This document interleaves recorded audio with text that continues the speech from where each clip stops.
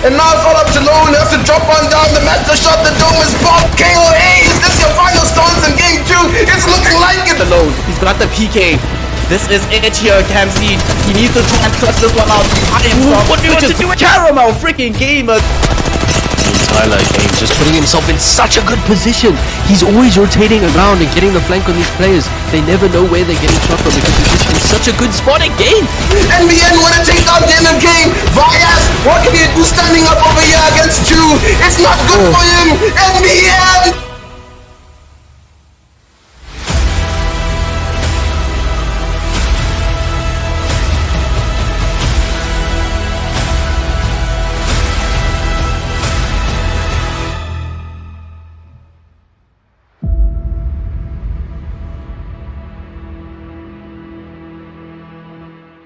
Welcome one and all back here again to EGL Apex. The first season concludes today as we will be crowning a winner and we'll be making sure we see who is actually the best teams in South African Apex Legends. Right now, we are coming into the diamond tier. We've gone through the qualifiers, we've gone through the gold tier, we've gone through the platinum tier, and now the best of the best have gathered today to compete for that all-important 70,000 Rand prize pool here in the EGL Apex tournament, brought to you by Esports, sponsored and powered by HP and Omen. I myself am Snare, I'm joined by Thendoplays, and good sir, it's been a long ride, it's been a long road to get to this point. I'm a bit sad, honestly, that this is the last day, but also I'm very excited for the Apex that we're going to be having because I have a feeling, Thendo, there's going to be the craziest we've seen up until those points, which is really saying something given what the competition has been like. Yeah, I mean, if you haven't been keeping track with what's going down over here, we started with an open qualifier of 160 plus teams. We whittled it down to 80 teams that went into that gold tier stage. They battled it out for a really, really long time, making sure they can get enough points to make it into what we've just been witnessing for the last couple of days, the platinum tier stage. The action was hot. The games were even more fire. I mean, now we have the top 20, the best of the best down here in South Africa, in this region.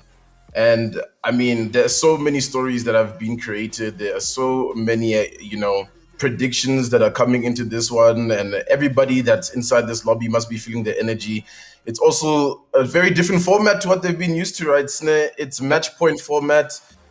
And I mean, that's where, the real Apex is about to begin. If you look back at the preseason when Apex first kicked off, they had that preseason LAN.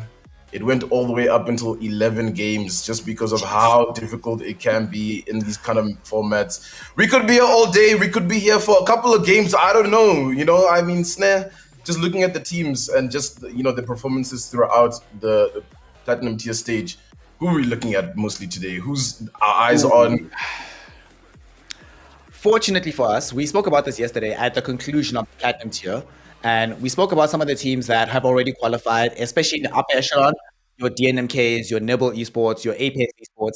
These are the kind of teams that have already, not just here in the EGL Apex tournament, but in Apex Legends in South Africa overall, performed at such a high level and done so well that it's very difficult to think about the fact that these teams won't be involved in being at the upper echelon of point placements.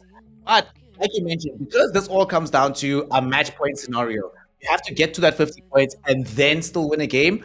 Suddenly it becomes everybody's game to play for, because I can easily imagine, for example, a Nibble getting some 80 points, but just being kept out of winning an actual round by a team like NBN, by a team like the KOA, by a team like Ascent Esports or the Carries. There's just so much that can happen in between them. And, as much as we're talking about these top 3 teams, the known squads, we've seen a lot of teams come up and show themselves that they actually have the quality to compete at the highest level. Some of the teams I've mentioned already, in addition to teams like Ghosted Herd, teams like X Warzone. How many of these squads, Thendo, before this tournament, right? Honestly, let's be serious. The meta in South Africa was like 4 or 5 teams at best, right? Now it's seeming so expansive, and there's so many teams that actually look like legitimate contenders for victory today. Yeah, I mean, if you're looking at everything and just, like I said, the storylines that have just been created, the teams that really gave it all to come through. I mean, I'm looking at like X Warzone, for example, right? Coming into round 1, them and Ascent Esports in this situation with so minimal points, and they really needed to perform in round 2 and 3, and that's exactly what happened. At least for X Warzone, they found it in round 3.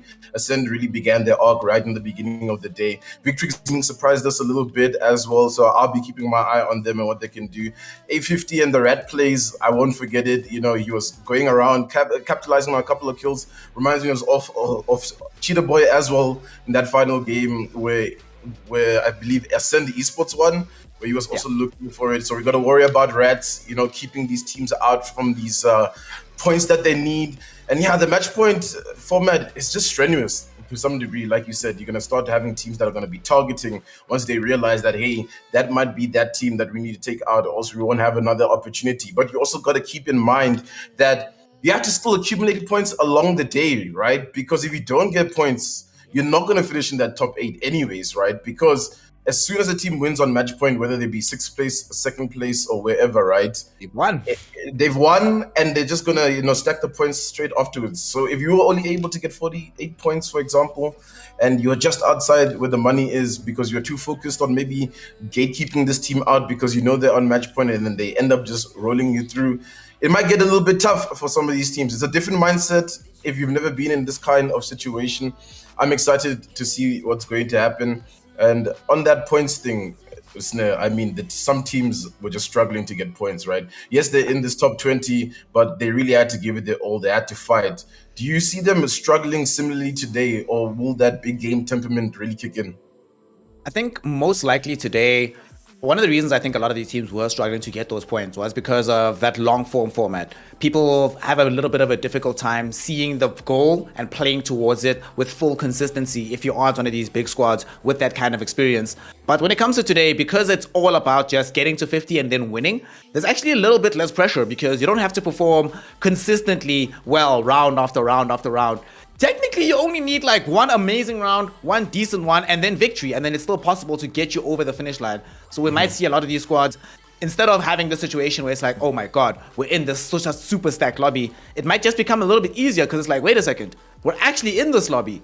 We don't have to qualify to get here. We're already in the situation where all we have to do is show our best and we'll be able to get ourselves into that money position, into that top 8, and potentially into the top 1 position to walk away with that. Yo, how much is it, Thendo? Remind me again. It's a 70,000 Rand prize pool. But tell us again, Thendo, how are we distributing this money between all of these squads here? How much does the top... Okay, let's go back to front, actually. Let's start at top 8.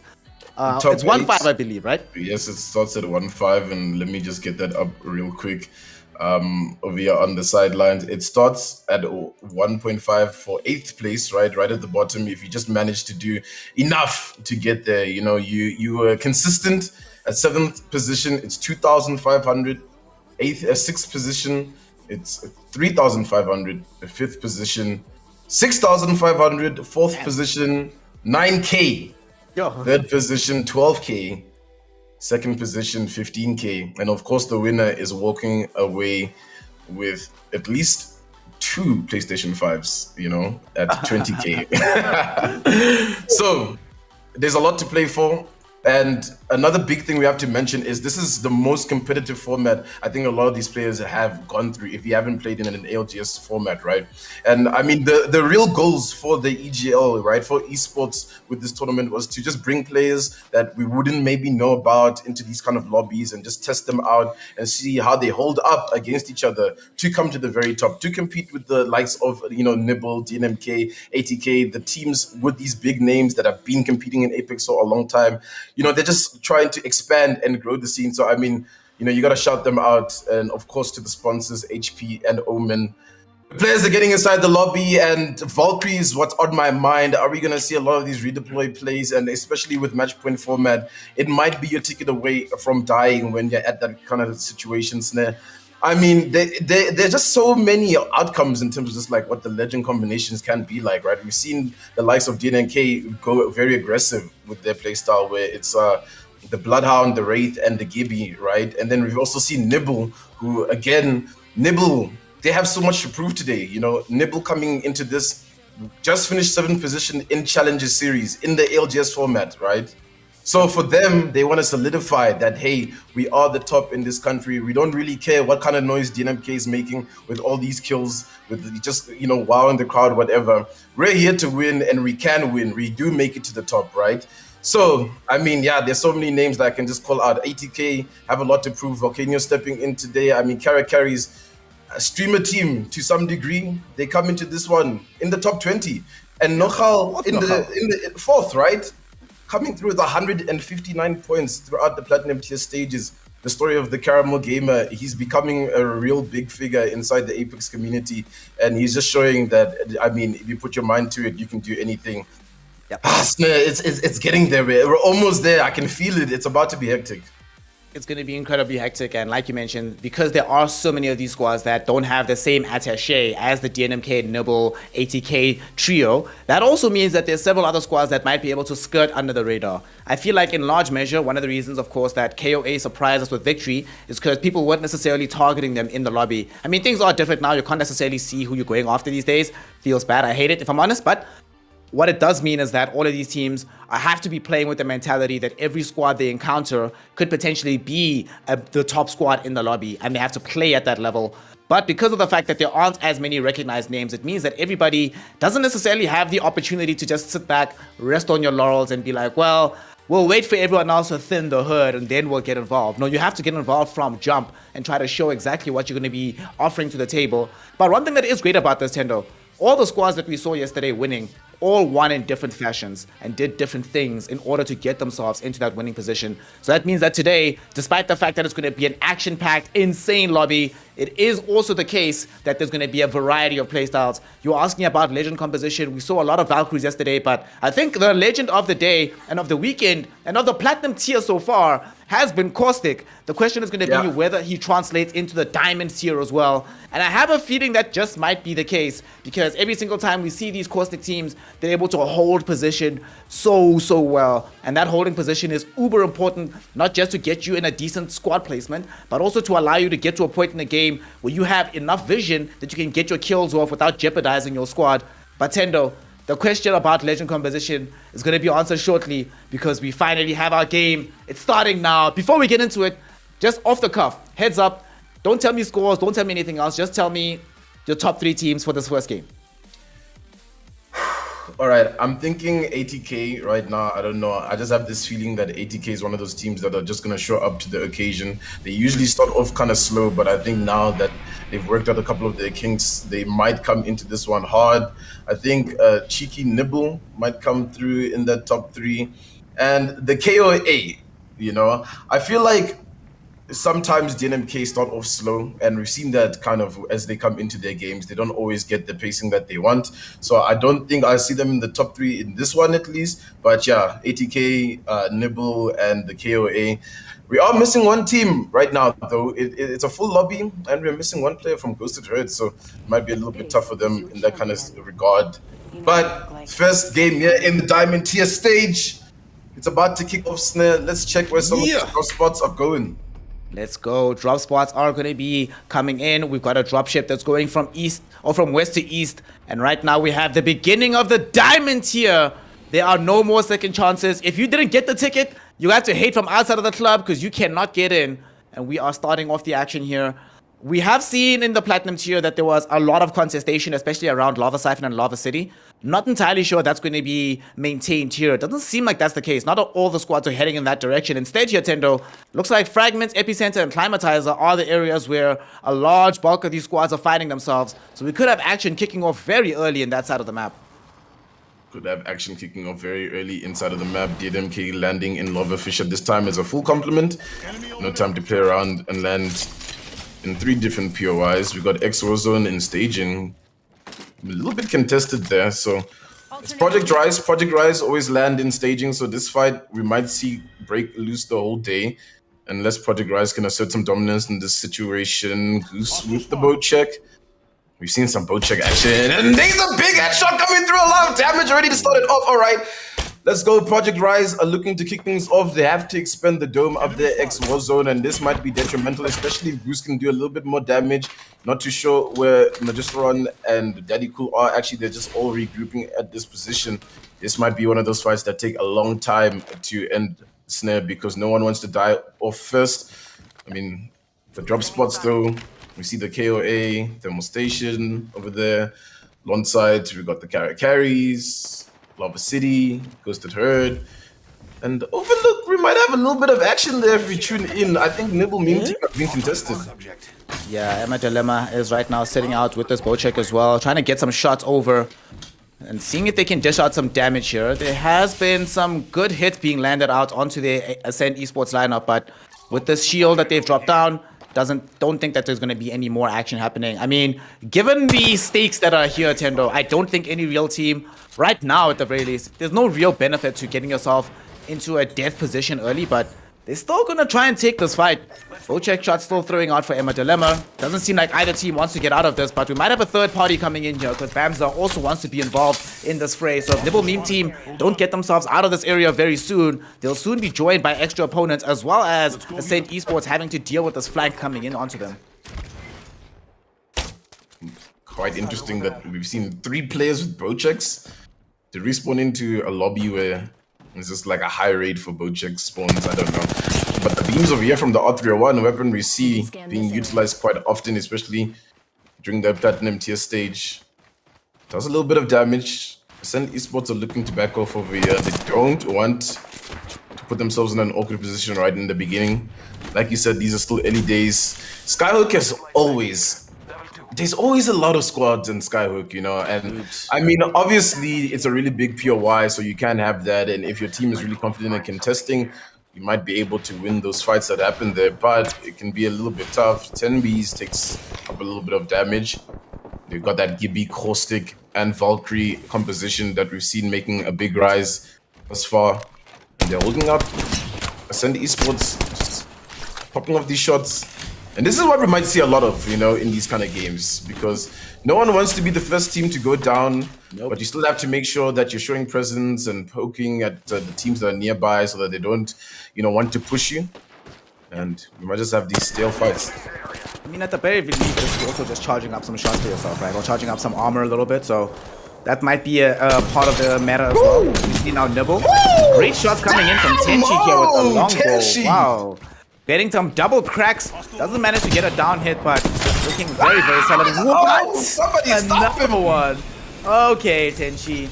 Listen, we understand that you're out for revenge today, but maybe relax a little bit. It's still just the beginning. It's only a game. We still just started, but they actually have to fight on 2 fronts here, Thendo. There's a squad that's right up onto their northeast, and they need to try and walk away from this particular area. Not a fight that they really want to take, but already just showing that they have some of this aiming happening. As this was happening, though, DNMK did manage to get some kills elsewhere on the map. Victrix Gaming already down to only the Elite Dragon Gibby. A50, the main rat, unfortunately not going to be available to try and keep this team alive. So it's all down to Elite Dragon. And already we're in a situation where DNMK getting themselves to 2 KP early on and making that road towards the 50, which leads into the match point. Yeah, DNMK still keeping up that aggression as one of those teams that like to play edge of zone, and that's why you see them transitioning over to the Skyhook. Just waiting for teams to rotate in front of their path. We've got a couple of teams, Lava Fisher. It looks like Project Rise is close to the KOA, so that might be a fight that happens. And it looks like Nibble's walking on. No, I see them there. They're over there just outside of the staging area. You can see Goose popping up some shots. It looks like they've just redeployed. So they are safe. They're still up there. All right, well, you're kind of safe. I don't know. You know, the charge rifle can pop off on occasion. Oh, nice little proper arm there for Daddy Cool. Project Rise is one of those teams you want to see perform well. They struggle with getting points, and when it's a point-based kind of format, when you need to make sure you get over that 50-point threshold, they struggle to get over 50 points in most of their lobbies that we find them in, just gathering enough to make it into this situation where they find themselves in the Diamond Tier stage. Grease Gaming, early access, just popping shots over here. Skyhook is busy. Cyberstorm, you better be careful. Get in the building, get some heals on. Yep. And still 19 squads. Yep. Nobody's going to take these risks, fam. Not on game 1 at the very least. At this point in time, there's very little incentive to actually try to be the team that plays aggressively. One of the ways you know that there's no incentive, even DNMK, Noble, and ATK, all of them are just playing to their own sides of the map. None of them really trying to make aggressive pushes happen early, so that gives us an indication that everybody's just trying to chill. OG already doing their characteristic camp on the high ground there to try and keep position. We see Formula 1, which a team that did manage to eke their way into the top 20 here, and they're going to be trying to set up, at the very least, to ensure that as this game gets closer and closer towards the end, they don't necessarily suffer. They're standing on the western north side of Lava Fisher, but They have a team that's closing in right here from NBN. NBN did catch vision here, pinging out, coming in from Neo ZA. So they are aware of the fact that this team is ready and waiting for them. And if they can find any kind of encroachment here, Formula 1 would be in a lot of trouble. Most of the time, Thendo, that we've seen them get eliminated has been inside buildings when they get completely surrounded and they have no exit strategy. So they need to be careful about that because their entire strategy generally does revolve around getting these canisters out from Lucid Dreamer and ensuring that there's no approach possible from enemy teams. DNMK caught up here in the trials area. Fully stacked on those purple armors, so they're looking good moving into these final zones. OG need to start moving. They're holding at quite an awkward position. I don't know what their plan is. Maybe they're anticipating after the couple of days that we had of the Platinum tier that there'll be lots of teams towards that Climatizer side. And yeah, that was pretty much the case for most of the time. But no one's really rotating that side. Everyone's learned their lesson. It does look like Ascend Esports is close to Climatizer there, and they might be in a bit of a fight. We'll tune on in. It's 0.1 Esports who are taking the brunt of this attack. It's all up to the Gibby player to try clutch it up to keep them into this one. 0.1 Esports might be the team to go down, but also on the opposite side, it's looking like the team of Ascend Esports are going down. Reggie isn't in today. Eviction is taking up the spot. So that is going to have to be playing on their composition. I did notice that. It looks like a golden backpack Rez. The golden backpack being the savior once again in these kind of situations.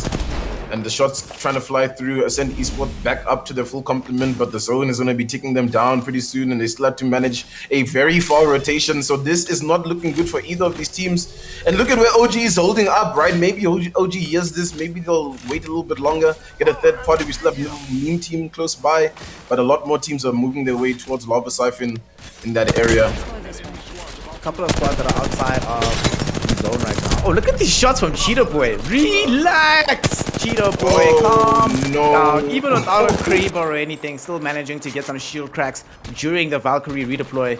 That was pretty nice from Cheetah Boy. Unfortunately, doesn't get DNMK the kills they need just yet. However, we see this area around Lava Fisher. Looks like it's going to be heavily contested between there and Countdown. That's where the zone is pulling right now. The area that DNMK is encroaching into right now is kind of covered at the moment by NBN. So if they can get these shots down range, it could be very detrimental for DNMK. They need to be very careful about how they make this approach. And DNMK seem to have some awareness that there's some danger in that direction. They might do the thing that they normally do here, Thendo, deploy Cheetah Boy to just go scout things out. He'll retreat with the portal. They just have to wait a couple of seconds until they get the full ultimate going, and then they'll probably make that kind of maneuver. Look how carefully they're playing here. And NBN also don't want to make any kind of push. I think they actually might have vision, or they might have gotten to the beacon so that they know where the zone might be pulling towards. And besides, there's no need to give up this area, right? You're in such a good place. Yeah, they're in a really good place leading into this end game. NBN, a really good team with their rotations. They always find themselves in these kind of end game positions as they bunker up. And you wouldn't believe it if I told you guys, look at the top of the map. OG's about to fight Ascend Esports, 0.1 Esports. Ascend Esports and 0.1 Esports were like, nah, guys, I don't want any of this business. Let's just heal ourselves and get out the situation. And now they're going to walk into OG. This might just be a little bit crazy. And here we see the shots flying through. One's really weak over there. Horizon Days goes down to the likes of Fortune. This is some good improvements coming through from the OG roster as they hold up over here. Today, we've got Troy, Fortune, and Jeeves. And I mean, I think a big struggle with OG has been the roster. I think Snare, they're always swapping in and out players. We've seen the likes of Niling even step in towards their roster. Yep. Is this the one that guarantees them this championship finish here in the Diamond tier stage? Grease Gaming still up. We still have 19 squads, guys. This is just how hectic it is, you know?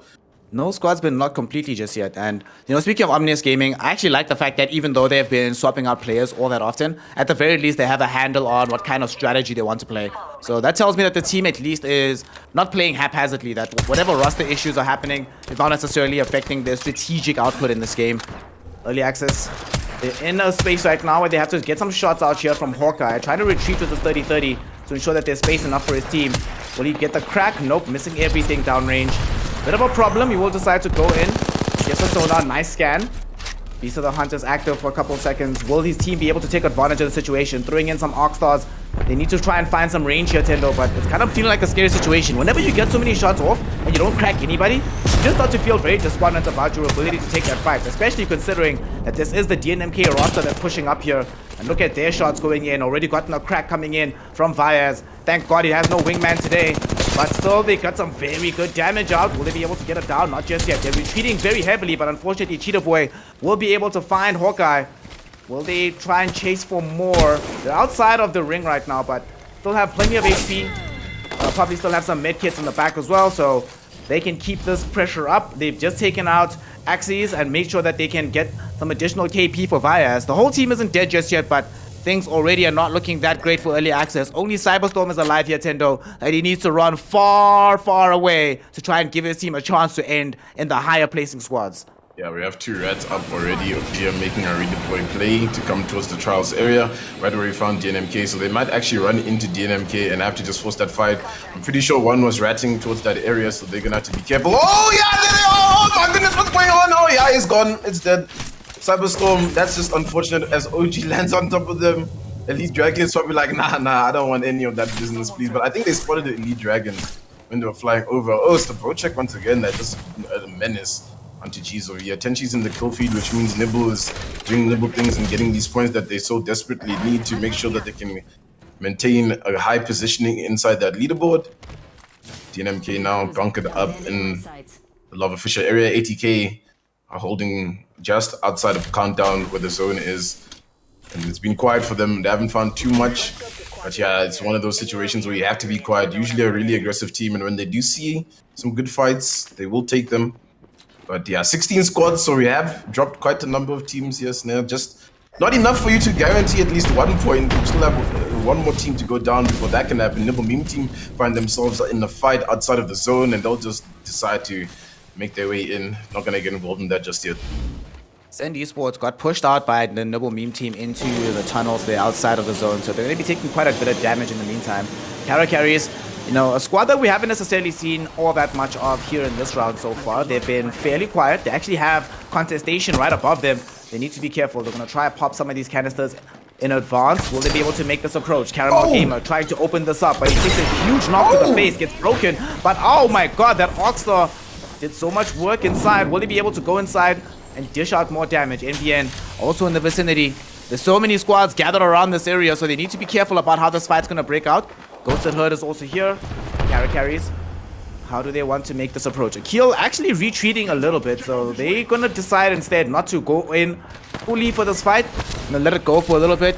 Allow the side of NBN to maintain positioning advantage, and they'll just get back. And I like the strategy. We saw this from them throughout the Platinum stage. After they lost, they'd lose game 1 and be like, wait a second. We don't have to force the situation. Let's just get back, wait until the herd thins out, and then we'll come back in. And that's how they got themselves more than 1 entire round win here, Thendo. So it looks like they're going to be replicating that strategy again.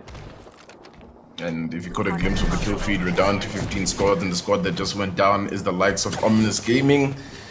We saw them making that rotation in towards that backside where DNMK was holding, and that's exactly the kind of fight that broke loose, and DNMK won that. But now we tune into Nibble, and the shots come flying through from Gutbuster here with the PK. He's slapping left, right, and center, but the damage isn't that high, and they're taking a lot of damage in the zone. Nibble need to be really careful. Tenchi's trying to pop off a battery, but Chambi is up. Chambi will keep the squad going.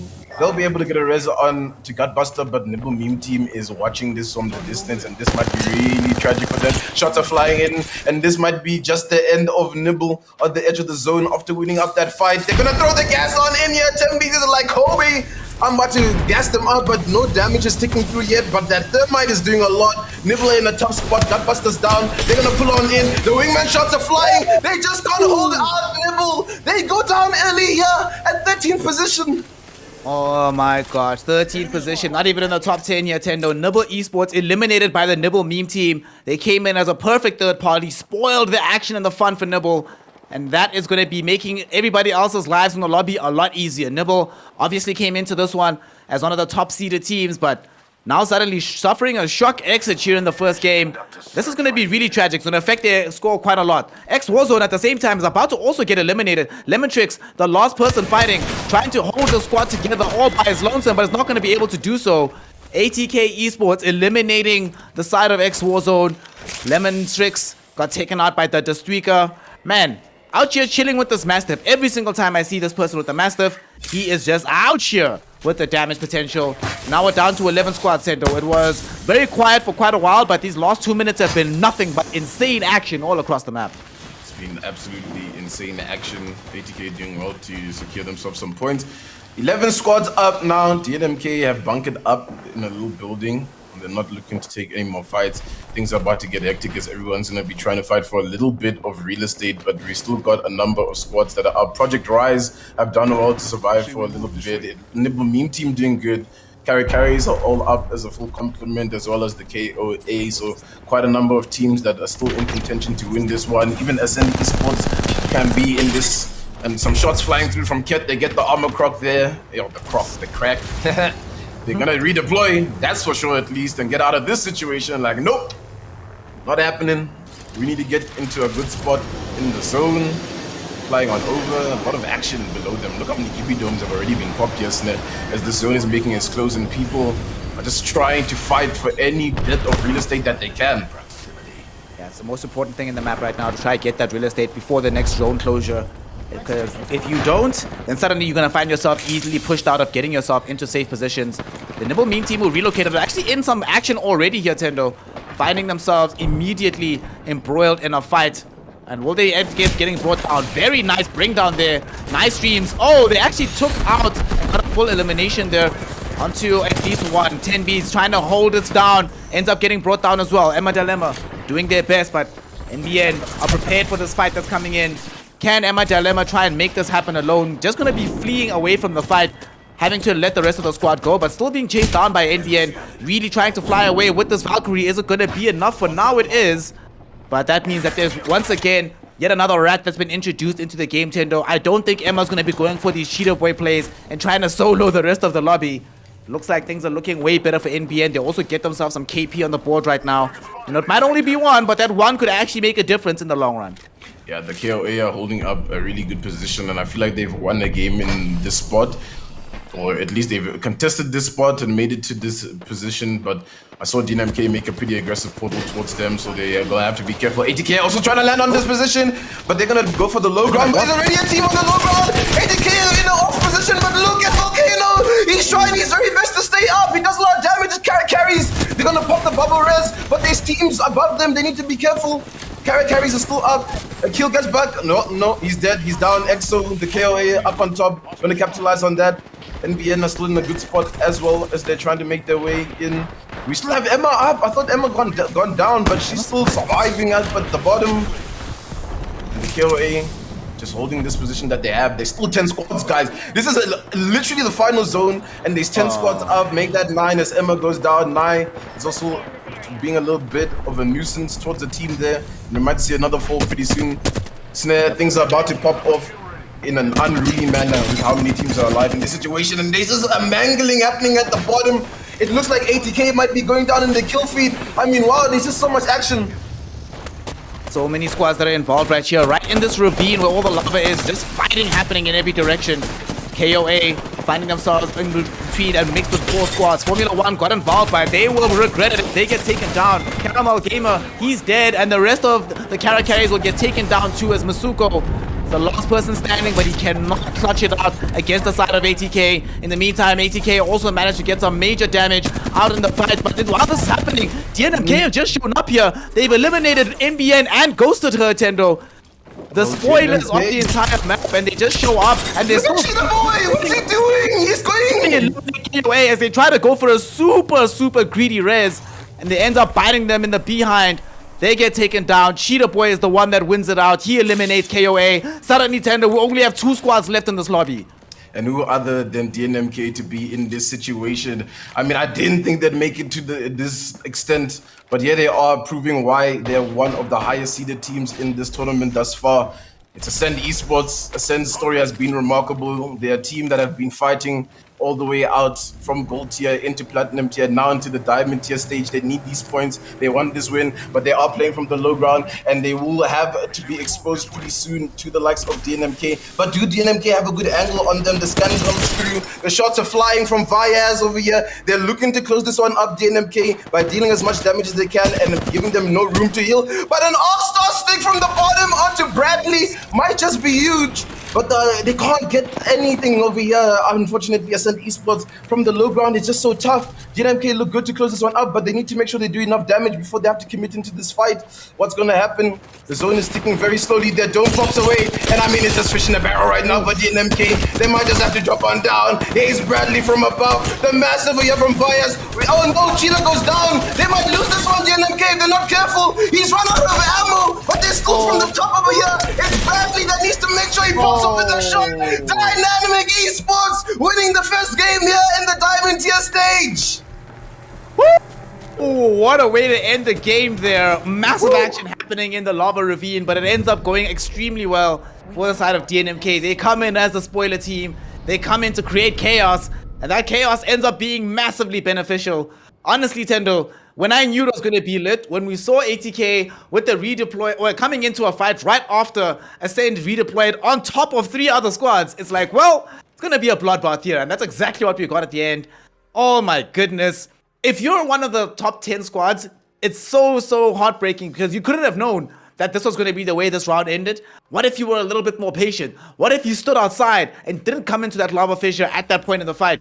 You might have gotten yourself an easy top 3, but this is how the cookie crumbles. You have to play aggressively. Sometimes it bites you in the behind, and DNMK, they're the ones that actually come to bite you in the behind and take the W in their teeth. Yeah, and they were kind of playing from the back the whole time. You just see the positioning. You know, they played the side of the mountain outside of Lava Fissure, and they just basically curled in against all of the squads fighting in front of them.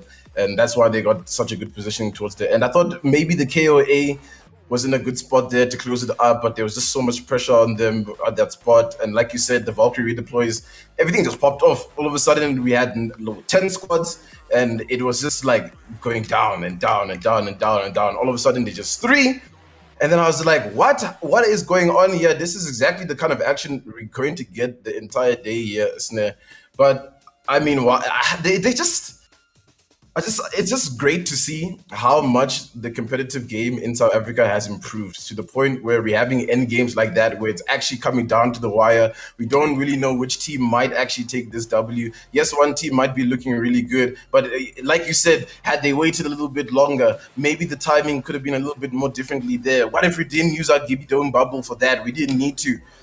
Everything could have been differently.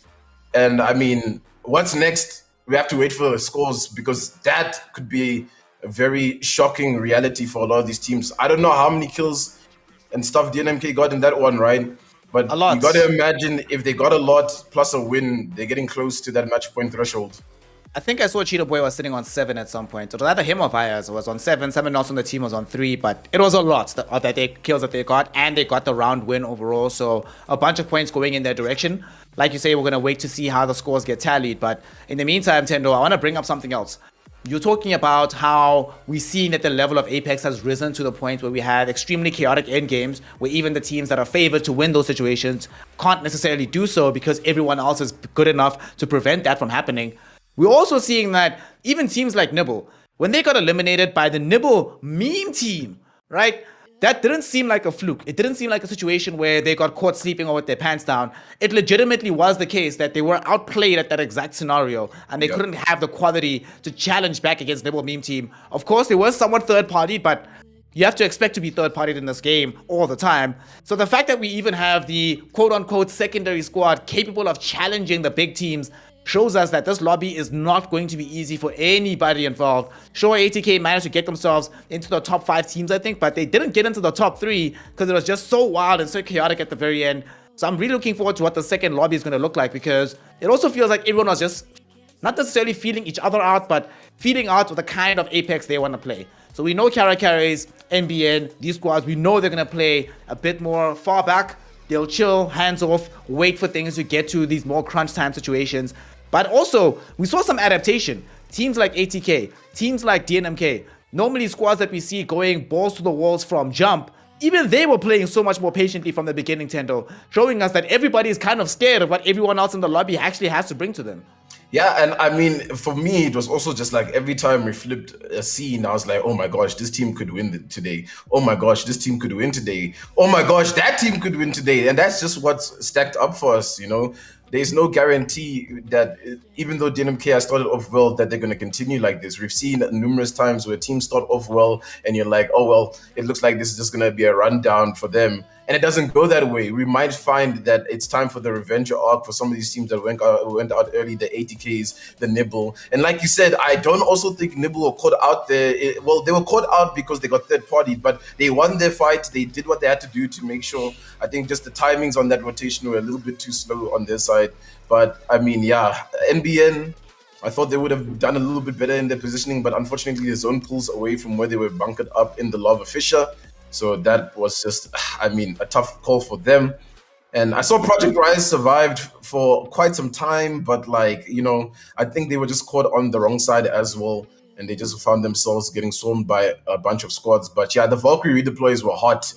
And you know what is hot, Snare? Mm-hmm. We got the scores that are ready, and they are flying in hot here, ladies and gentlemen. Let's check what those scores are looking like.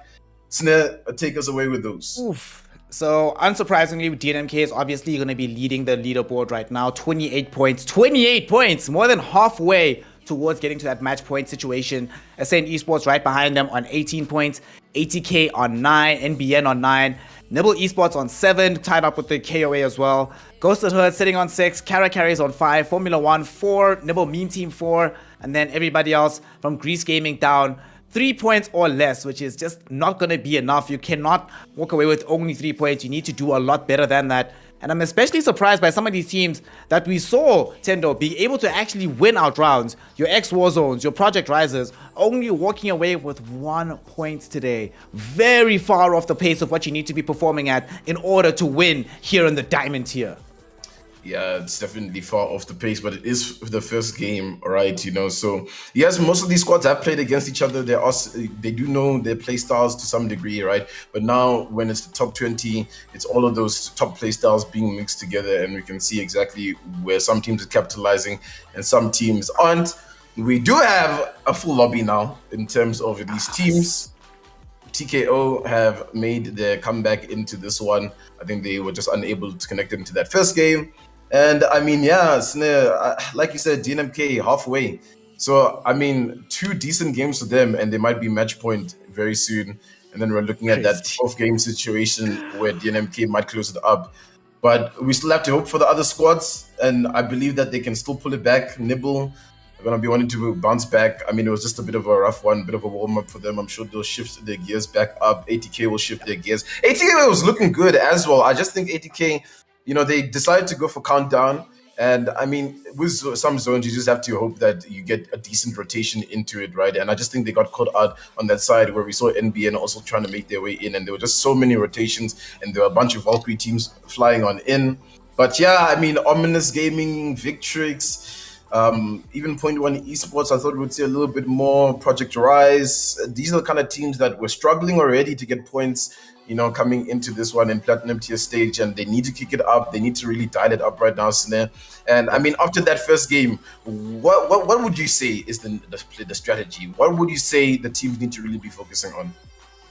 This has to be all about rotations, honestly. Like from what we saw, like you were mentioning, when you get yourself into a decent initial zone, but the rotation afterwards has a difficult time landing properly, does seem like that's not necessarily the strategy that's going to carry you forward unless you're incredibly confident in your ability to win every single squad duel. I kind of think that this team, or this game rather, has to be a much more considered affair. We saw the teams that did really well. DNMK played this much more slow, chill style. It got them to a very good position. The same is true for Ascend Esports. 80K were much more aggressive, and they relied more on their ability in that regard, but could maybe have seen them be a bit more patient. They probably would have walked away with some more points on this one. So I am hoping to see teams just chill, just relax a bit more, especially if you need the points coming into this one. That's because right now DNMK not that far away from taking the pole position and getting themselves into that match point finisher. Whilst the teams though are getting ready, and whilst DNMK is busy salivating at the prospect of that 20 grand, we want to allow y'all in the audience, y'all at home, to also salivate over some money, some free stuff, as we'll be giving away yet again another 250 Rand Steam gift voucher. All you need to do, if you want to be part of the draw to earn this, win this rather, just type in EGL Apex, all small caps, EGL Apex, put that into the chat, and then afterwards we will be doing a large draw figuring out who of you will be walking away with that 250 Rand Steam gift voucher. So allow us to give something back to you. Let us show our appreciation. And speaking of appreciation, Thendo, you know what I really appreciate about this game and how things panned out at the beginning? Or rather, what I appreciate about this format. Because of the fact that once we get to the 50 points for DNMK, they'll have no impetus to play aggressively, to get kills. We spoke about it a little bit earlier. But that means that once you get to 50, it actually almost guarantees that the team underneath you is probably going to get to 50 as well if you fail to win that round. Yeah. So we could not necessarily only just be here for a while, but we could actually see teams start to level up and play better, more aggressively, more in tune with what the map looks like as the day ramps on and as these teams enter into that match point category. Yeah, and that's just the prospect of what we have installed today, ladies and gentlemen. And I mean, if you're still confused with what the whole match point system means, right, and you're just kind of tuning in and you've heard all the hype that's going around the tournament over here at, here in Evesports. It's been sponsored by HP and Omen. We've been having a good time. A team has to get 50 points.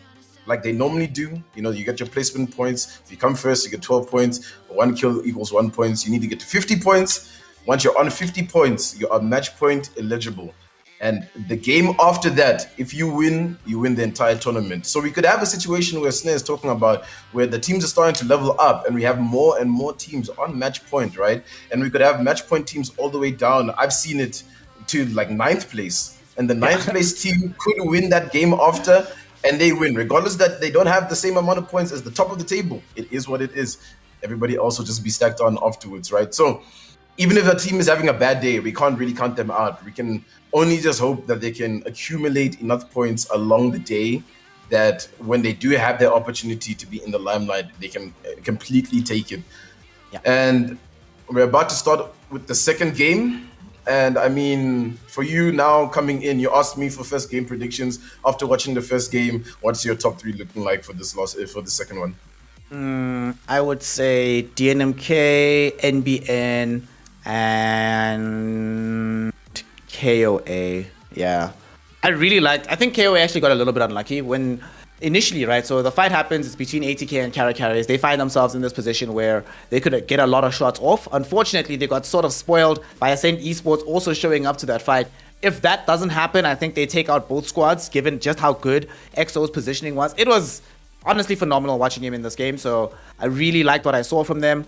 DNMK, though, looked very far ahead of everybody else here. They looked a cut above, and not just in terms of how they were winning the duels, but their movement on the map was really, really good. But a lot of this does come down to Bradley always and reliably sticking to picking up that Bloodhound. Cheetah Boy able to make those advanced moves with the Wraith, come back, give his team additional information. It almost feels like the only way this team could be more informed is if Vaya switched over to playing the Valkyrie, but you can't play without the Gibby in this kind of random lobby. So I think those are definitely my top 3 teams. And in terms of teams that I think have the potential to be top 3, but I haven't seen enough of from that last game, I think ATK, Ghosted Herd, as well as Early Access played a lot better than I expected, honestly, coming into the day. And I do hope that they've taken what happened in game 1, internalize it, and say, you know what, we're going to play better and hopefully play a bit more patiently as well. And if they do that, they could also be easy contenders to be in their top 3. Yeah, I think so as well. I think Ascend Esports came out of that one with 9 kills. So that's really good for them. It shows that they're able to hold their own in these team fights. And we saw them struggling right in the beginning when they were deep inside zone, having that fight against, I believe it was Early Access that was out there. But I mean, look, Nibble picked up 6 kills. So they were doing what they normally do in terms of getting kills and being an aggressive team. So we got to make sure we watch out for Nibble. Even ATK pulled out with those 6 kills. DNMK, like you said, just a cut above the rest with 16. I mean, that's a bit of a scary prospect walking into this one. Like, they walked out of that one with 16 kills. What? Wow, okay. So we'll just have to see what happens. And full lobby. Yes! This is going to be spicy now. TKO back in Akato typo. And Apalti, I mean, here we go. Yep, 60 players in the lobby, Thendo. We've got everybody here. There is now no excuses, right? Now there's no situation of, well, we had this particular problem with somebody on our team. We've got everybody. And the game state, you have to take full responsibility for what happens within it. And we are kicking this one off. ATK, Nibble, they really want to try and put themselves in better contention. You know, DNMK, if they can get another good placement, if they can get themselves as many kills and say come second, they, I think, would have earned themselves that match point, and then suddenly all the other squads in the server will be thinking about the fact that they are one game away from just losing it all out. But now we go. East to west dropship. Similar drop positions that we saw last game. Once again, though, we will see that this area around Epicenter and Climatizer will have several squads contesting for it. And once again, we see that everybody's ignoring Lava now, which is a big surprise, a change up from what we saw throughout the Platinum tier, where Lava, Siphon, and City were massively contested. But now it's like, oh, it's chilled. Everyone's just going to do their thing instead. Yeah, everyone's just going to do their thing. All right. We're just going to hold on. We're just fixing a couple of production things, but just on the sidelines, I can see that everyone's pretty distributed, Snare. You know, no one's really trying to contest each other. I wanted to point out that ATK have the whole of Fragment to themselves. So they have east and west side. Wow. And they are just taking up all that control. And I like that. You know, I always say a team that lands in Fragment is a dominant team, and ATK is definitely one of those dominating teams, right? Coming in third seed in this one. So we'd love to see a lot more come through from ATK, Nibble and Lava Siphon, and not too many teams that are too close to them. I am looking at carries who are in launch site, and Masuko is looking in that direction. So it might just be a fight that breaks loose, but hey, let's just hold on for a tiny little bit. And I think X-Warzone and Project Rise are on that fight again. They contested each other down there at the staging area. So I'm pretty sure we'll see something happen. And I think, is that NBN making their way close to staging as well? So if they hear shots, it's going to get crazy. Yep, already a lot of teams that are deciding to make this particular rotation. Around Countdown and Skyhook, several teams are also positioned in that part of the map. So looks like this is not going to be one of these lobbies where we have, because we have a full lobby, people are like, oh no, let's avoid each other until it's too chaotic with further zones. Seems like people are trying to rack up some KP now whilst they can.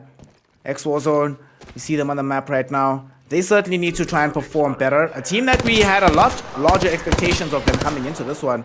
And Project Rise will be putting in damage downrange, and it looks like we might be just having a small lobby error, so we're just going to be rehosting quickly. The last thing we want, the absolute last thing we want, Thendo, in Diamond tier, the last actual day of the EGL Apex tournament, brought to you by Evesports, powered and sponsored by HP and Omen. The last thing you want is to have a situation where you get to the end of the lobby and you're like, guys, we're all lagging too much to actually play that properly. So rather rehost at the very beginning. No squads have been eliminated. Nobody's been knocked. Nothing has actually happened. So this is the perfect time to actually make this rehost, get all the ducks in the row so that we have a perfect game with no complications.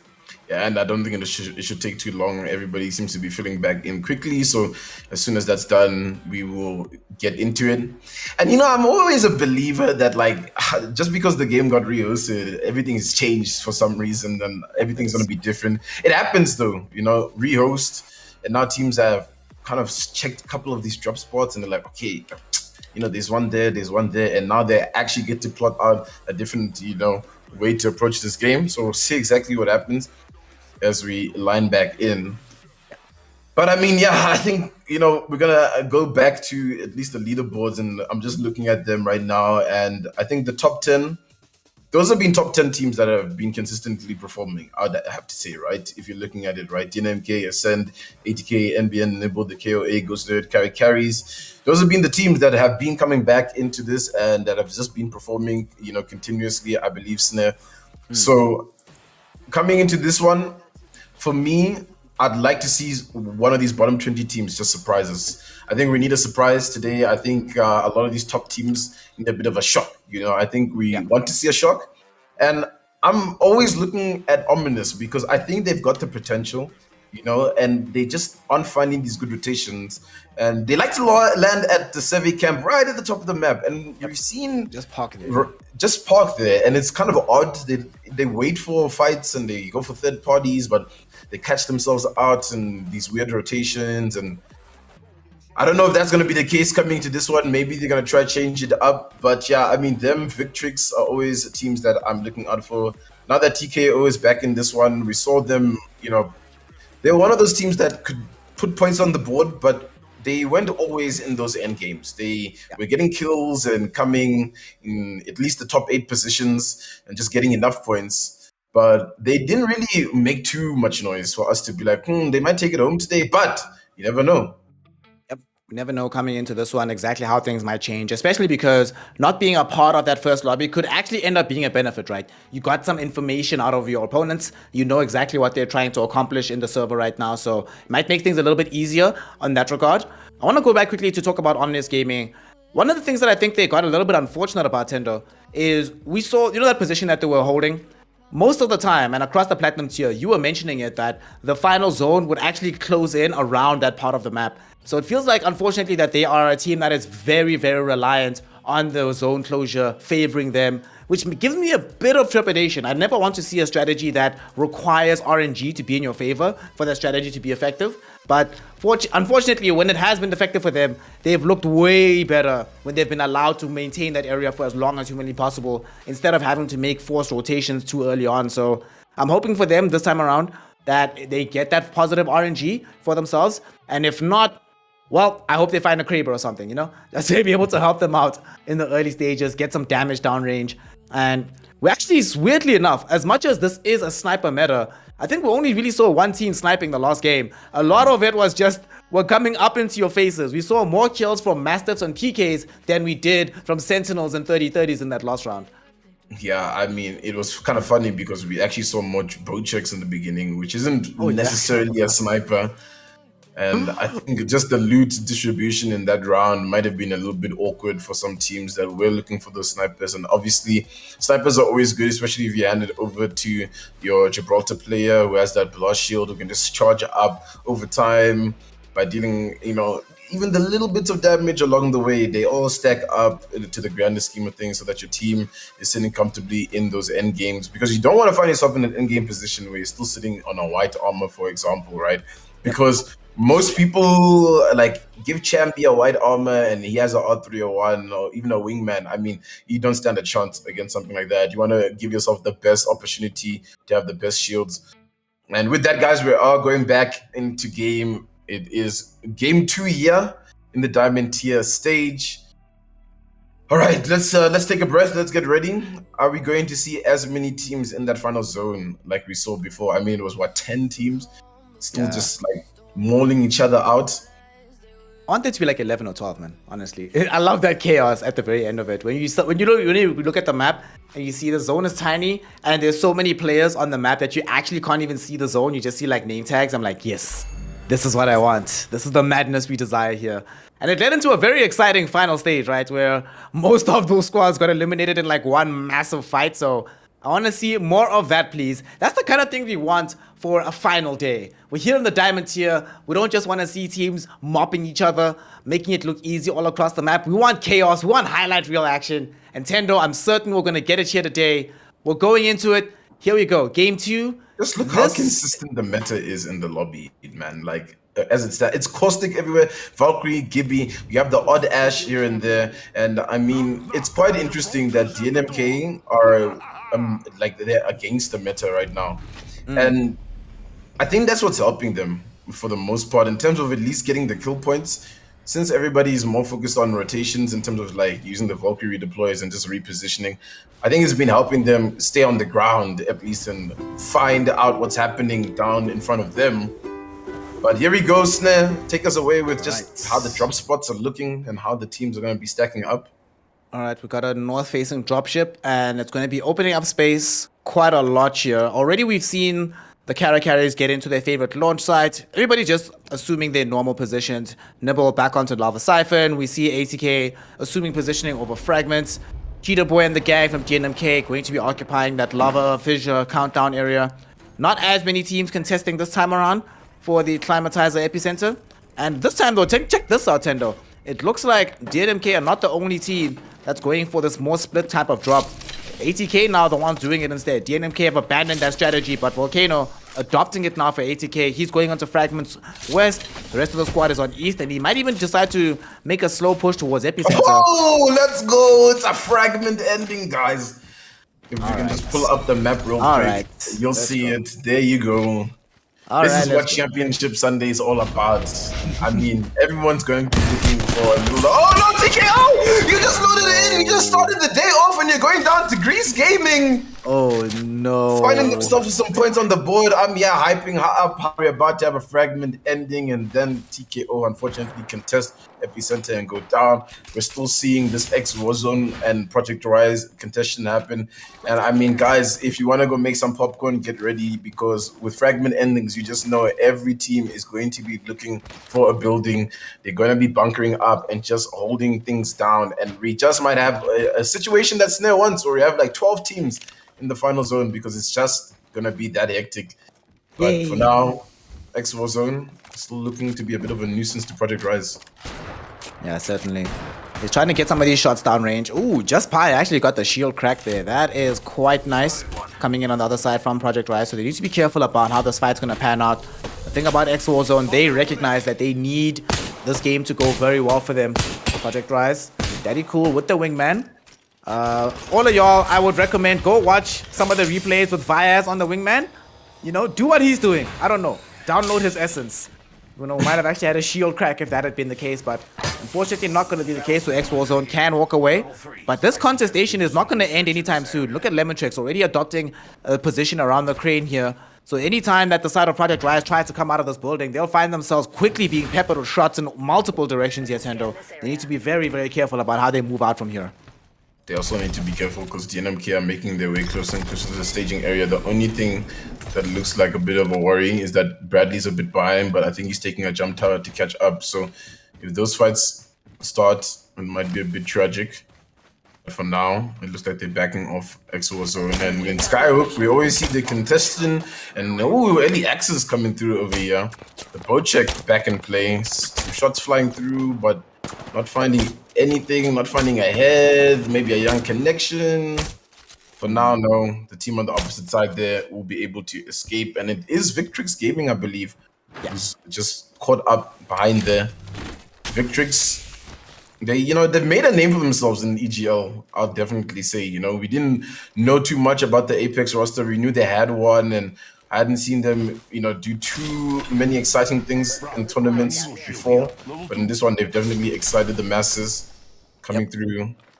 So we'll see exactly what they can do as they improve. And now we have Ascend Esports, a team that's really risen to the occasion, even with the substitution in for eviction for Reggie, right? Yeah. They're still putting up these numbers. Which is kind of surprising because Reggie, over the course of many of their games, was one of their standout performers on the team. So the fact that they're able to perform well without him does really tell us a lot about what the team can look like. Ascend Esports right now. One big thing I'm hoping that they also end up doing, they placed really, really well last time around. And I hope that they are still capable of giving a rough time to these higher place teams, like DNMK, like the ATKs, like Nibble. Right now, though, they are second in the point placement. So this could also be their day. KOA need to start performing a lot better, though. They need some of this KP XO involved in a fight here. They do scout out this Wraith portal that's been left behind. Bit of a dangerous thing to push onto, and they might decide to make a full squad move to try and make that push together. But for now, they'll decide against it. Just let it go. They look back towards Ascend, who find themselves being pushed into. The question is here, Thendo, will they try to run away from Bamsa, or will they try to stay and fight and push them away from this position? Yeah, it's a bit of a tough call. You don't want to back off sometimes and give the team some real estate to work with. I see that Dustweaker is close by, so ATK, they might get involved. Nibble's close, and there's just so many teams in this area. A bit worried for ATK and Nibble that they don't get caught up in each other as we're moving closer to this final zone.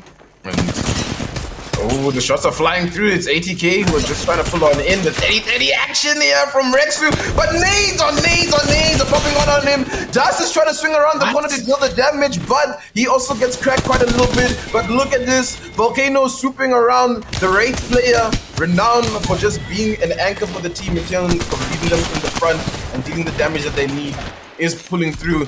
Look, Ascend Esports wants to third party as well now, but they've taken up a lot of damage. They need to calm down just a tiny little bit. 18 squads, we've already dropped 2. Oh yes, TKO went out early, and now it's looking like the squad that was in here is down. TK still keeping up this aggression. And it's getting a little bit tense in this tunnel. Incredibly tense. Volcano actually went and did a massive madness with the R3 got 2 knocks and a down as well, all by his lonesome. And now they're involved in another fight here. They will scout out Ascend Esports coming in on the other tunnel entrance. But Ascend Esports probably thinking to themselves, is this really the fight we want to take? Nah. What do we actually gain out of this engagement? But they're not backing off, Thendo. They're coming back in 4-on-2. They're really scared of backing off in the event that they're being chased down. They've been scanned out right now, so now they're really scared. So they will flee. This is actually the right decision to make. Against an ATK who's feeling pretty cracked right now, probably the right decision to let this one go. And they're looking for revenge. Oh, Project Rise and Lava Fisher, what's going down over here with Victrix? Sorry to cut you off, but we can see that the action is popping up over here. Project Rise needs to start making a rotation in as well as Victrix because the zone is coming in closer. Daddy Cool trying to pop off these shots. Goose is taking up some damage. He's gonna have to expend the dome. They need to make some hasty decisions. Maybe it's time for Valkyrie redeploy for both teams, but it doesn't seem like any of them are trying to give up. There's a defensive bombardment over here on Russo who's taking up damage. He needs to be careful. This is not a good position for any of these teams that so desperately need to put points on the board so that they can keep in the running to be at the very top. And I wonder what the decision's gonna be up to Snare, because what's the play? Do you stay in zone and take this fight, or do you make your way out? This is such an awkward place to be. If you're Project Rise, you definitely want to be able to get back because you know that the enemy team is in front of you and it's easier for you to retreat, but it's also such a scary place to be because if you don't manage to at least get a couple of shield cracks, you know that they'll probably just hunt you down as you're trying to make your retreat. And things are not the easiest right now. Still quite a bit of distance to travel before getting back into zone. So this is not maybe necessarily the best fight. We'll see how it pans out for them as we now take a look at Omnius Gaming. A team that generally speaking tends to hold off on their position. This time around though, Thendo, they're playing a lot more aggressively. Able to get one down already. And they're looking to finally get a squad wipe for themselves against Point One Esports here. Oh no! How is this fight going to pan out? Omnius looking, will they be able to get the drop down here to chase the opponent? But they're just staying high up. They're happy with what they've gained for now. And on the other side though, the two teams that we saw fighting, one of them has made the full retreat. It's Victrix Gaming that's gotten out first. And now suddenly, it's the side of Project Rise that are in a rough position. I don't know if they have the redeploy just yet, but they should be okay. Ascend Esports though are fine. And they got out Thendo. Thank God for having a Valkyrie on the team. Yeah, thank goodness you have Valkyrie. It really gets you out of those tough situations. Victrix are gonna have to make their way into the zone. Fragment East is where it's deciding to pull. Oh my goodness! 80k, Nibble, and DNMK about to wage war over here on the sidelines. We gotta be careful. We gotta watch this one out. Nibble is the one that got inside the sandwich, and there's another team there. Chammy's taking up some damage. He's gotta be careful. Gutbusters dealing damage on the opposite side to another team, and Nibble in a really tough spot, especially with the likes of DNMK and 80k in between them. But will DNMK really invest their time in towards this one? It's not a good position that they find themselves in. They do have the redeploy option. It looks like they're just gonna get out of here. What a good call from Nibble Esports. Just too much action. Just too much is going down in this area. They'll also be able to get the information of what's going down. And we can breathe for a second. Actually pretty fun. Whoa. Okay, wait, what? Okay, they're actually going in. Wait, they're actually gonna go wait, what? They just went back to the spot they just redeployed from. Okay. Well, they're gonna do this Thendo and they're gonna run headlong into the carries here from the side of Nibble Esports. So this fight's gonna happen whether they like it or not. Nibble trying to throw some shots downrange with Gutbuster and his wingman. Carries. Caramel has the R301. We've seen him make magic happen with this gun before. Won't be able to do so just yet. And it was actually pretty funny. While all that action was happening between ATK and Nibble and DNMK, the carries thought about coming in as a fourth party and decided to retreat. And they're gonna make that decision again. Rather let this one go. They're like, well, do we really want this fight? Nah. Only 17 squads remaining. We do not want to be squad 16 eliminated. At the very least, let's get a point on the board before we decide to make such cavalier moves. And they're also just going to go in with a straight up redeploy from Caramel. So they're going to try and occupy different areas of the map. But they're going straight into a big area where there's a lot of fighting happening here, Thendo. So it could be very difficult. Next Warzone, though, they are in a much better position than they were a couple of minutes ago. Things looking okay for them. They're very far from any opponents. Moving in towards Lava Siphon. So they're the team that can rest a little bit, just pick up some loot and hope that things get a little bit easier as these zones close in. I'm loving this top three triangle that we have. ATK, Nibble, and DNMK are just so close to each other that if any fight breaks loose, you'd imagine one was going to try and third party. ATK just trying to hang back and just hold on out. ATK have adopted that playstyle of holding the Wraith, the Bloodhound, and the Gibby. Just trying to play edge of zone and take a lot of fights. And we saw them taking those fights in the tunnel. I can just imagine DNMK is probably going to do their best to just keep out Nibble as they try to work their way into the zone. So this can still get really dangerous. There's still 17 squads that are up. So everybody's finding a little bit of real estate inside Fragment, and there are so many teams right now inside Fragment, it's a joke. If you look at that, Carries have found their way in Fragment. It looks like Ghost of the Herd are going to fly on in. They've lost Singularity, who's filling in for Nope. So Ghost of the Herd in a bit of a world of hurt as they try and pull into the train station. At least, of course, the gas might be a little bit of a bunkering for them. OG on the edge of zone over here as it's about to pull away from them in the Fragment west side. And let's just hope that they can hold on out. They're going to try their best to hold on out. Fragment is already being heavily contested right now. Have 1, 2, 3, 4, 5, 6 squads in the area. And somehow not that much action breaking out just yet. Oh, might actually have a small fight breaking out between DNMK and Nibble. Once again, they found each other here coming out of the mountains. Will they be able to get these shots downrange? Bladley trying right now with the R301, but no Sentinel or anything like that. We'll decide instead to just back off. Take this a little bit more chilled. This will open up space for Nibble to make their approach though, so things start to get very, very scary, especially considering that Tenchi has their favorite charge rifle. How on earth they keep getting this, I don't know. And they're getting these shots out here. Great break going out onto Bradley. Will they be able to take the full fight though? But the damage coming in, forced to drop the dome very early on is Tenchi. DNMK, will they try to make this push up? They get the nice scan coming in from Bradley. They know exactly what's up here. Even activating the ultimate as well. I think they're looking for a retreat though. Doesn't seem like they have that much appetite for this fight. And they also though, Thendo, move into Fragment. So now we have 7 squads and counting already in the area. And it's going to be more soon as well because Victrix Gaming also making the approach into the Fragment area. Yeah, but now Nibble are caught on that side of the Oh, ATK has actually made their way inside the Fragment east side. There's so many squads that are stacked there. It's ATK, it's Nibble, not Nibble, it's NBN, it's DNMK. I send Esports just on the compound outside. And for now, it's a little quiet. We see Carries have a building up at the top. And I mean, 17 squads, zone 3. It's just full, you know? It just feels like they just, you know, when you're walking in a mall and it's just like, why is it so full today, you know? Packed. Yeah. It's just packed. Just that's what it feels like. And there's still teams that need to rotate in from Fragment East side. I think Project Rise are there. I see OG are there, so they're gonna have to make their way in. And I mean, it's just gonna get worse and worse as teams are gonna be still fighting for this real estate. Nibble need to make sure they can find a way in. They can probably redeploy, but that might be really dangerous for them. It looks like OG are finally going down on the edge of zone here. They've been trying to work their way in, but it's been really difficult for them. Dark Legacy Gaming also close by, just being a nuisance from above, where they were fighting down there. And I mean, yeah, it's a little bit unfortunate for OG once again. It's Jeeves that has to just run around, but you're running into it's just stay where you are. Actually, you're fine there. Like there, it's actually pretty good. Find a building and chill, fam. Just chill. It's like, hey, he needs to. Hey, he's even. Hey, whoa. Okay, I thought you fell off that. I was about to be like, whoa, chill. Yeah, he's trying to do that thing, you know, you just like camp out right next to the mountaintop itself.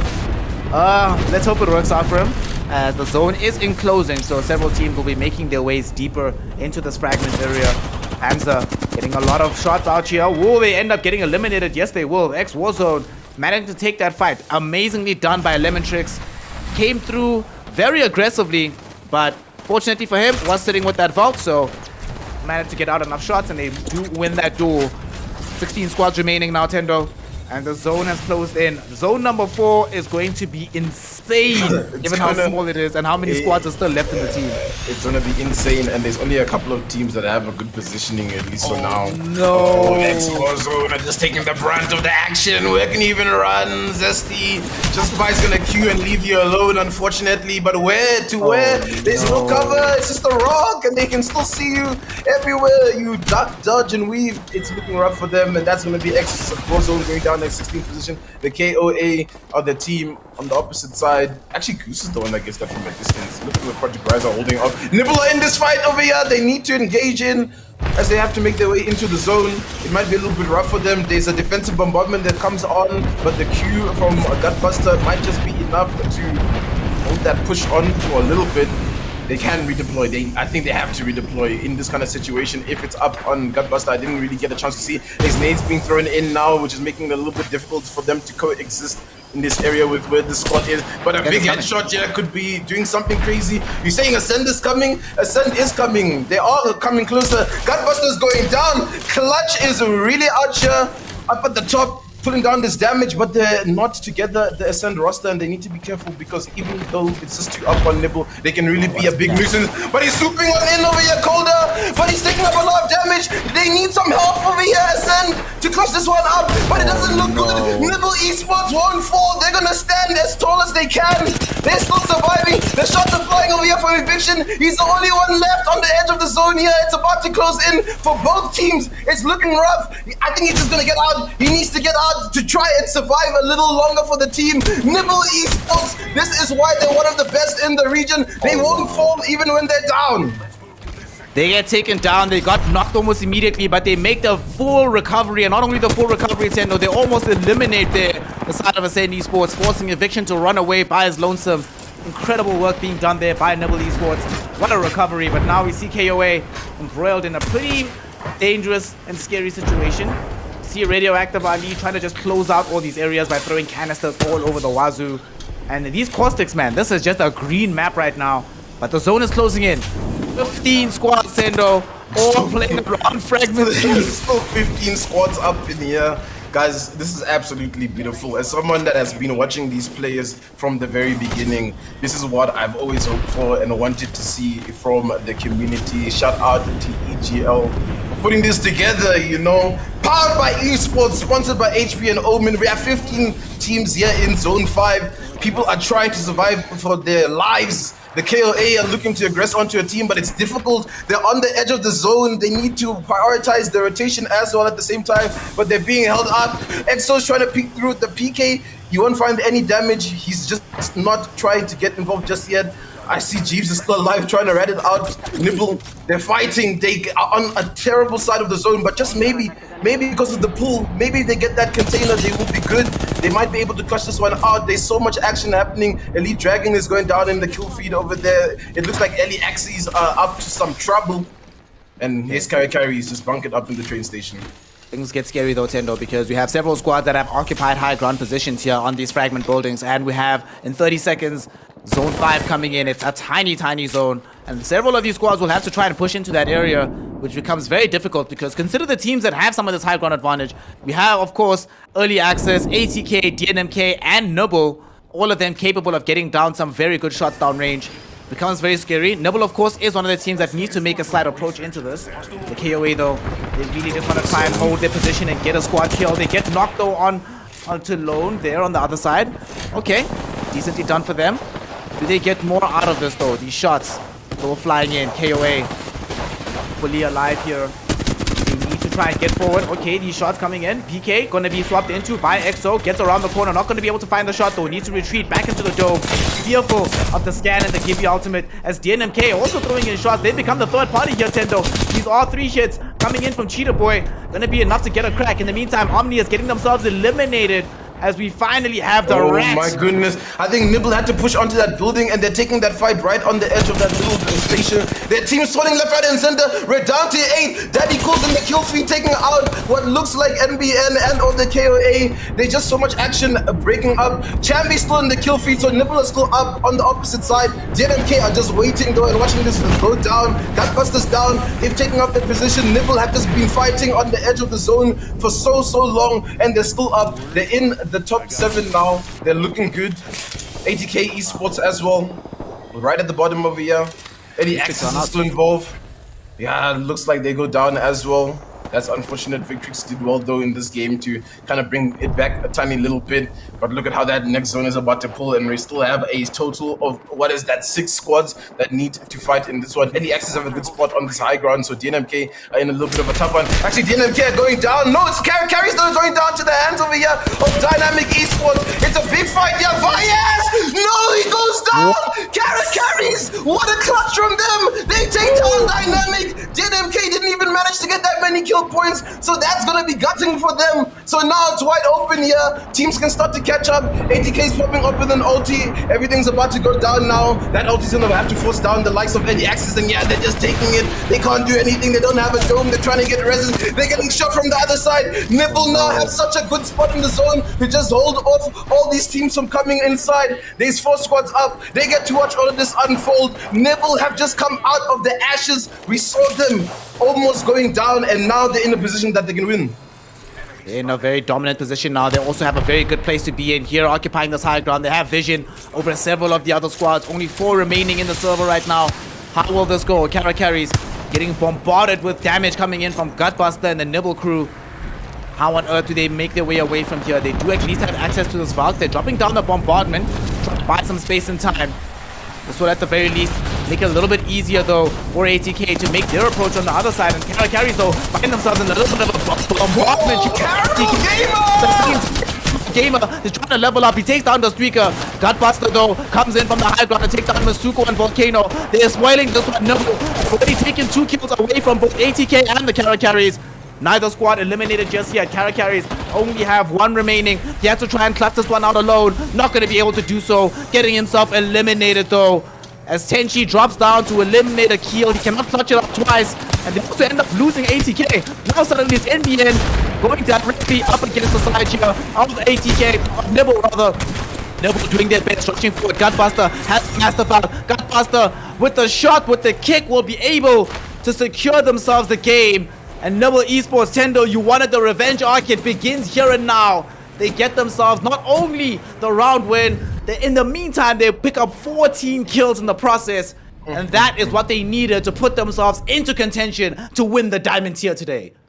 I mean, like I said, you can't count them out. Nibble will keep on fighting. They will keep on finding a way to claw their way back into this one.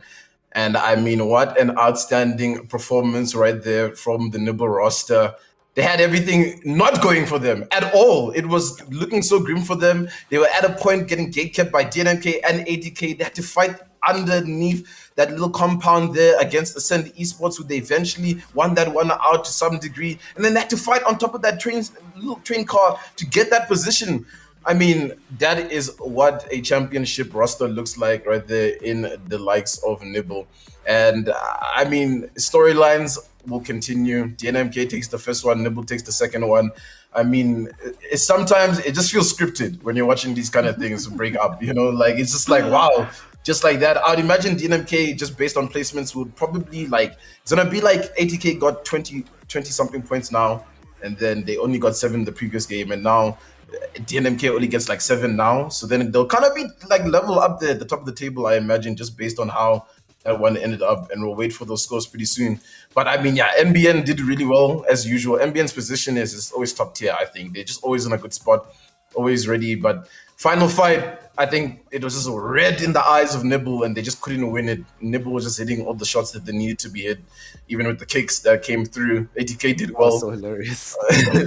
ATK also found themselves doing pretty well, I think. So the leaderboard might shake up, right? Because now we see there's a potential of multiple teams winning in that situation, right? There were many times where Nibble actually could have just gone down and not found themselves in that spot to some other teams, but the coordination from them was just a little bit lackluster.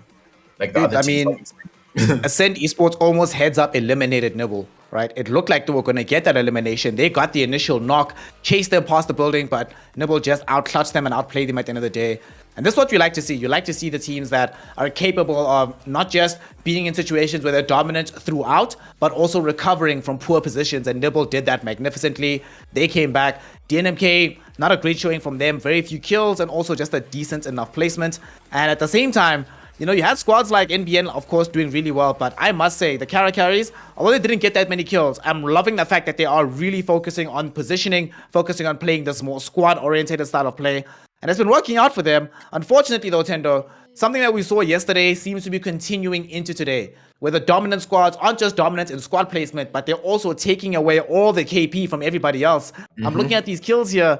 The only squad in that whole lobby to get more than 5 kills was Nibble Esports. Doesn't bode well for everybody else who needs those KP to advance their prospects in the tournament right now and in the Diamond tier. yeah, you're gonna need to get those points, and if one team just keeps on sucking up all the kills, it's just gonna become this race at the top on who gets there first. And I mean, the scoreboard is going to look quite interesting as soon as we get that up. Excuse me, we'll let you know how that is going to go down, but still the same kind of teams that were struggling are still finding the same kind of struggles in that second game. We would like to see, like, obviously Ominous was struggling. I think Project Rise did okay, but they were coming off a really back foot, and I don't know, they could have done a little bit better with their rotations. Hopefully they can fix that up. KOA were just on the wrong side of Fragment, you know what I mean? Like, we saw them just gatekeeping on the opposite side where that bridge is, and they had to fight their way into the zone, and there were just so many teams against that, And I mean, kudos to Carries right now. They got to be feeling hard, It's a nice little bit of revenge. If you remember back, DNMK in the gold tier took them down when they tried to contest them. So that's some sweet, sweet revenge for the Carries on DNMK. They got to be feeling sour after that one. But Snare, things are starting to heat up now, coming into game 3, and now it's what's good? The fact that we had DNMK win the first game with quite a lot of points, and then now Nibble winning with quite a lot of points. There's obviously the two top squads that we're looking out for now, but they're not really close to match point yet. They still need to drop a similar game to get to match point, right? In this next game, they'd have to win the game with 14-ish plus kills probably, just to be match point eligible into game 4. So there's the likelihood that we might find either of those teams going down early, because now, what I like to say about ATK, they were warming up. They're warm now. They were there in the final zone. If not for Caramel Gamer and that Spitfire, my goodness.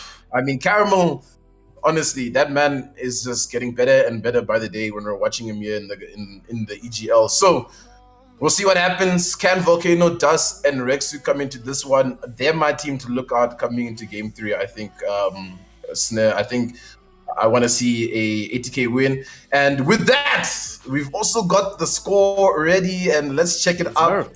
Snare, take us away. What's going on?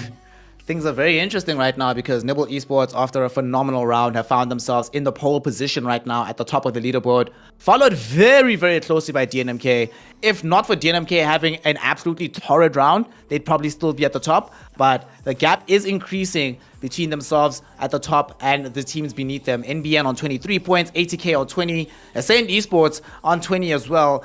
And this is a bit of a problem for them, just given how well they performed in game number 1, dropping down to this position, not that great. The Carries are Ascendants, have doubled their points tally from game 1 into game 2.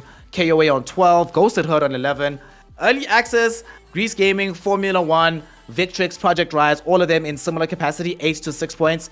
But it's looking extremely dire at the very bottom of the table here, Thendo. Omnius, Dark Legacy, Nibble Meme Team on 4 points, X Warzone only on 2, and Team TKO, to be fair, they only started their playing round on game 2, so will allow a little bit of a mulligan for them. But for Bamza and Point One Esports, across 2 games, Thendo, 0 points gotten. No squad points, no kill points, absolutely nothing. They're just getting trounced right now here in the Diamond tier. It feels like everybody else above them just is on a different tier of Apex than they are at this point in time.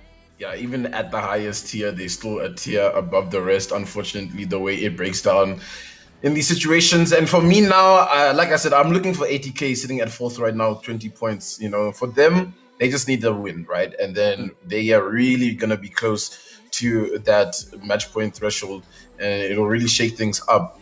Because, I mean, you see it, right? Like, in terms of just the way it works, if you're not coming second place with a lot of kills, you're not really going to get, like, that many points on the board. 3rd, 4th, 5th, yeah, you get a couple of points here and there, but it's just not enough to really get onto match point threshold. You need to make sure that you're also still being an aggressive squad and getting these kills here and there. And what might happen is a lot of squads might just reclude into this, like, look, it's actually about winning today and just wanting to get wins down instead of focusing on also getting the points that matter in terms of kills here, there. Ghosted Herd and the KOA Carries. Those 3 teams for me sitting below 20 points. They're a team to watch out for. We can see Carries, they can make it to the end quite often. We see them at least in the top 6, and there they were again. So, can they pull it out of the bag? We're about to go into this next game. We got all the teams in. They're getting loaded in. And I mean, Snare, at least now, we know that if you see DNMK or Nibble, they're going to be looking hot. They want to make sure that between the two of them, between Nibble and DNMK, one has to stay above the other, you know what I'm talking about. So it's just the storyline that started way back when. You know, I think it's been so interesting to watch on who is the best ready competitive Apex Legends team between the two, and then obviously ATK being creeping up there, at least in the EGL. ATK has always been a dominating, Apex team. They were even competing in the Pro League for LGS, so they've always got their accolades. But at least in this tournament, with the roster that they have, we want to see a little bit more from them. Yeah, absolutely. They have performed. By no stretch has it been bad performances, but it's just been a little bit shy of the ceiling we know these players are capable of achieving. But it's always great when you have these kind of upsets, because it does mean the other squads that you've been mentioning, the KOAs, the Kara Carries, the Ghosted Herds, they have an opportunity to show that they can be the ones that play at that super high level, maybe overtake ATK. And we have to remember, as much as this is all about the team wanting to see the team win, ultimately, 1st to 8th place are all in the money. So even if you don't see yourself winning out the entire day, there's still a lot of incentive to make sure that you play your absolute best level of Apex that you possibly can. Now we're getting into a Thendo. This is game 3 of X. We have no idea how long we're going to be here for. Yeah, of X. We don't know. Like I said, we might be walking into one of those games, right, where the teams like the ATKs, the KOAs, the carries are now warm. They felt the lobby out as well. They kind of see the pacing that we're going at today. Ooh, that zone is looking dangerous. I just hope it's not going to pull again towards that fragment side, or else we might just have a repeat of how many squads we saw. But yeah, like I'm saying, these teams might just be on now. They might be ready to take these dubs. But for now, no contesting. Everything seems kind of calm, right, Snare? It's chill. It's fine. Everything's fine. Hey, I lie. Look at Skyhook. Oh no. Skyhook. It's fine, Thendo. It's fine. Okay. It's only 4 squads, so that's only 3. It's only 3. It's okay. Yeah. It won't be so The other squads are still just in countdown, but they can hear those shots, man. They can hear those. Yep. I mean, I want to say it's going to be all fine, but we already saw in the last game that you can find yourself being eliminated literally within the first minute of touching down. So, quite important to try and keep your wits above you. Make sure that you don't get caught out by any random surprises here. One thing that I'm also interested to see, since we will seemingly have another zone that's going to be focused and centered around this fragment side of the map, I really want to see which of the teams are going to occupy this area. Also, we haven't seen anybody posted up in the epicenter tower just yet. And that might have more to do with the lack of snipers being picked up roundly by everybody, but once we start to get some cravens coming in, that might change. And look at Point 1 Esports here, Thendo. Another bow check. What is happening today with all of these bow checks coming out, man? Are we playing Crisis 3? Is this what's happening right now? Funny stuff, but in the kill feed right now, Ghosted Herd, they're in a bit of a skerfuffle. I'm not too sure which side they might have landed on to be taking up those fights right now, Ghosted Herd. But it seems like they've just been eliminated there. And I think that's X Warzone. X Warzone changed drop spots. Yeah, Project Rise is alone. So that means Ghosted Herd got contested. I'm not too sure where that spot is. It's Big Mod, yes. Ghosted Herd loves to drop Big Mod in that Lava City area. And I mean, yeah, X Warzone, what a call, what a play. I mean, they've been landing past 2 games on top of Project Rise. And a team that contests can statistically finish at the bottom quite easily. So for X Warzone, they saw that, hey, it's time to kick up a gear. They only have 2 points on the board. So now's the time to start. And with that, they pick up 3 right off the beginning. Yep. Some quick KP, they've more than doubled their points tally up until those points. So things looking quite solid for them. Nice way to start the game. 19 squads remaining. And of course, whenever you do get these early eliminations over an area like over on Big Mod here, it does mean that you have complete control of that side of the map. Point 1 Esports, you see them yet again here. 30-30 has been picked up by Blexley, trying to get these shots out. Unfortunately, the aim wasn't there. Let him down a little bit. Kerza in with the wingman, able to get some of the damage out. They've gotten some cracks, but nobody's down just yet. And this doesn't seem like a fight they can keep taking on forever. Eventually, they will have to retreat from this particular area. Not the best place to be, given that they're so far out from where the zone is, and Bamza trying to turn this fight. They know that they're being encroached upon. canisters do get popped here. A little bit of damage coming in. Bamza, Bulky dropping down. Has a Sentinel and the car at the ready. But they're feeling a bit tentative about this fight, Thendo. They can't decide if they really want to take the fight, if they just want to cover the retreat. But looks like they're going to finally decide that retreating is what they actually want to do. And they're going to let it go and try to run to themselves towards the middle area of the map. You would not believe it if I told you that Nibble is currently flying towards this fight where ATK are finding themselves. So, yeah, guys, just get ready for it. It might just happen, especially since how long range this fight is. But the damage is really good over there, but it's exchanged well onto Dustweaker. ATK is not too far behind. Oh, Kuzu takes down Rexu. Oh, no, this is looking tragic for the team of ATK. Volcano is going to try to put up as much damage as he can, and that's the Dome player as well, right? So they can't even recover him that well. They're down to only 2 men, and this is actually spelling well for the likes of Nibble, who will be coming up on this, up from the high ground. Here they are, Gutbuster leaving the shot. The wingman shot's now going to fly. Finds a crowd headshot onto Volcano. Gutbuster should be called Skullbuster, honestly, as he takes that one down. I think Vias has some competition in this lobby for best aimer with the wingman. Amazing job being done there by Godbuster. They've taken down Volcano. Dustweaker does at the very least manage to recover the beacon from Volcano. So they have that banner for the respawn. But the question is, can he get himself to a point to proc that off? Right now, forced to run away. Still being held in position by Bamza. And he can't escape the other direction either because Nibble knows where he's at. How's he going to play this one out? Very lucky that at the very least that he did get the one banner. But he actually is out. He's actually fine. He's fine. No one's chasing him. He's cool. He's fine, but I don't know if Volcano's really quickly restarting to get back in because that was the banner that was recovered, not Rex's, right?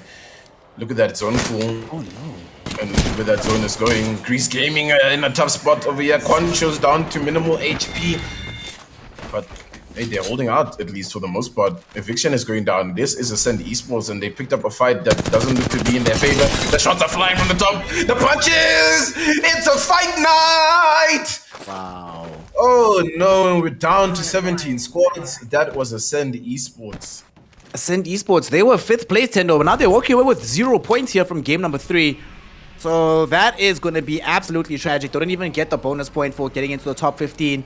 This hurts a lot. This hurts the prospects for them being able to come into pole position. And it means that there's so many other squads now that can leapfrog them and take over their position in this first place. Carry is right behind them. KOA right behind them as well. So feeling very sad about the events that have just transpired here. The game will still be continuing though, as we look towards DNMK here. The team that won out the first round, somewhat poor showing in game number 2, but in game 3, let's see what they can accomplish here for themselves. They are out here chin-chilling, making a movement towards Skyhook, where there are several teams that are already stacked up. Good Vision is being acquired by OG, as well as the early access. So we could see DNMK getting caught out here. Boy needs to be extremely careful with this approach. And OG, they're instead making shots fly in the opposite direction, though. They want to try and deal with Victrix Gaming, who they've scouted out sitting at the top of Skyhook.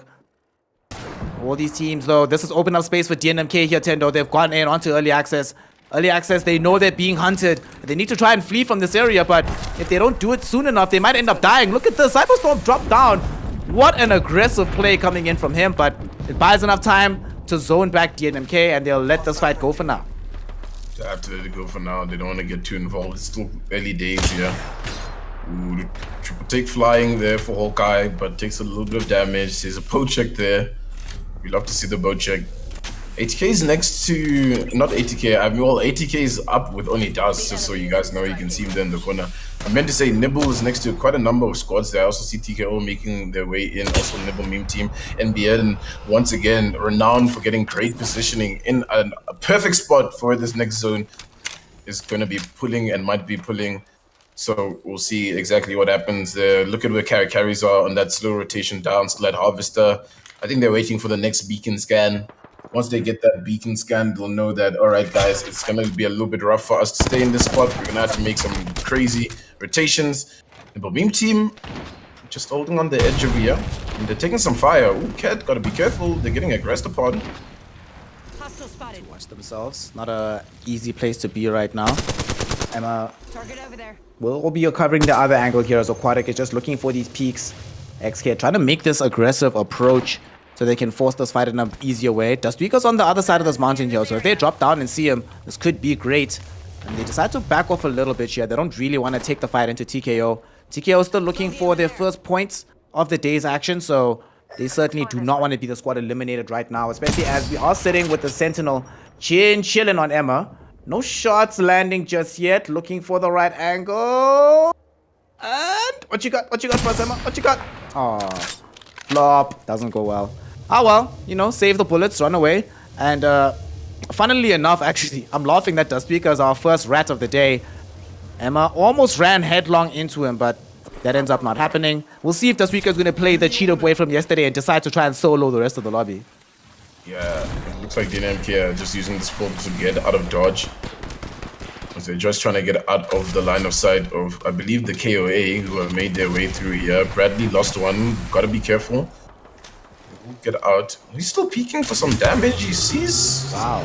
Oh wow. He's just like, hey, let me just level up this real quick. He's just like, I just need this bit of damage real quick, you know. So No, just saying hello. Just saying what's up. just a top up, you know. Nibble in a good spot to work their way in from the edge of the zone, and there's quite a number of teams on their side. Shots are flying over here. Oh, okay, cut buster. Dude, chill.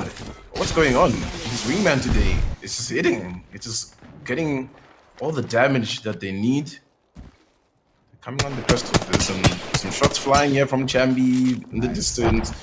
Just a little bit. But yeah, still kind of calm right now in the stage of the game. How is this possible, Thendo? Why does Tenchi always have charge rifles? What the hell is happening? This was yesterday. This was last week. Every single time. He's just always looking for charge rifles, I'm sure. Dude, but how? He's that guy that lands and he's like, guys, ping me a charge rifle when they're playing. Oh my god. Well, making good use of it so far. They've gotten some pretty great shots out of it here, but the main priority they have is to try and maintain control of this particular area.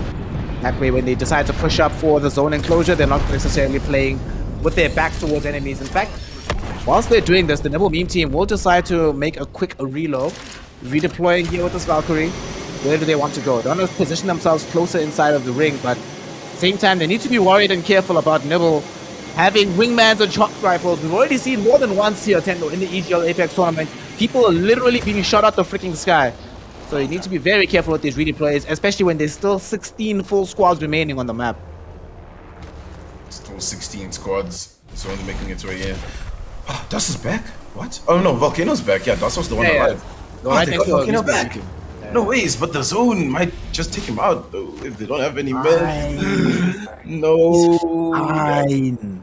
That's just gonna be sad if that's what happens. Bams are just holding in the tunnel on the edge. They're in a decent spot in terms of just waiting it out and drowning the game. And making a late rotation in.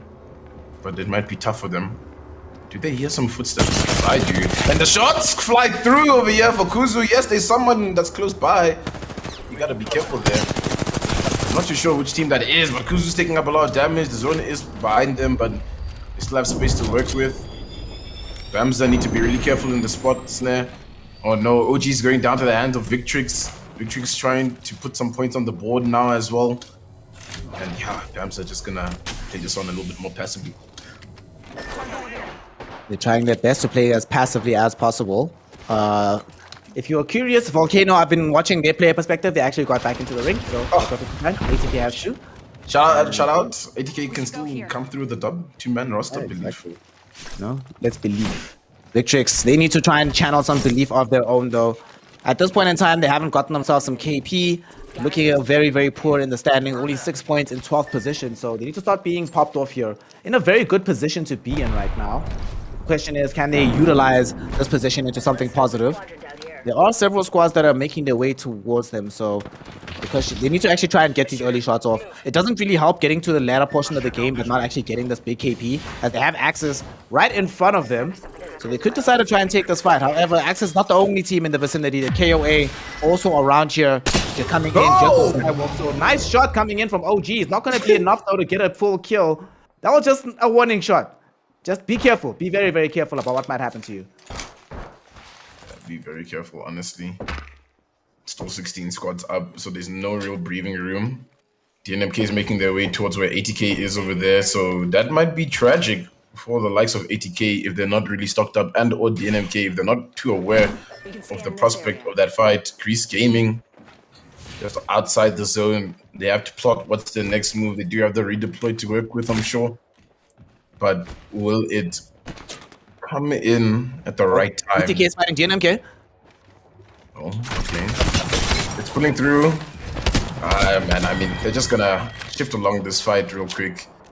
Wow. What can you really do when it's just the 2 up? DNMK putting some very much needed points on the board, as they have to keep up with the likes of Nibble. We've already seen getting some points down. Vias doesn't have a bubble. Vias might go down over here. Dark Legacy is being a little bit of a nuisance. And luckily there's a charge rifle to just delay and deter those shots coming through. Dark Legacy just won't invest. It's too far, you know? Like, you won't get there. You won't make it happen. They're gonna have to expend the portal DNMK just to get a little bit of safety. Still 15 squads up. Charge rifle now. Ooh, okay. Look at this man once again. Tenshi. Big charge rifle hits. It's not going to be enough though to get the squad knock that we're looking for. But they also position quite well close to the edge of the zone, so they can get themselves into a safe position very easily. Tenchi might actually be able to scout out DLG as they try to make their approach. Oh, look at that big crack. That Gibby's dead. No, Gibby's still alive for a second, aren't they? Redeploy coming in right now. They're trying to get themselves out of this. No shots will be able to land in mid-air, so Nibble not going to be getting the kill that they're looking for here. And on the other side though, as Tenchi needs to come back and be involved in the rest of the fight, because TKO have scouted out Nibble as well from their high ground position, and they're trying to get these shots down range, finally starting to look for some KP themselves. You see Inakado sitting with this R99, hoping and praying they get a clean angle on this peak, but Nibble are just denying them this writ large right now, and it only gets worse because we also have a close-in from the side of NBA, and they might decide third party this year, Thendo. Yeah, third party might be their option. The main team just needs to be careful, especially holding the edge of the zone like this. They do have the redeploy as an option to get out if needs be. But, oh no, it looks like the KOA are taking down DNMK over here on the edge of the zone. The fight is breaking loose. DNMK are going down over here. Cheetah's the only one that's up with the rampage. Both are weak. Cheetah might just clutch this one out. Cheetah, boy! What? Takes them all down. What are we witnessing over here? The EGL of DNMK keeps them in. Wow. Okay. Okay. All right, so I think the memo is out right now. If you find yourself going up against DNMK, kill Cheetah Boy first. Because if you don't, killing everybody else actually levels him up. Have you seen that movie, The One, Thendo? With like the copies of Jet Li? If you kill the various copies, he just gets stronger. That was insane clutching coming out right there from Cheetah Boy, Dude, keeping the squad alive.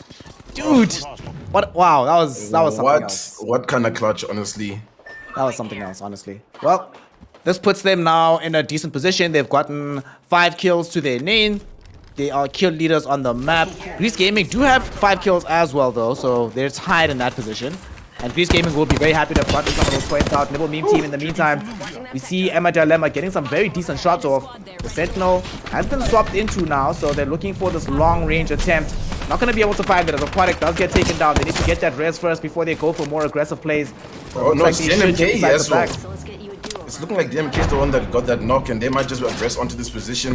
There are so many squads on the side over here where DNMK are. Are they going to redeploy? That looks like the case. DNMK aren't on the good side of the zone, but they're still fighting. They're still getting knocks. They're still trying to work their way in, and there's a team still in front of them. The shots are flying from Bradley. He gets a knock on top of that. What do you even mean? They're just running on in over here, but now the bombardments are definitely going to slow them down. There's the man that you said needs to go down first. It's Cheetah, but also Nibble are not in a good spot. Nibble Meme Team, that is. And Oh teams my are going gosh. down. 3 DNMK down. squads. Nibble down. Meme Team.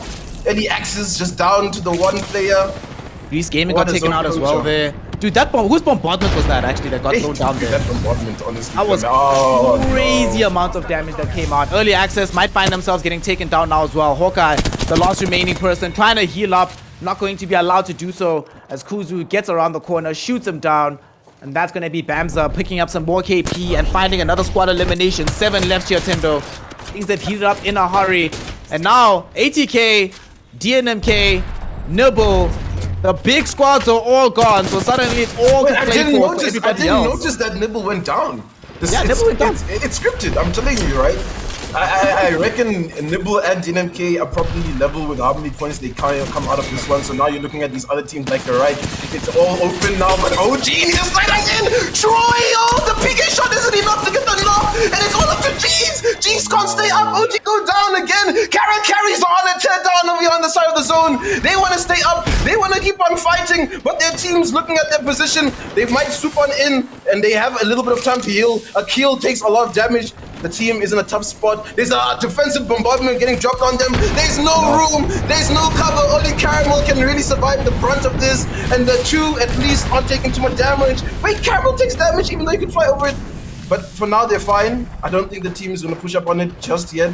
Everything's a little bit calm. 6 squads in this final zone. The closure's making it's rotation now, Snare. It's getting hot. It's getting heated over here. This is what we love to see. It's Championship Sunday. The teams are here to play. The teams are here to play in the diamond tier of the EGL Apex tournament. And the carries Akil showing that he's not being carried. He's also a carry in his own right, putting up some very decent numbers here. Although they aren't the only squads that are remaining. Of the 5 squads left, several have left all their team, but carries finding themselves in a bit of a firefight here, downrange against the side of NBN. NBN have lost Nystremus. They've actually lost the entire squad. Akil got the kill onto Neo Zere, but just Pi showed up from X Warzone to make sure that they can also get some KP of their own, spoiling the occasion for the carries. 4 squads remaining. The zone is closing very, very soon. And Thendo, with these squads, all of them are also occupying different areas of the zone. So they're not in front of each other right now, except for X Warzone and the side here of the carries. It's a 4-3v3. Can they make this happen? Caramel Gamer getting these shots downrange with the flatline. Will they be able to make this approach though? Some nades flying in.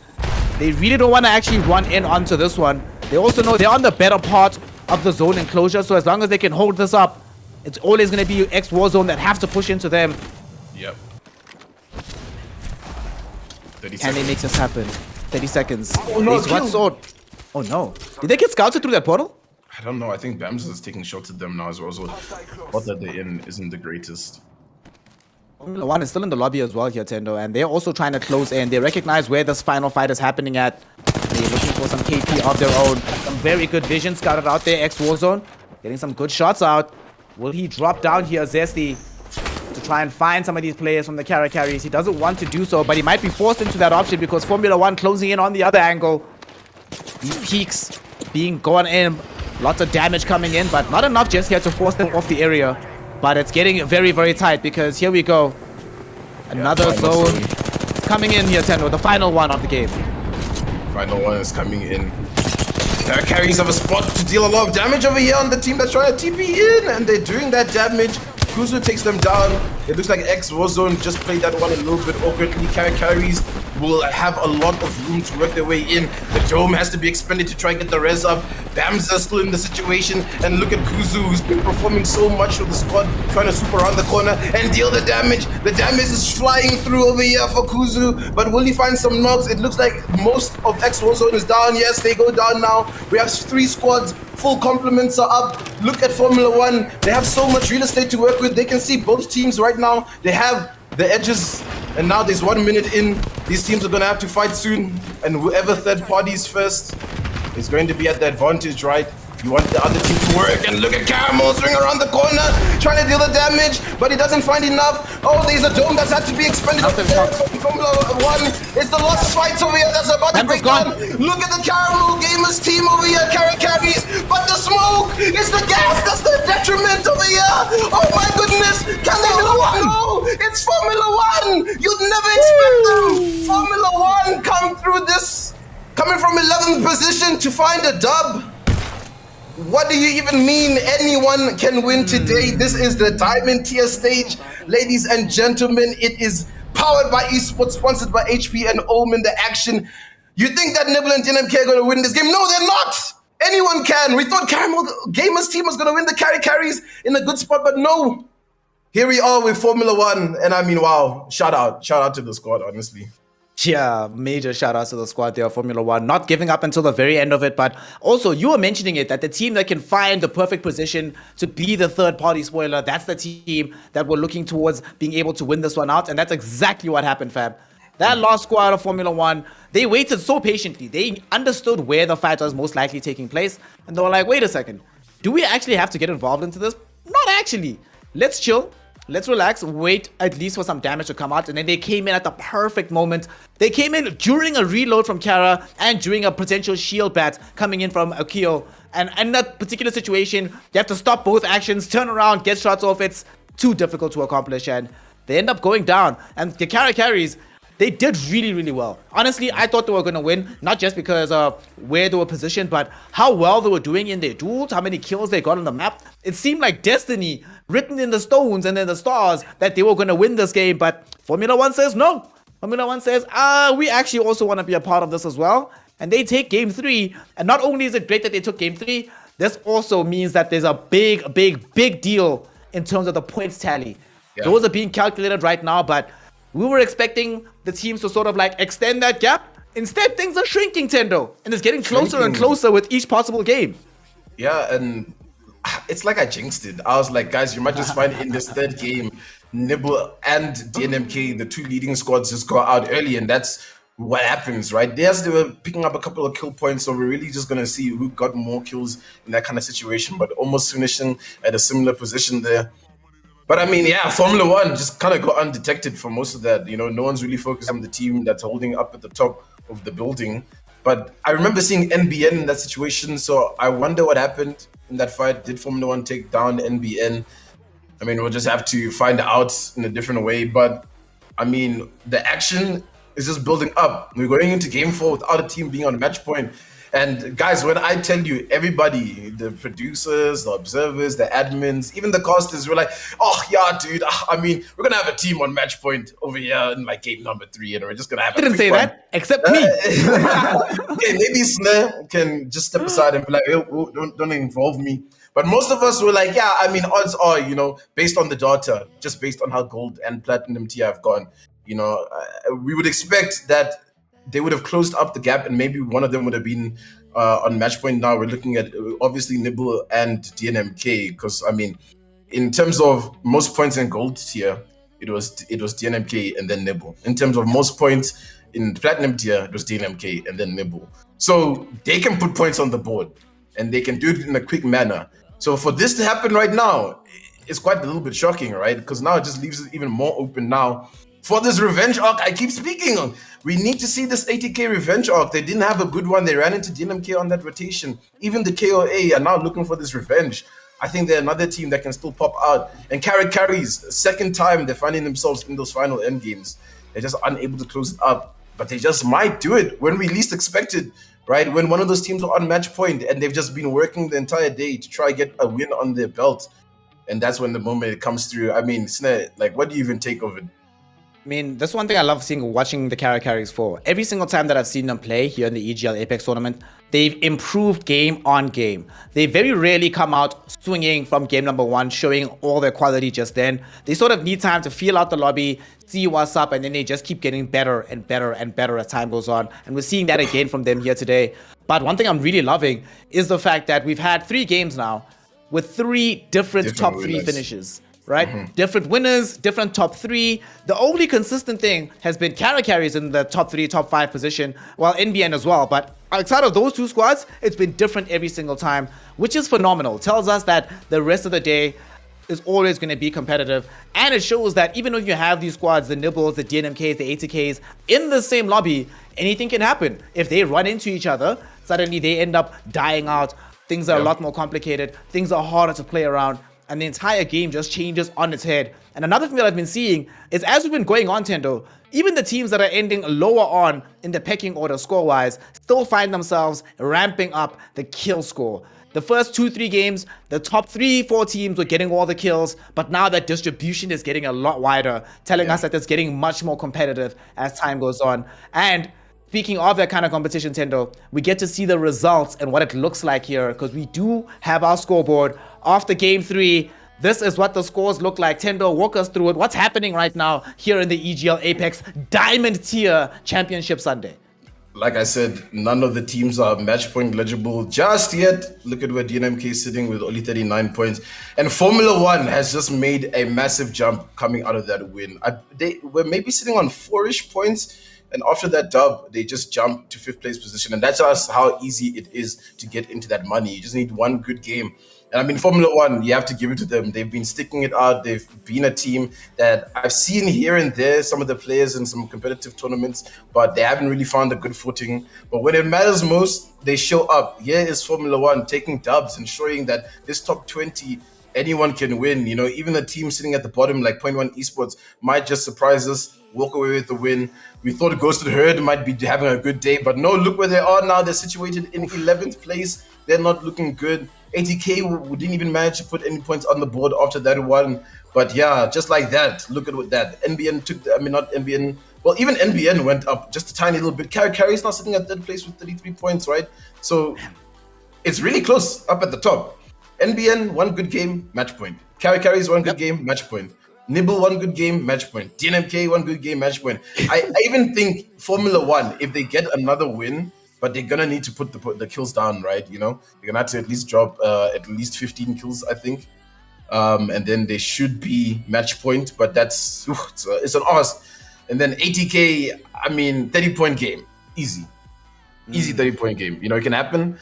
But looking at the bottom half of the table, Snare, what do you even think? What's going down with some of these teams? What do you think is really happening? Is the big game, you know, temperament not kicking in for some of these players? It's starting to kick in a little bit for the side of Bamza. Their performance in this last game is the reason why they got all 9 points. Remember, before this, they had 0 points. They'd not done anything at all. But a top 3 finish, 2 kills in the pocket as well, elevates them up into 14th position. You know, Nibble Meme Team, we've seen them be okay here and there. I think they just are really struggling with consistency of finding a way to actually to perform like what they did in Game 3 throughout the day. But where I'm really starting to get worried, teams like Project Rise, teams like Omnius, teams like Point One Esports have got at the point right now where if they're unable to win an entire lobby, they have to do exactly what Formula One just did to get them that additional points tally. But the way they've been playing is not even a lack of quality, it's more a lack of confidence that I'm sensing from these squads, that they just feel that they're in this big lobby. Oh my gosh, what can we do about this? Especially for Omnius Gaming, I would like to see them be not necessarily just more confident, but be a bit more circumspect about which fights to take and which fights to not. It felt a bit in this last game like they were forcing too many situations and they ended up getting very hard punished for it. And they didn't even get the kills they were looking for. They took so many fights, didn't get any kills out of it, and didn't get that high placement out of it. So yeah, I'm hoping for them and their sake that they do decide to change things up. However, we have just seen with the example set by Formula One that one good round, that's all you need to put yourself not just into top 5 position. Let's remember, this is a money position, Thendo. There's guap on the line here. So just with that one round, they could have found themselves walking away with thousands and thousands of rands that they didn't have before that round. So yeah, it's literally that easy. You still need to be performing even when there are teams that are match point, like I said, that are close to it, even when they're dominating teams. You still need to find the strength and the resilience to get these points on the board.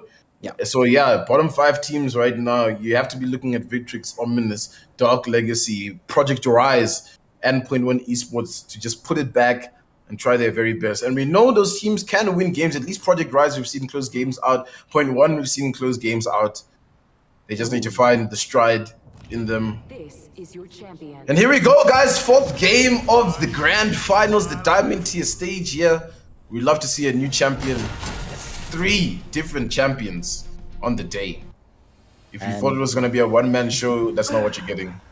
No indication that's going to stop anytime soon either. I'm a bit worried personally about ATK because that's 2 rounds now where it hasn't looked that solid for them. And they're actually in danger, Thendo, of getting pushed out of the top 8, which means they would be out of the money entirely. But speaking of ATK, something very intriguing here.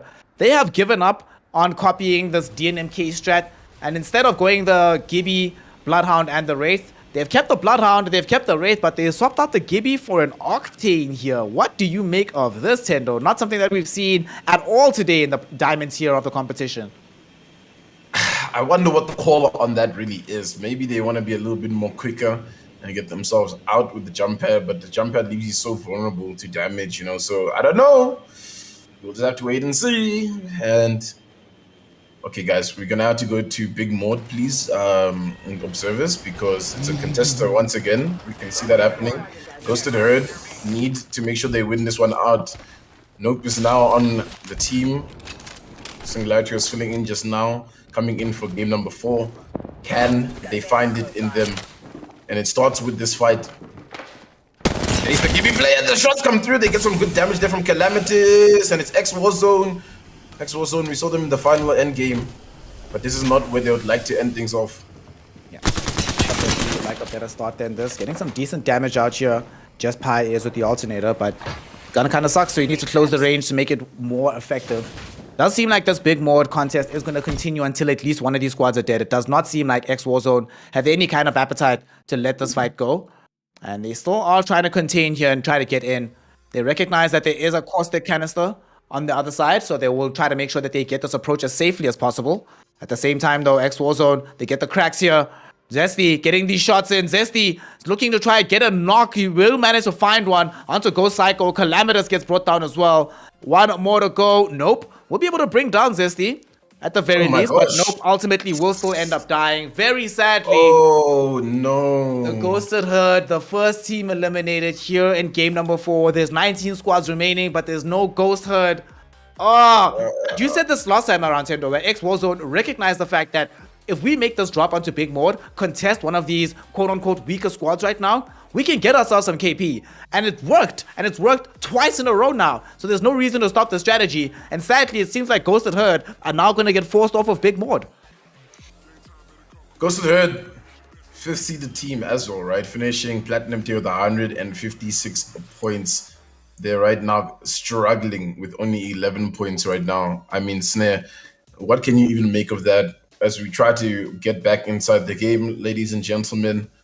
I mean, it's a bit rough if you're looking into that, because now you have to worry about the teams getting onto match point and potentially winning too early before you can catch up to them if you're Ghosted Herd, right? Because that's always a prospect. And even if you do change the playstyle, there's no guarantee that it's going to work now in the lobby. And sometimes this happens. This always happens to these kind of teams that are really dominating and then all of a sudden come inside to this and start to struggle. Yes, they had a sub in, but for the most part, it was still Calamities and Ghost Psycho, who we saw a lot of still being really good for the roster. Yes, nope, we've seen them pop off. But that's a good fight where they just had to take advantage of, like, okay, guys, this is where we get our points back. We win this contest and we can continue progressing on to the rest of the game. But they weren't able to do that. We're looking now at how the zone is looking, guys, as we're still trying to get back in. Coming back, y'all. We'll be back in a moment. While that's happening, though, we actually had 2 squads eliminated elsewhere on the map. Ghost. 16 squads? Question mark? Grease Gaming got taken out. Dark Legacy Gaming got taken out as well. So very, very quickly, we found ourselves with some teams racking up that early KP. This is kind of a sucky, right? Nibble got the one team eliminated, and the other team elimination came from Omnius. But this kind of sucks, right? When you get eliminated early, this is exactly what you were talking about. Once you go into the next game, the worry is not just about how do we perform better. You have to be watching the game being like, crap, DNMK, Nibble, I hope they get eliminated quickly because we can't contest against this major points tally. But now, because of how the last games have gone, Thendo, it's not just those squads to worry about. You have to worry about carries. You have to worry about NBN. You have to worry about Formula 1 because any of these squads could post up the kind of performance that gets you the dub you need. And here we are. We're back into this one. And now we see it proper. Looking at this map, it looks like the entire game is going to be ending around this landslide area. It's all actually, honestly, I hate this close on this map. It sucks. There's so much mountainous area, just makes it so difficult to get good positioning.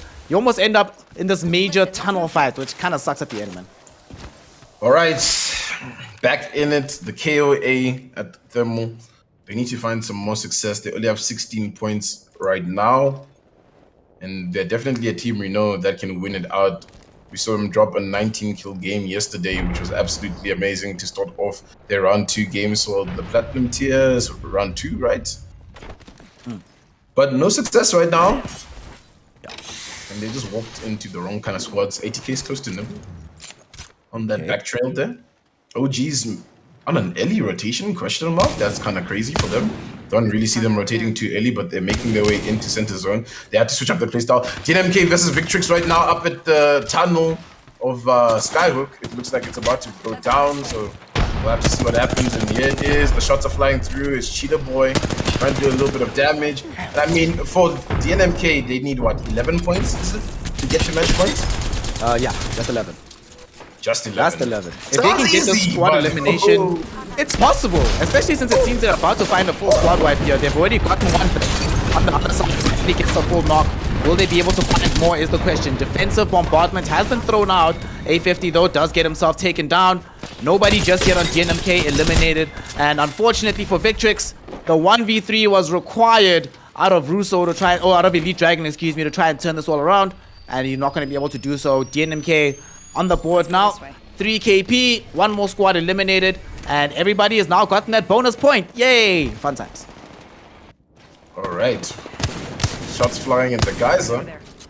And the pacing has changed up, right?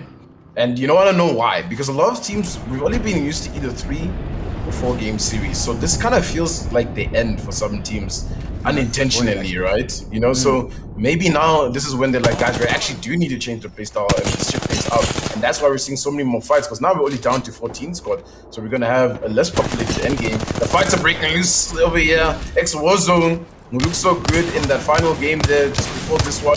Oh, Elementrix trying to take these shots, but is in a tough spot. The wingman doing a lot of damage. They need to be careful to not go down too early. The zone is starting to pull in on them. And We're gonna retreat. Kraven's already in play. Oh, Project Rise is going down to the KOA, but also ATK seems to be involved in that situation. If you're checking that out right now, I'm just trying to figure out where that's happening. It's looking like a staging fight right now, Snare. Yeah. This fight are happening around the staging area. KOA, we see them at present just trying to make a full escape. They know that they're being hunted down. Lone's already been knocked. They would prefer to be able to find an opportunity to get the res onto him, but Rexu will not allow it. Just jumps in. Will be able to bring down their Gibby. Bye-bye. Sorry for you, Lone. And they're going to be able to camp out this banner. There's no way they get the recovery on this. But they know on the other side, though, Project Rise is getting involved in this fight as well. Daddy Cool takes a lot of shots, though, that come in from this ATK lineup. Will they decide to still push in onto this fight? They've got a good amount of damage. Whoa!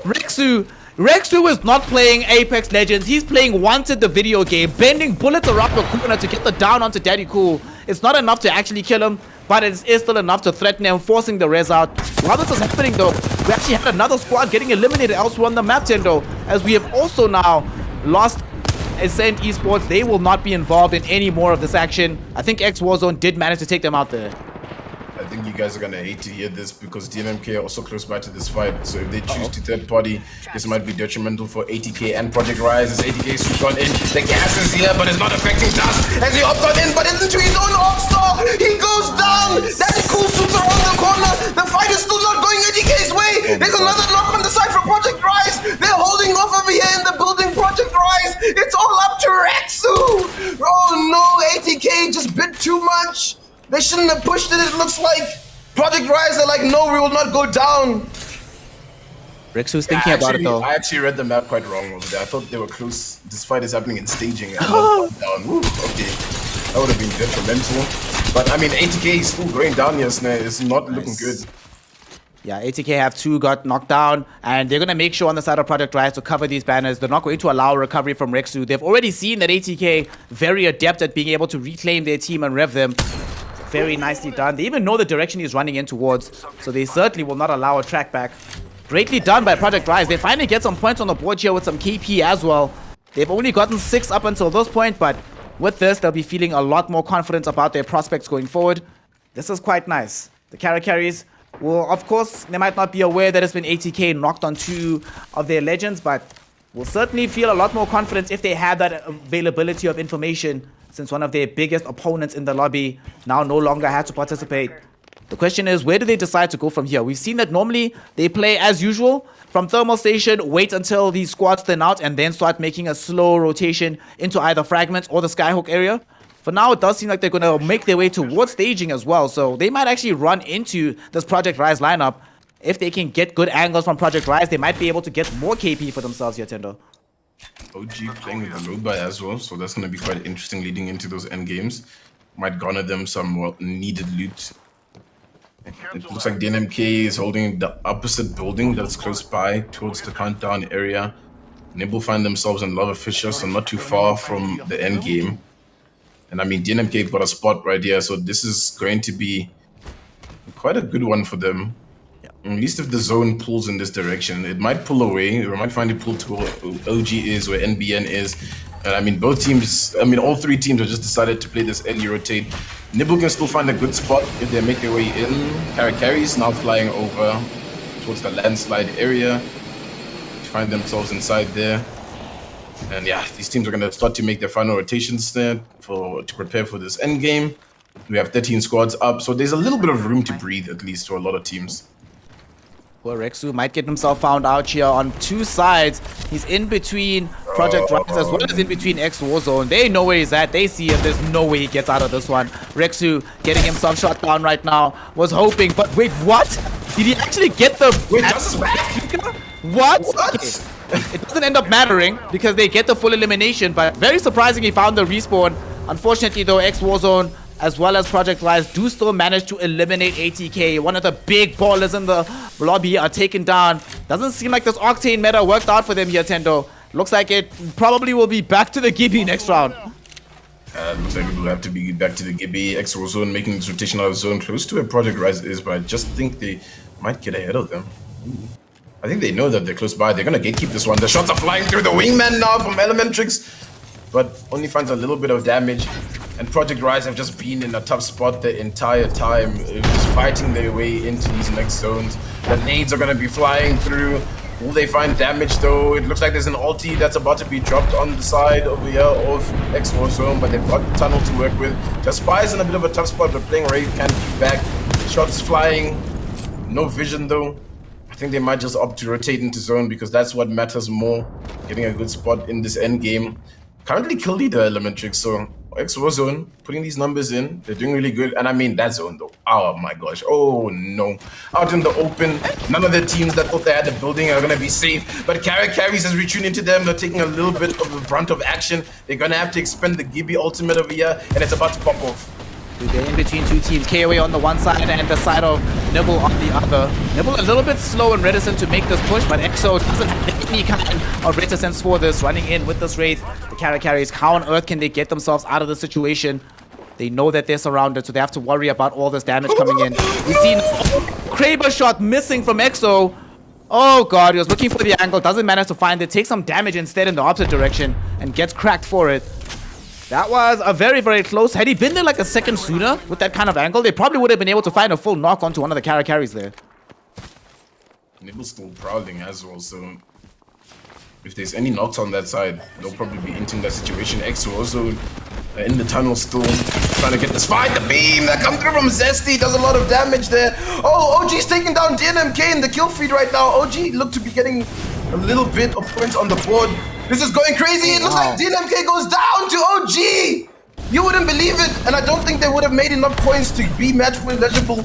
So now you have to be looking at Nibble to get enough points to make this thing a little bit more spicy. But hey, Nibble's on that tough side of the zone where there's a lot of squads that are fighting. X Warzone just down to just Pi. TKO making their way in. And now things are starting to heat up. I am just holding my breath to see what goes down next. Carries are close to the zone where Project Rise are in the landslide. So teams now are going to have to be making their way into this next one. And Nibble are looking to gatekeep a squad though. Yeah, Nibble have come across Bamza right now, and they're trying to prevent them from making their approach towards the zone. It's such a difficult place to be. We see these shots ringing in from Tenchi. Has the wingman available. We've seen what's possible. Thank God there's no charge rifle. But these fights still going to be going quite well. Chambi does manage to find a break, and it's in a very good position here. Broken Caustic, and in the meantime, Goose gets down on the other side of the map by EXO, but they actually decide on the side of Nibble that they don't really want to keep this fight going. So they're going to retreat, back up, get themselves into a much more safe position, and then allow the other squads to do their dirty work for them in terms of killing out this team here of Bamza, because they saw OG making a rotation as well. So they're prepared for this squad here, unfortunately, of Bamza to get completely sandwiched in between the two squads around them. This is a big shot right here. I'm thinking that might be one of the teams that was fighting there that we saw. Hopefully it's not Nibble, because a knock could lead to somewhat of a detriment. But Nibble's still in the kill feed, taking some kills. Chambi's taking down Hoki now. It looks like Nibble's gonna finish up this fight. Wait, no.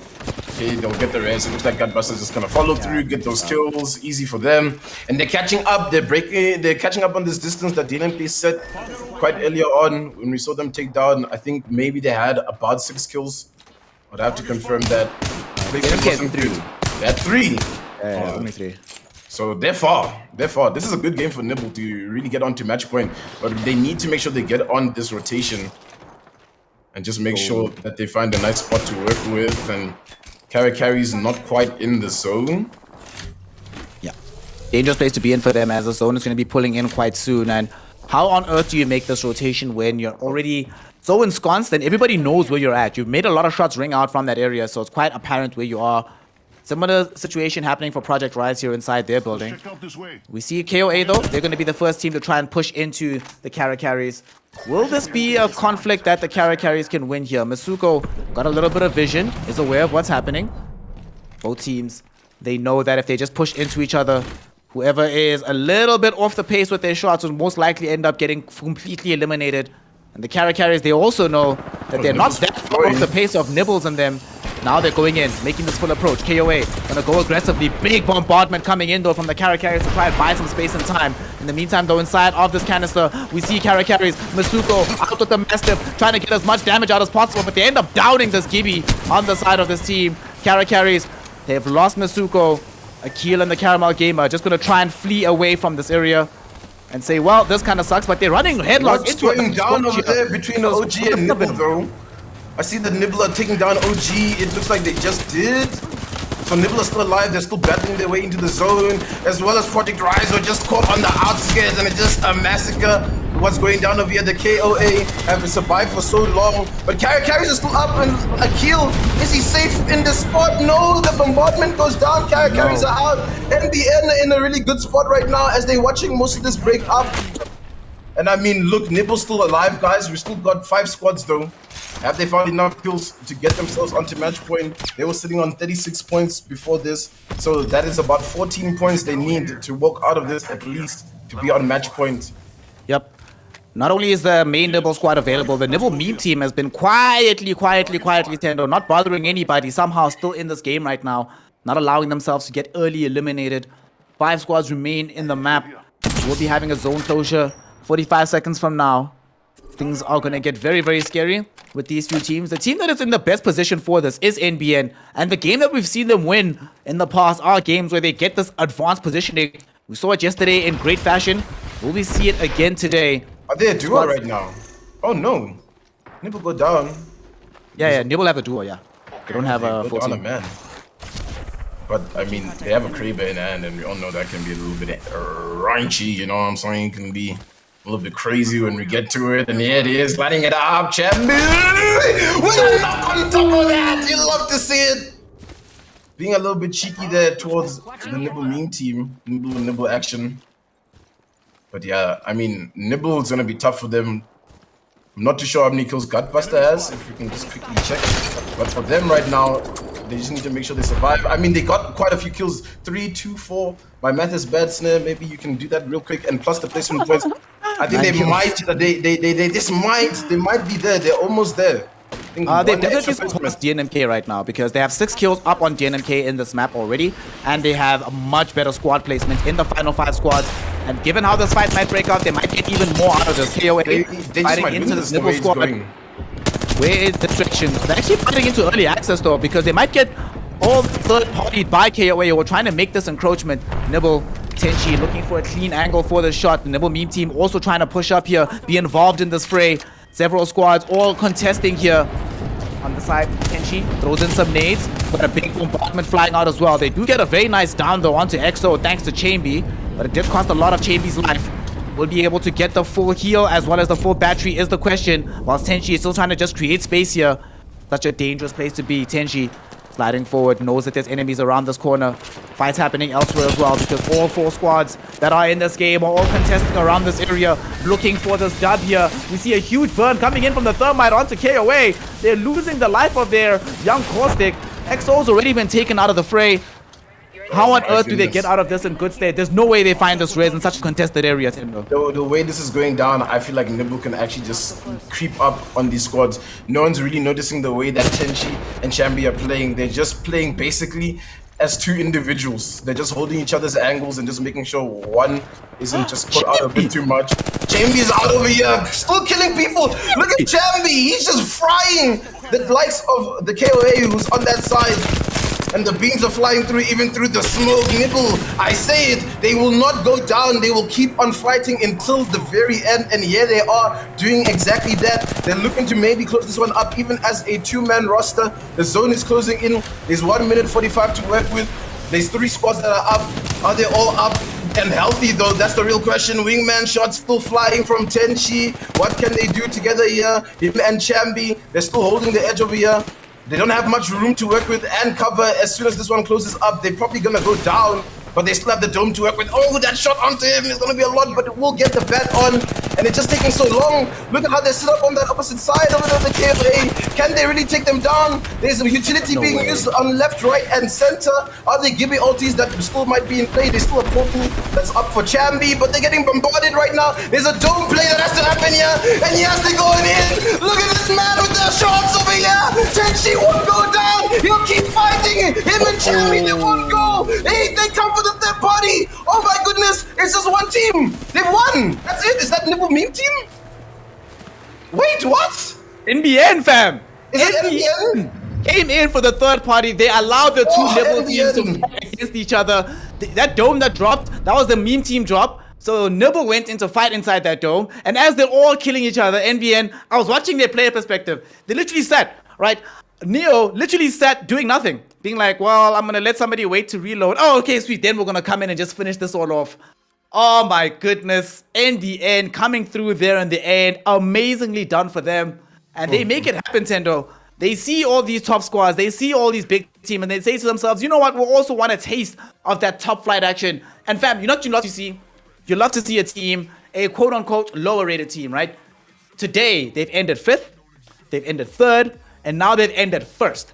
Of all the squads today, Thendo, legitimately, NBN is actually the team with the most consistent record of the day. It's been incredible to watch out of them. That was something else. Honestly, that was amazing. And with that, I'm pretty sure Nibble is on match point. And it's a little bit of a nice ROM for them because they didn't win that game, right? Had they won that game, it might have been a little bit difficult for them to go back-to-back. But now that they didn't win it, it's all up and open. DNMK didn't reach match point. We'll have to just do the math and see how many points NBN was able to farm, right? Because looking at that, they were on 30. So NBN might do a madness over here. They might jump up, maybe not towards match point if they didn't get enough, but maybe it was just. I mean, that's only what they just need the 20 points. Yep. And yo, man, it actually might be NBN and Nibble on match point right now, and that's gonna be crazy. I don't think anybody would have really expected NBN to not finish in the top with the money. Like you said, they're really consistent, but to potentially go and win this all would be what a great feat for the team. Well, absolutely.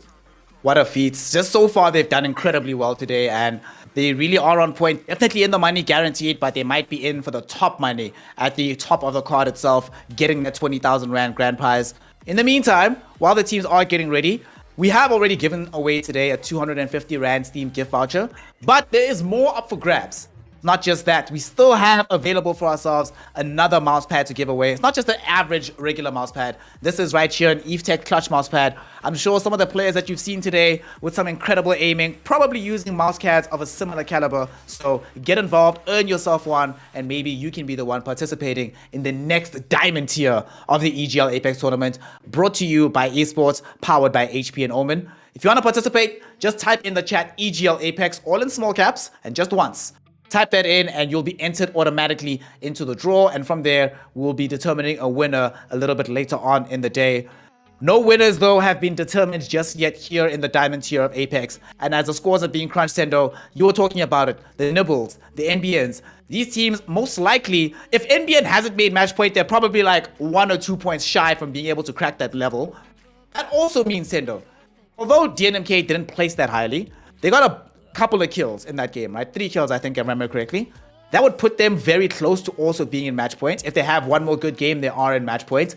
Suddenly, the talking point we had earlier about 4 or 5 teams all in consideration for a game win, it doesn't seem far-fetched anymore. It actually seems like that's what's going to happen. It does seem like that's what's going to happen, and especially if Nibble doesn't clean up too much of like where the rotations are, right? Because I find like the thing is, they don't give up. They'll keep on fighting their way in, and they do make the right calls for some exit plays. But sometimes they can get caught up in transit.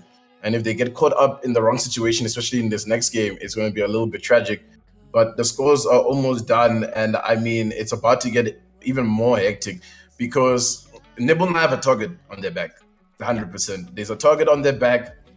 You're going to know if you see the way a team plays. Sometimes you can just make out who they are, the skins that they have, the rotations, just everything. People are going to have to start analyzing and understanding that, hey, Nibble, we have to take them down because if they win this next game, that's it, we're done. That's it, we're done, guys. And then we go home. That's Nibble right at the top, winning this EGL Diamond tier stage. And I mean, just like that, that's how crazy it can be in this match point threshold kind of system. I mean, Snare, what do you even tell the teams that are just still struggling with the points after seeing that Nibble are gonna be match point right now? I think you tell the teams to relax. Firstly, we're going to see the scores coming up right now, and we'll see whether or not Nibble is indeed on match point. And Thendo, you are correct. Nibble is not just on match point; they are far above match point. The first team to reach that particular milestone, sitting on 60 points right now. Should they win this lobby, the scary thing is they just need that one win, and that's it. It's done. It's a wrap. NBN, if they get to a winning position, you know, given the points you get from squad placement, and given the fact that it's unlikely to get to the final zone without a couple of kills, they'll also be in match point. DNMK bringing up the third position there in 47. Also, crazily enough, could easily be on match point in this next game and just win it all. The Carries, KDA, Formula 1, a bit further afield, although Carries are quite close on 37 points. I am very worried, though, about ATK Esports. I mentioned it last game, Thendo, that I was concerned that they get muscled out here. If they have a poor showing, Thendo, if they get eliminated, I think it was, 16th place last time around? If that happens again, it's almost a guarantee that either Ascent Esports or X Warzone or Grease Gaming or even the Nibble meme team who made it to the last 3 last time around, one of these squads could easily end up pushing ATK out of the money, and suddenly we have an entirely new setup there for the top 8. Yeah, man, we have to keep track of the top 8, you know, because that's, like you said, the money positions, and once you get kicked out of that, it's going to be tough. And this is the kind of game now, when you're entering, where we have to just keep attention to the pacing, because the pacing of this game determines a lot. You'll find that Nibble is probably going to slow down, because there is no ways that they can continue playing fast, finding themselves on bad rotations, and then potentially getting caught out by a third party or whatnot, right?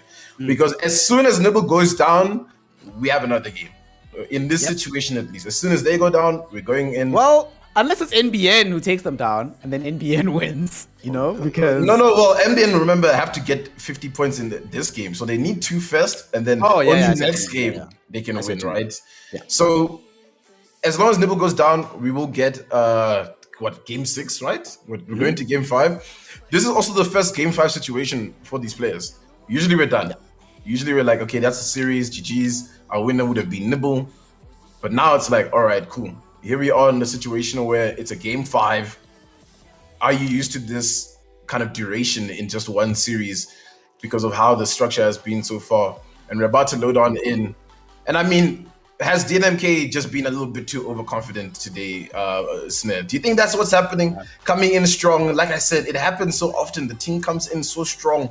You're like, yeah, I mean, this is looking like an easy, clean sweep for DNMK, and then bam, here they are struggling to get it onto match point. Nibble overtaking them, and for the most part, Nibble was the team always working behind DNMK. They were always in at the top of discussion, Nibble. But we were always like, yeah, DNMK has a lot more kills. They're closing out rounds with a lot more points. But does it really even matter now at this point? Remember we said it, there's no seeding points coming into this one, so it's just an open lobby. Now we get to see where it matters, and Nibble's the team that's making it matter. Yep, Nibble's definitely a team. They've picked it up. I mean, off camera, when we're having this discussion about which teams we favor for the day, I was very harsh on Nibble Esports, and I was a bit harsh on them yesterday as well, but they're certainly proving me wrong in many regards right now, playing at an absolutely amazing level of Apex Legends right now. Unfortunately, DNMK does feel like I wouldn't necessarily say they got a bit too overconfident, but they definitely got overexcited several times in this game and not letting cooler heads prevail, just relaxing, backing off a little bit, and trying to just play for the latter portions, play for the points, get yourself into that match point type of situation. Some other squads which I think have also found themselves somewhat struggling with the mental game as time has gone on. Initially, it did seem like X Warzones, Ghosted Herds, these are the squads that you're like, oh, sweet. They're just doing really, really well, reliably, but aside Esports as well, we've also seen them have a little bit of an impact on the mental game, but that's where you were just talking about it now. All these players not necessarily accustomed to playing 5, 6, 7 game lobbies, and they have to do it now. This is not just where mentality comes into effect, Thendo. Fatigue, energy levels. Which team has the better advantage in keeping themselves topped up without somebody just getting tired? Because, man, you play enough Apex to know that once you start getting tired, these long-range shots don't land. Somehow these duels all go south. Everything just feels like it's falling apart in these fights. So these teams need to do everything they can to keep themselves topped up mentally, in energy, as well as in their skill and confidence going into this next game. Here we go, guys. It's the EGL 1 Platinum Diamond tier stage. I mean, we had so many Platinum games, I just can't get it out of my mouth. It's the Diamond tier stage, it's the grand finals. And we're having this contention happen again, guys. Over here in Big Mods. It can only be X Warzone versus Ghosted Herd. And I mean, Ghosted Herd have had a terrible day coming into this one. Just watching, the teams gather points as they watch from the sidelines pretty much. But now they need to find something over here. They need to find some power. And speaking of power, obviously this event has been powered by Esports. It's sponsored by HP and Omen.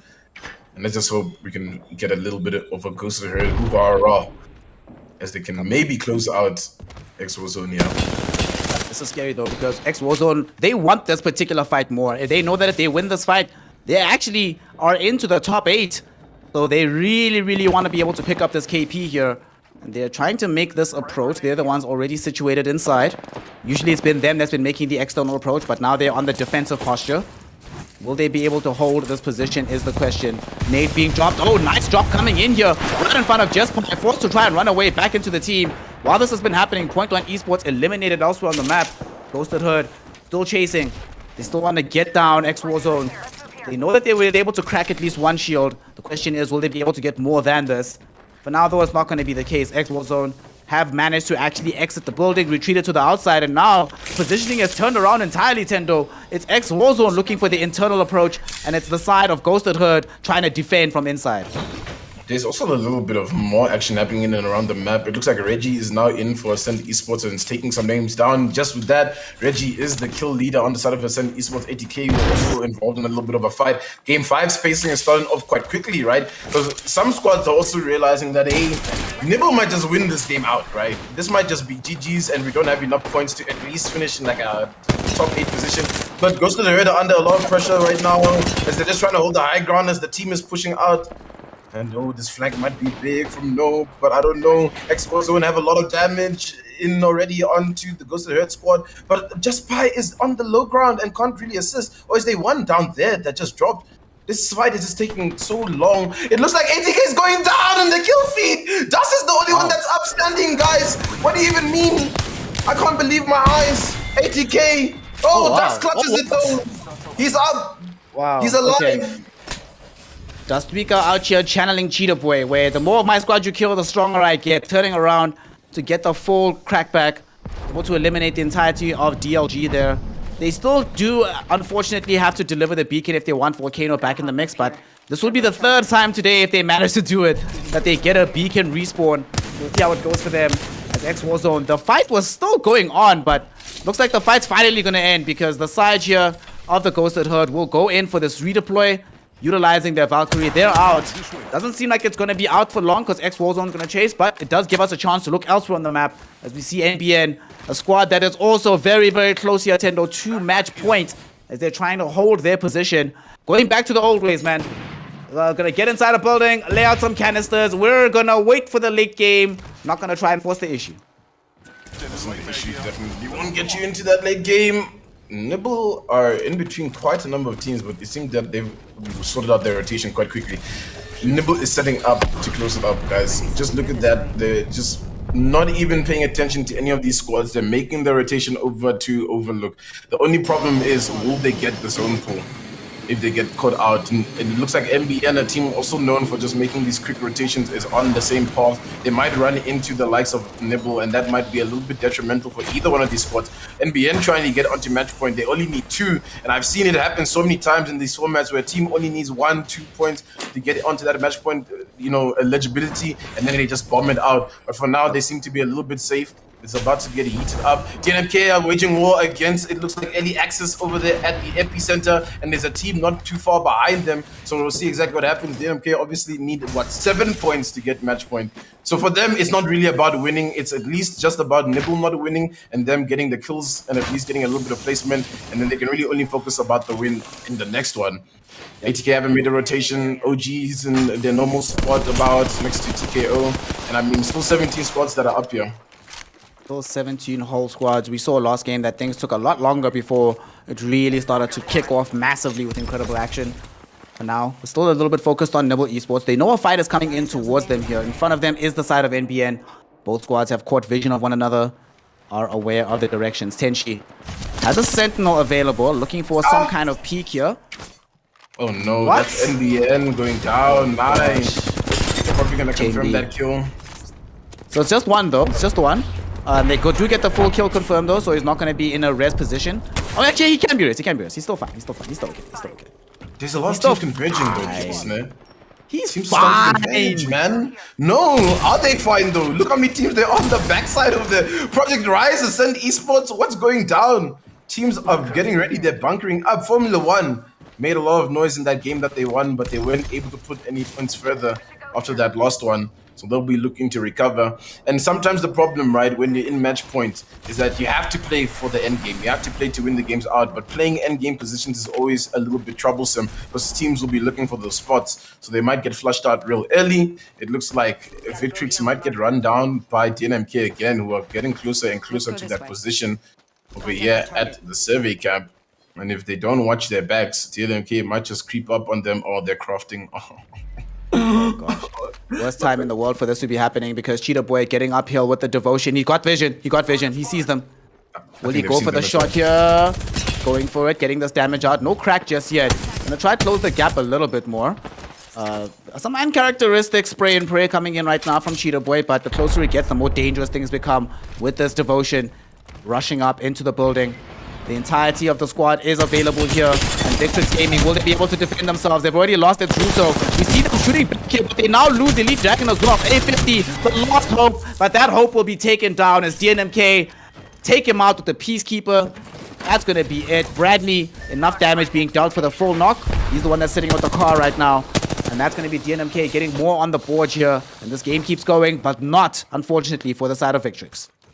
That's 3 points for them as well. DNMK, it will soon be 5 points. I'm not 5. You're my math. Hey, hey. Anyways, they don't pay me to do math. Anyways,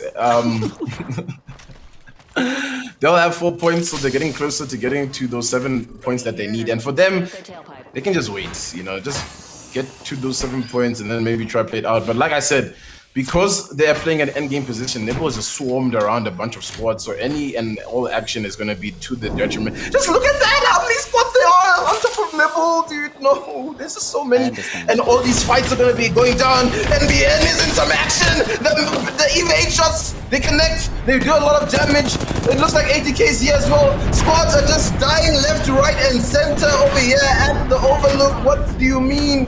Early access is not getting involved. They have a good angle there. NBN go down. Have they got 2 points? We don't know. Will they even get to that threshold? There's still teams that are hiding back there. Ascend Esports and Project Rise. And now it's just getting more and more cramped up. But the zone isn't even pulling where these squads are bunkering up. It's going to be pulling in front of them. But for now, Nibble, they're just holding out. Out whilst they can, and Thendo, unfortunately, NBN didn't even get the bonus point because only now do we have 15 squads remaining, so they got literally nothing out of this. They're still outside of contention, so no match points available for them just yet. In the meantime, Project Rise, they've actually lost Bruce already involved in a fight here. Will they be able to win this fight? Now Coda trying to get his damage. Cool. Daddy cool. Okay, Ascend Esports were not expecting that. They thought they had the 2v3 Instead, they're the ones that are losing out right now. But oh no! The turnaround comes in and clutches it out, takes down 2, keeps his team in the project, and also eliminates Project Rise entirely. They get some points on the board last year for Ascend Esports. Oh my gosh, what's going down over here? It's so hectic and they still fight. Early access, the pacing of the game has changed completely. There's just so many teams fighting for these end game positions already. They have to bail early access. And now you gotta imagine the Ascent, they're just gonna be hugging that spot. Oh my goodness, OG's moved so far down. They've given up a lot of position where DNMK can now move up on, as well as the KOA. We're not too far behind DNMK. Ascent Esports still down with Reggie, so they maybe need to find the res on that. ATK, yeah, and it's ATK. That's gonna be a bit of a nuisance right now. For the likes of Project Rise, there's another knock that comes through. The Valkyrie's in the sky, the Valkyrie goes down. Oh no, it's Ascent Esports, actually, yes. I forgot Project Rise went down to Ascent, so that's gonna be Ascent down. Nibbles bunkered up in this building, and I hope they don't stay for too long. They need to focus on getting into that end game positioning and not get killed by all the squads in front of them. The likes of OG are there. We still see TKO, even though they're down a member. We're down to only 12 squads right now. Snare is popping off here in the 5th game. Fifth game is just being absolutely insane right now. ATK, they've been popping off here with these shots. The Speaker especially sitting on 5 kills right now, 8 overall for ATK. So they're trying to claw their way back on the point tally. They also want to be in contention to go onto match point. And with NBN already having been eliminated and DNMK having posted not that many kills just yet, it's still anybody's lobby to play for. Things have calmed down for just a second, but it feels like only the calm before the storm.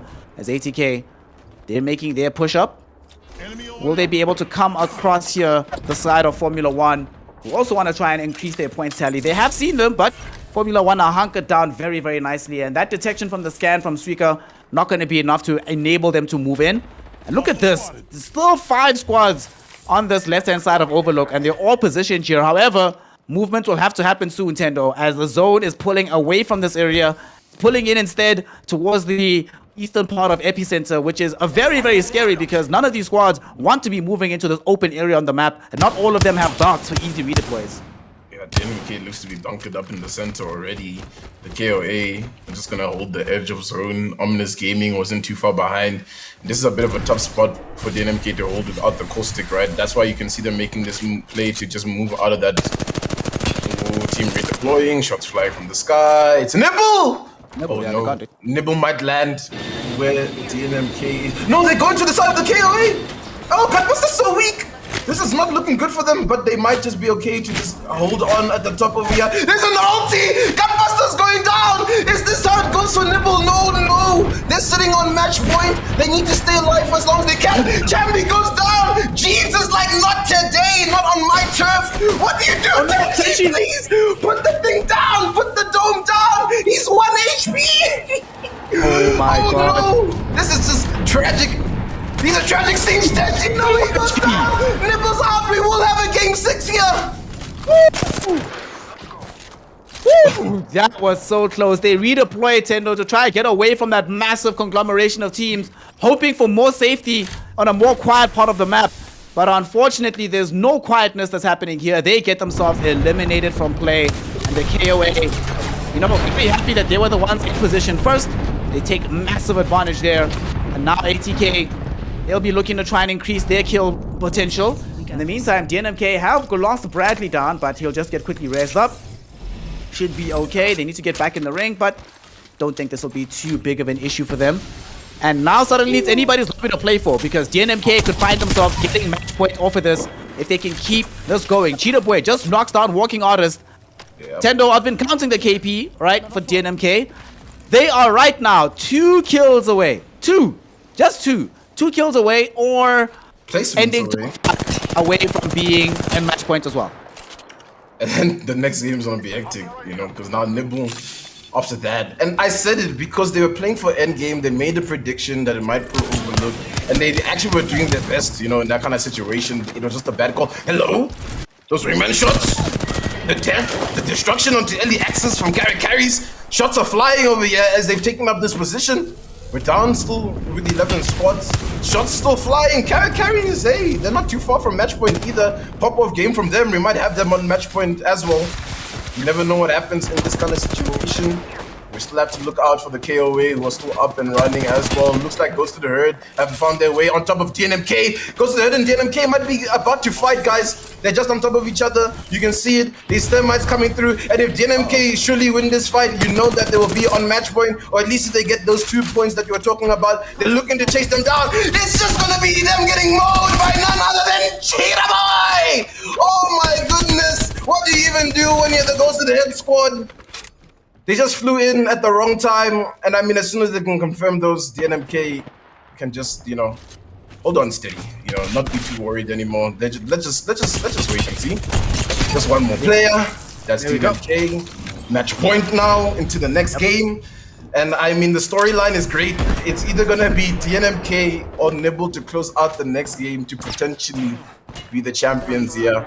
But we still have to focus on this game. There's still 9 squads up in this game here. This game number 5. And a squad that I love to see up still fighting is OG, who are just holding the edge of this game.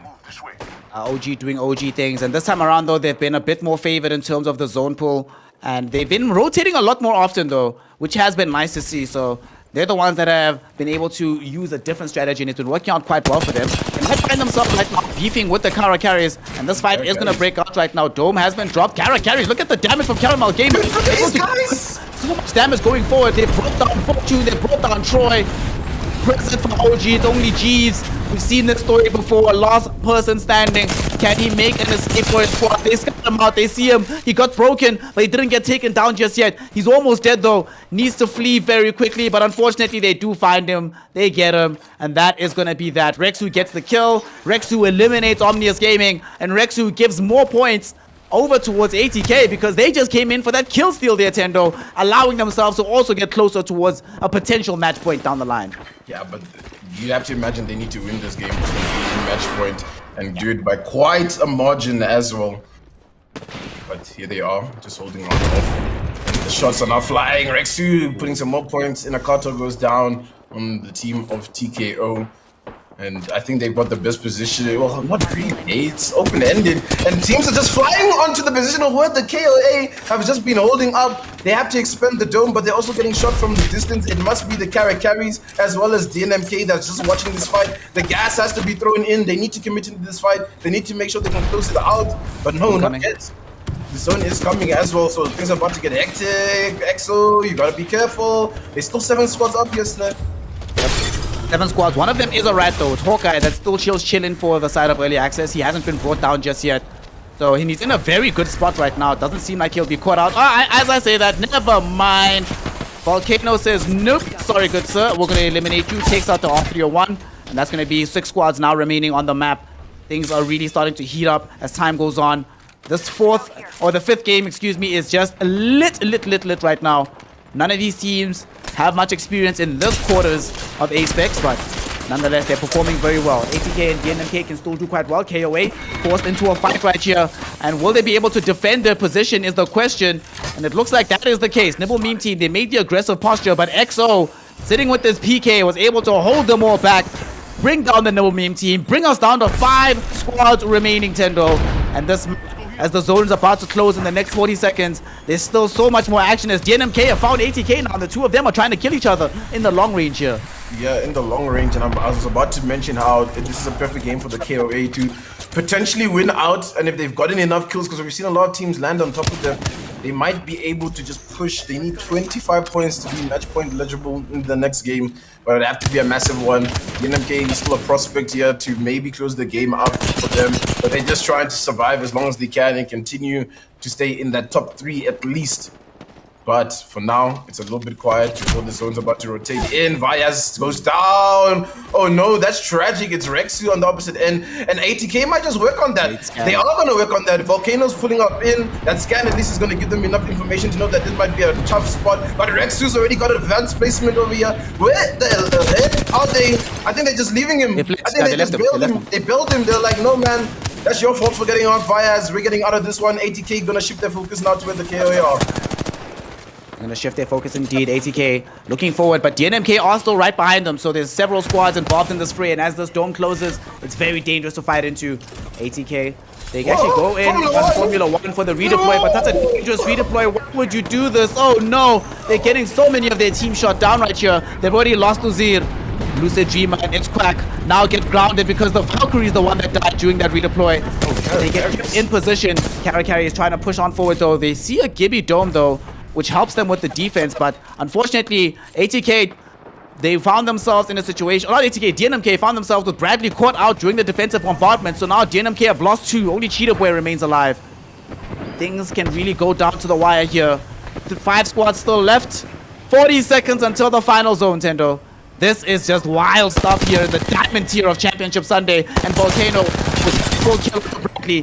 DNMK down only to 1. Cheetah Boy, oh no, he's dead. Cheetah Boy is taken out. Volcano took him out as well. So DNMK is gone. They are already on match point, but this only makes it easier for ATK as they've now racked up 15 kills in this, and they're looking strong for a solid finish as well for these points. Yeah, but guys, it looks like Carries only need 13 points to make themselves also match point eligible. They don't have as many kills as the other teams, but they can also close this one up. It might be something to speak about. And the shots from Caramel Gamer on the sidelines over there, that fight has to go down. The dome's been expended, and they're just holding on out over here. Formula 1 are still in a bit of a tough spot. They're making their way out of the zone because what other option do you really have to? ATK need to hold on for as long as they can because for them, this is everything for them. If they win this one, they can definitely make it to match point. They take one down onto the side of Quack. The other's swooping around the corner, but also really weak. They go down instantly. ATK still pushing through, and now there's a big ulti coming through from the carries. This could determine the winner, but oh my goodness, the shots flying through. Masuko is just good with pummeling with this master. He finds the knockdown out alone. The KOA are going down. ATK are also involved in this situation. ATK may want to make sure that they can close it out. There goes the KO. Now it's just the carries versus ATK who can win this one out. It looks like ATK are strong. They've got what it needs to close this one up. The shots are flying in, but there's so many pieces of utility being used. Look at the advanced position that Aquil is trying to take, but Aquil goes down. Oh no!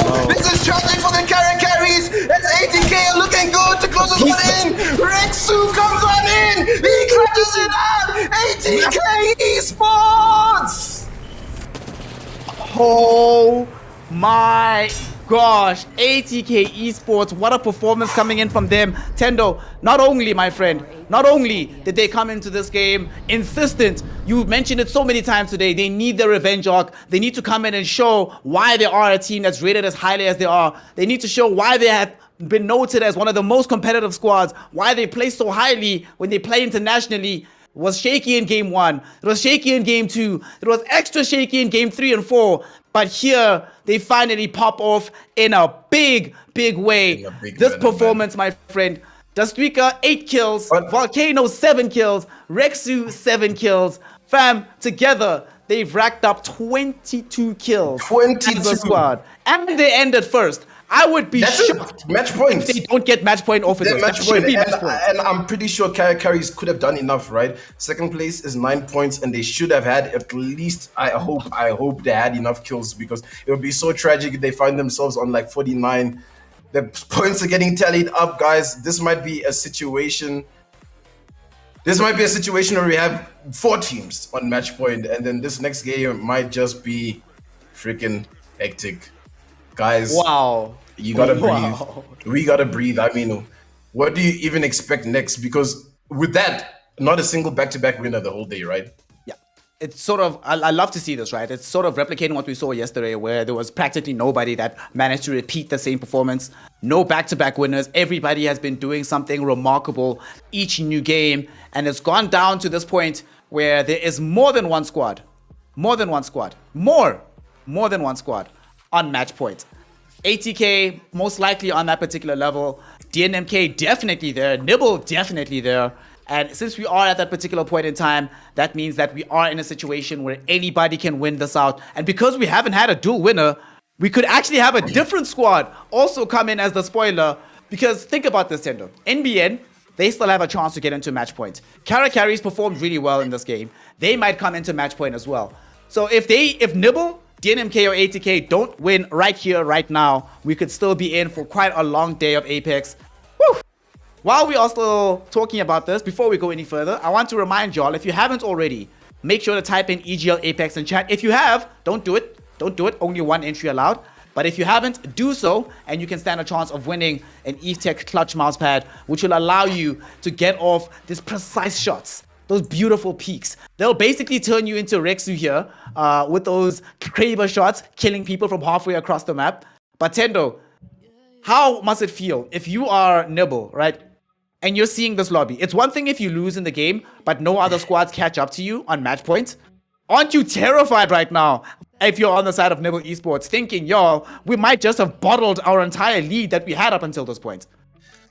Oh, man, and that's the problem about becoming the first team that's match point eligible. And it's kind of always hard for that first team to close it up, because now other teams are starting to catch up, other teams are starting to put the points on the board, and now there's going to be a number of teams that will be match point eligible. Guys, these scores, I can't wait for you guys to see them, because this game number 6 is about to be a hectic game number 6, guys. If you haven't been following over here, this is the EGL Diamond tier stage right now. It's being powered by Evesports, sponsored by HP and Omen. There's a 70,000 Rand prize pool. Let's just go through that prize pool again so that you guys know the stakes of what is to come in this next game. First place will walk away. Wait. Other way. Other way around. All right. 8th place will walk away with 1,500 Rand. 7th place will walk away with 2,500 Rand. 6th place will walk away with 3,500 Rand. 5th place, 6,500. 4th, you're walking away with that sweet 9K. 3rd, a solid 12. 2nd, we're looking at a very nice 15K. And right at the very top, the teams that are match point can be shaking right now. They can be feeling it. It doesn't matter if you're 1st, 2nd, 3rd, and or 4th. They're walking away with 20K if they can win this one out. And I mean, guys, that's a lot of dosh, man. If you're not shaking right now, you gotta get up. You gotta just be like, all right, this next game is gonna give you all the action, all the energy that you really need. This next game, I'm honestly excited to see what the scoreboard is gonna look like as that next game is about to start, because you're not the only one that's shaking, right? Can you just imagine how many of these players are shaking in their boots right now? They're like, oh my goodness. Because it's not just the teams that are trying to get themselves into the top 1 position. Think about this, Thendo. If you're a team that up until this point has been just beneath 20th, right? Especially now that ATK have had a monstrous round, they've shot themselves up to the top of the charts. That means that 5th to 8th position is actually wide open. And that means that this one game could be the difference between being in the money and being outside of it. And that must be so much pressure for these players. Not only are they playing a more contested lobby than they've ever played before, not only are they playing more games than they've ever played before, but you're playing for prize money that is just generally speaking not available in South Africa. So this is a huge deal, right? Coming into this last game, you can't afford to mess it up now. It's a big deal, to the point where in the Costas text chat, you have Wookie, the producer, going, I'm shaking right now. He doesn't even know what to do. And I mean, the scores are almost ready, and we'll bring it up on screen very soon. But I mean, you'll have to imagine there's a couple of other teams that have, gotten a little bit more points to get closer to getting match point, right? I'm imagining the KOA. They probably are far from match point, but they probably did enough to get into if this next game doesn't end now, the next game over, they could be match point, but they're gonna need a solid performance coming out from them. Hopefully Formula One put some extra points on the board as another team that I remember being in that top 8 position. But I mean, most tragic story of the day has to be NBN going down without finding 2 points to get nothing, into dog. match points. Nothing. Yeah, man, it happens. That's just how it be in this match point format, so it can be scary for a lot of these teams, but you have to just buckle down, right? And this is a good time to just be like, as an IGL, what do you do as an IGL to just keep your team calm, cool, and collected? What you try and do first and foremost, you try to get them, first you get some water out, splash it on all their faces and say, relax, everybody, pretend it's just another Apex lobby. Because oftentimes, we've seen it before, Thendo, when the team gets too in their heads, they're thinking too much about the occasion, about what the game might mean. They end up just losing out, right? One of the things there's a quote I remember from a Dota player, and he said this at the TI grand stage. He's telling his team after a tough loss, he's trying to placate them, and he says to them, y'all, listen, this is just another game. This is basically just a scrim, an expensive scrim, a very expensive scrim, but treat it sort of like that. come into this game, play at the level that got you here in the first place. Remember, we came in with a bunch of teams at the beginning. Most of them have fallen away. Only the top 20 have deserved to be here. So believe in your quality. And speaking of that kind of quality, believe in the ability to win off the match point. We have a scoreboard so we can see which teams are at that level. Let's see it, Thendo. And guess what? You know, look how many squads are in this match point position. How many teams could actually walk away with a W here in game number 6? I mean, it's quite scary, you know, because now if you're one of these squads that are on match point, you need to worry about the carries. And I mean, shout out to the carries coming into this one. You know, they are playing with the big dogs and they're keeping up, you know. So, I mean, wow, ATK, what a bang of a game. Guys, they just dropped 34 points, I believe. If I'm looking at the leaderboard, yeah, scoreboard, 34 points, 22 kills on top of that. What a game to get onto match points, Wow. you know. DNMK do just enough, well, more than just enough to get onto match point. They had 9 kills that game, so they're definitely running and doing the rounds to make sure that they can at least capitalize off the kill points. And now they're match points. And if you think about it, DNMK hasn't won since the beginning of the day. Yep. Is it winding up? Is it winding up now? Are they about to punch everybody in the face and be like, haha, here we are, you thought? Or are we going to see maybe Nibble now take their revenge arc? Because now they need this revenge arc. They come in being the first team to be match point, and they can't even go above more than 2 points, right? They came into this with 60, if I'm not mistaken, and they only got 1 point out of that game. NBN, the KOA, even Formula 1, I mean, Ascend Esports could still do it and get to match point because we just what ATK did. But, oh man, you're asking a lot. You're going to have to see a lot. You're going to have to see a lot indeed. But now we are getting into it. Potentially the final game. Game number 6 of the day. The fatigue is racking up. The nerves are at an all-time high. But the level of Apex has also never been more stellar. And right now, one thing I've also been liking to see, Thendo, is that outside of the one change-up that ATK did, where they swapped out their Gibby for a Octane, there haven't really been that many change-ups in terms of squad composition for the most part. And funnily enough, when ATK swapped back to Gibby, that's when they had the crazy performance. So stick to your guns sometimes. Sometimes it's what doesn't seem like it's working. Trust it's probably just a little bit of a mindset switch. After you do that, suddenly all of it can come together. And it needs to come together now, Thendo, because if it does, if it comes together for Nibble, if it comes together for DNMK, if it comes together for ATK, if it comes together for carries, then we will have a Season 1 champion here in the EGL Apex tournament, powered by Evesports, sponsored by HP and Omen. And here we go. We've got these drops. Oh, it's one of those lovely ones. Right down the middle of the map, north to south. Yeah, everyone is catered for. Everyone is feeling nice and comfortable. Everyone's like, I mean, yeah, perfect. And then, guys, if you want to just double check those scores and keep up, it is getting updated on Liquipedia. So shout out to Liquipedia for keeping up with this very, very exciting in African esports, you know. So if you want to just keep track and see the match point teams, it's Nibble, DNMK, ATK, the carries. Any of them could win it. Carries right now could win it from 4th place. That would be a shock, right? And or ATK. But we have to focus our eyes and our attention definitely to Nibble and DNMK, the 2 teams with the highest seeds in all the stages thus far of the EGL. And even into this diamond tier stage, they're holding up to that. They're still staying at the top of the pack. Yep. But can they close it out? Gotta love Championship Sunday, man. This is what you want to see. And interestingly enough here, we're not going to actually be having a fight on Big More. It looks like X Warzone, for the first time in a couple of rounds, they're letting it go. They're like, fine. Y'all can keep it, Ghosted Herd. Well, I say that, but they're making their encroachment now, so we might have a fight there. The Nimble Meme team are going to be the first team to find themselves in a spot of action here, going up against Bamza in the Giza area. Will they be able to bring this one down? Aquatic finding a bit of a rough position. They're fighting on top here. Some nades drop down, a lot of smoke giving the cover that they need. Where's the aiming going to come from? Aquatic throwing out these shots downrange with the R99, but not enough bullets to keep it going. Switches over to the P2020. Not finding the good angles though. Final mag coming in here on the R99. This has to go well. If it doesn't, then suddenly you've wasted all these bullets for nothing. Will they be able to find a way forward? Aquatic will use the Q. Create some additional range for the team getting inside right now. But the question is, Bamza, they know exactly where they're at on the other side. As these Havoc shots ringing out right now. But not going to be enough just yet. And Emma Dilemma's the only person that's been taken down. She is in position to at the very least get her banner reclaimed. But the fight's not over here, Thendo. Oh. I see. Okay. All right.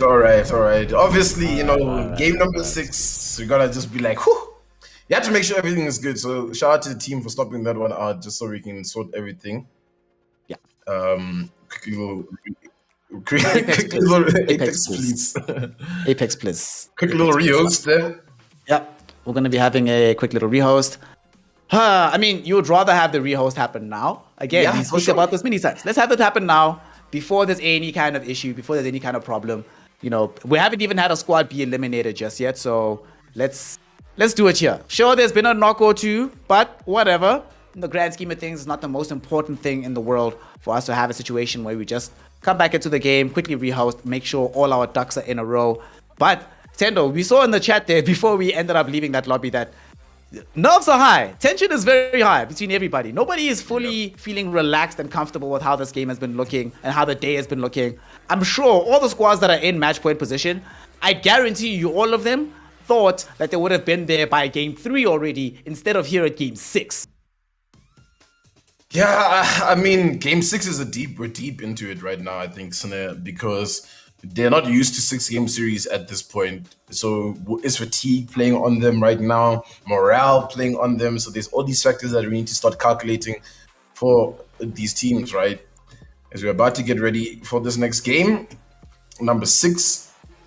I mean, we started off wondering really what the storyline of the day was going to be, and we painted many pictures. We painted the picture where we could have had one team just dominating the entire day and just closing up quickly. We could have all just gone to lunch at this point by now, or we have this situation where there's just gonna be so many teams in contention that are fighting, stay at the top, and we're just gonna be here pushing it on and on. I believe the longest match point finals has been 11 games in Apex Legends histories thus far. Could we see something similar? Yeah, I don't know. With 4 teams, it's a little bit unlikely. Odds of a team closing it out right now is pretty high, but the question is which team? Yeah, the question is which team, and it could be any of the squads that we've already seen performing today. It could be a new team making their way up the ladder. Honestly, I have this feeling that this is not going to be the last game. That we're going to see something magnificent. No, this man's jinxing it right now. You heard it here, guys. Things are gonna go. All right, y'all. Well, while we're all getting the lobby ready and getting it rehosted, of course, as you know with Apex, we need to make sure that everything is perfect. So whilst we're doing that, we are going to be taking a quick, short 2-minute break. And by 2 minutes, I literally do mean 2 minutes. By the time you get back here, the game will be going live once more. So see you very shortly. We're signing out for a second. When we return, game 6, potentially the last one of the EGL Apex Diamond tier, powered by Esports, brought to you by HP and HP Omen. We'll see you in a flash for some more Apex action. Be right back.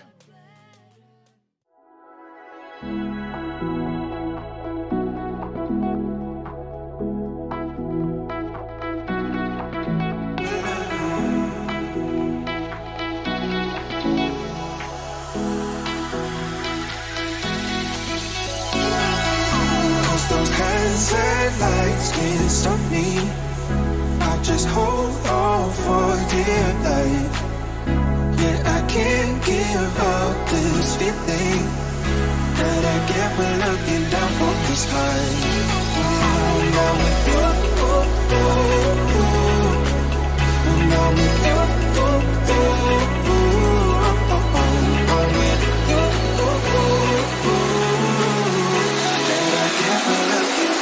The sky.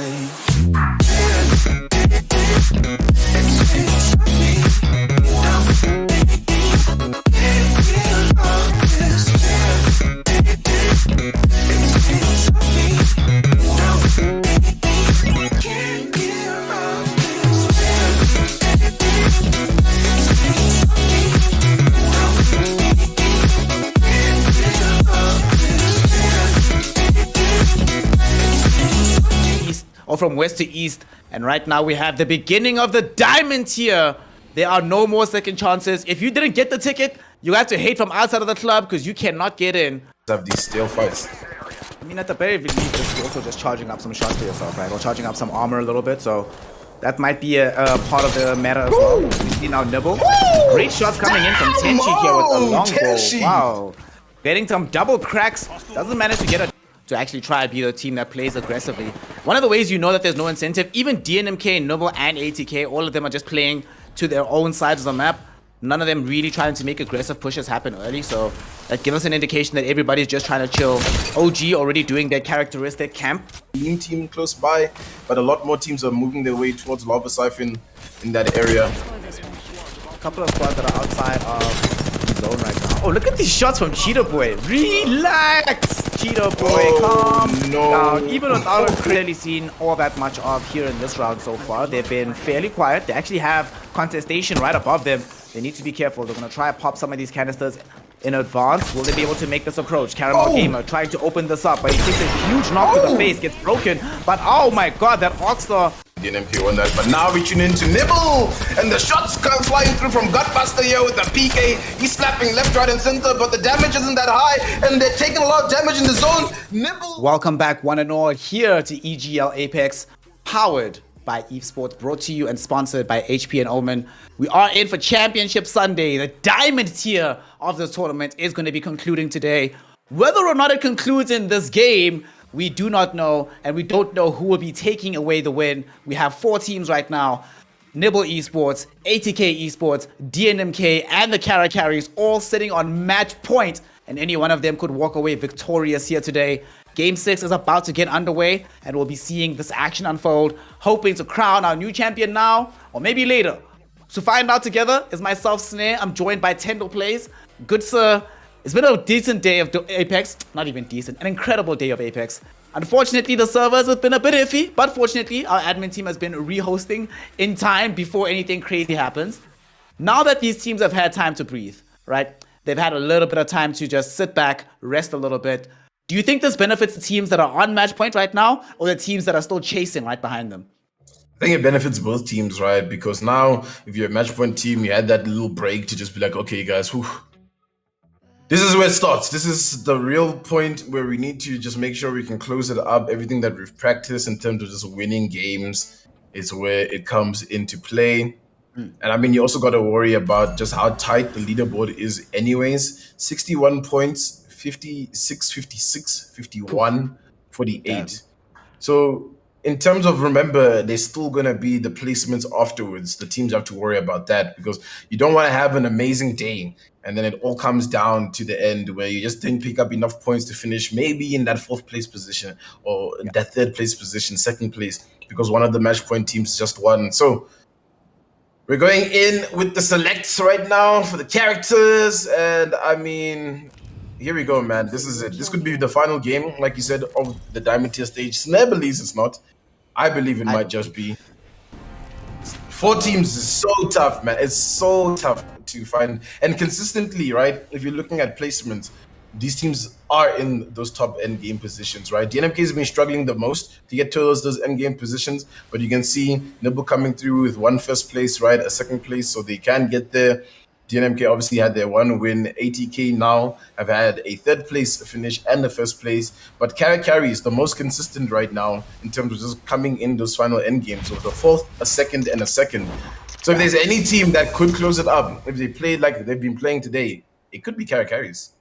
Honestly, Carries, it really does feel like they only need that additional 5% push to put themselves into a winning position. And it's a bit unfortunate because there are games, even today, that I was like, yeah, y'all should have won. They really should have won that game that Formula 1 ended up walking away with. And of course, Formula 1 is great. Happy about that because that particular game got them into the top 8, got them into the money. So now here we go.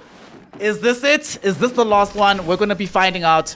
Unfortunately, this time, Thendo, we did not have the beautiful south to north dropship. Instead got the awful, I hate to so much, west to east, and we have an awful zone to end the game. Countdown seems like it's going to be the area just on the south of Skyhook where this game is finally going to end out. Do you like that final zone? Personally, I hate it, honestly. I mean, I hate it, but you gotta love it if you're a Skyhook team, if you're a Lava Fisher and or Countdown team, especially if you can get that scan in, you realize that you have prime position. And DNMK right now are looking good in that spot. As long as they play to win, that might be it. But Nibble meme team just out here at the geyser, chilling. They are well contested. They want to find out this team. They want to try and get them down. And I mean, then, yeah, they're going in, but also, there's Nibble meme team. The shots are flying out of here from Emma with that L-Star. There is a knock that comes through from Aquatic onto Roki, so I think they'll be able to take this one down. And it's a bit unfortunate. When we tuned into this fight, when the game, we had to reset it, it was going the other way. And Nimble Meme Team was the one at a disadvantage. But as I say that, I might speak too soon. But Ramza, they're just struggling to hold on out. Yeah, they're doing their best right now. You do see Kuzu trying to at least push up a little bit. Nice crack, actually, that ends up happening there. Over onto the Nimble Meme Team. XKet losing out a lot of armor there. They will still be able to keep this fight going, but the 3v2, this enclosure, if they can make this push happen, it will be very problematic for the Bamza lineup. But looks like Nimble Meme Team not really that keen to do it just yet. XKet, now that he has gone in for the shield bat, is going to be a lot more active in this fight. Moving up with this R301, get some bit of vision, some shots ringing in. They've gotten the shield crack there.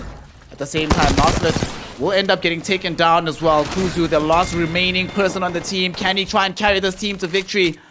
Trying to run away right now on the Octane. Just trying to keep this game going. You know, it's fine, boys. It's cool. I guess we have the first rodent of the game. The rat plays have to come into effect right now if Bamza still want to get some points on the board here. Yeah, the rat plays do have to come through. A little bit unfortunate for them. And I mean, the nerves have to be kicking in, especially for Bamza. You know, they haven't had the greatest of days. They're struggling to get any points in. And now Ascent looking to be cheeky in this position. That Arcstar is quite huge as they're holding off over here. Wonder what teams inside the building can't quite see. Yes, the Master Shot, some Coda flying through, but he's going down. It's not looking good for Ascent Esports. We need to survive, but look, Eviction comes through. He's got the R301, he's got the heavy. He's doing so much damage. It's actually the car. He clutches it up over here. Eviction. Oh my goodness. Okay. Eviction coming through in the clutch there. So Reggie was playing the one game for a little bit, but seems like Eviction is back into this one right now, and looks like the idea was a clutch one as he comes in, keeps the squad alive in this, keeping them gaining points. Ascent Esports were 8th just before this game kicked off, so now with these additional points, funnily enough, they've actually been able to skirt their way into 7th place right now. 80k and Nibble are next to each other, yes, so they could fight. No. This could be a fight where one of the match point teams goes down already, because odds are it's just gonna wage. And Nibble trying their best over here. 80k are pulling up some damage, but not enough as they're taking a lot of this fire. Nibble look good though in this position, and they're just trying to get ahead. Nibble, no, they don't want to take this fight because they don't really know if that's 80k. You would never know, right? It's just the rotation that they're taking. Then she's up here chasing with the Gibby. He needs to be careful because he's a vulnerable target, right? But that blast shield might just help him. And now the teams are just stuck on opposite sides of this train track, taking these shots through. This is not how you would have expected the game to start for either one of these teams. But this is what happens when you get into the same rotation fast. The beams are flying. Tenji takes a lot of damage. There's a portal to get ahead. What a play coming through here from Chambi. They'll get out of this situation, Nibble Esports, and leave 80k behind in the dust. Well, I thought one of those squads was going to get down for sure, but it doesn't end up happening. But unfortunately, 80k, they're completely not out of the woods just yet. They run into DLG here at the bottom half here of the Fragments West. They need to try and take this fight.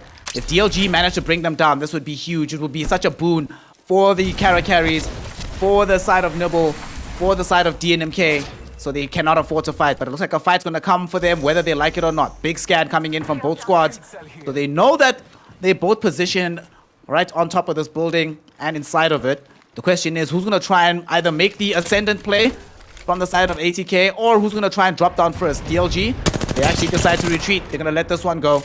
They would rather not take a fight against 80k, and you know what? Who can blame them at this point? Nibble, DNMK on the same path. Again, we're getting these kind of situations where the match point teams are just... the problem is, right, they all have to play for endgame. They all have to play to win, and they're all prioritizing rotation, so they will run into each other, and we might see stuff like that happen. Ellie Axie's popping through some shots.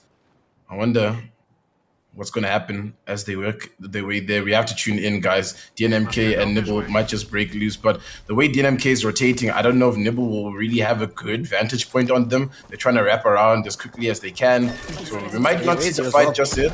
Yeah, KOAs, yeah, I was about to mention that KOAs, yeah, KOA, one of those teams that are just not on the match point, but they're in a similar position where we saw the carries, right? Now Nibble see the KOA in front. Oh, Ali on the zipline below. It's kind of scary. I'm terrified right now. I'm seeing him going for the zips, and the shots are ringing in. Oh gosh, he's trying to play around the zip lines, but he's bleeding out inside the lava as well. There's no way out for him. What? What? The portal! Big plays from EXO with the Rev as well. They got him. Oh, he's alive! He's alive! They saved him. They saved him just. Look at Nibble. Nibble's like not really having any of that. We're gone. We're holding up our spot in zone.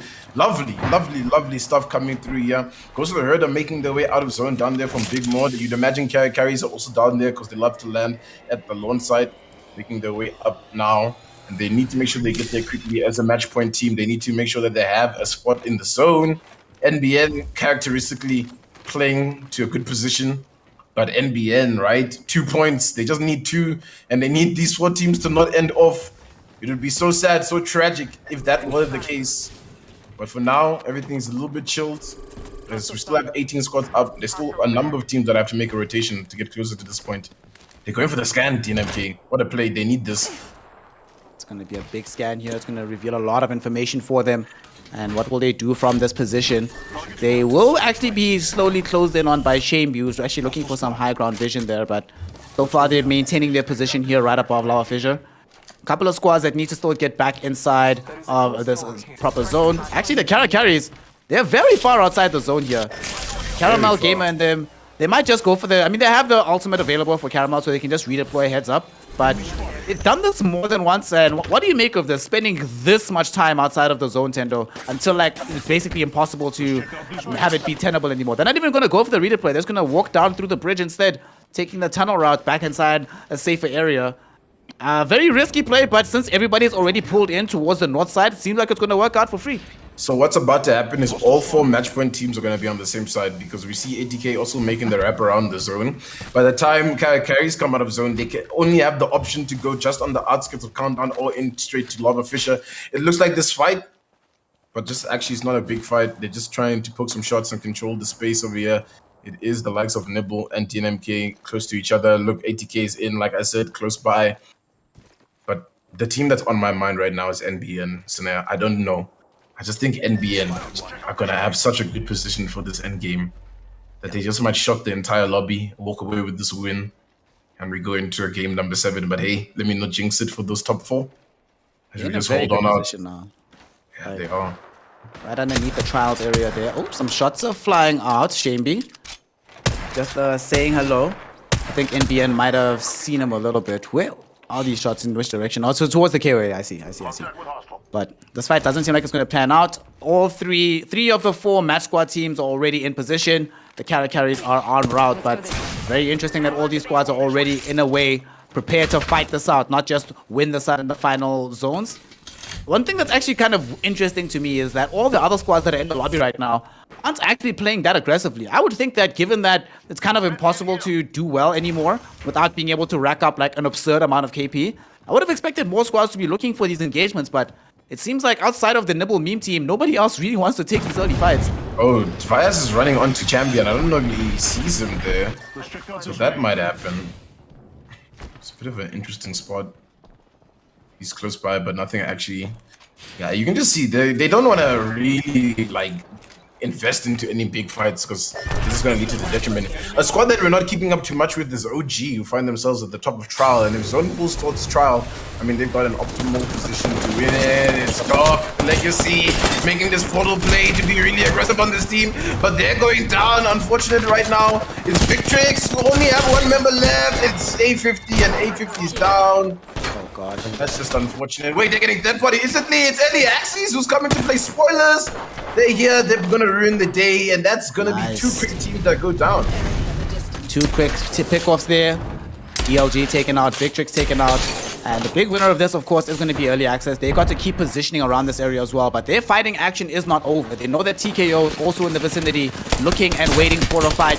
TKO, will they be able to get down? Look at these shots coming out from Pals. He has access to the wingman and the PK. Not going to be enough to get that many kills, but does bring down Cyberstorm. That is well done for him. The question is, can they get more out of this? Axis gets taken out as well.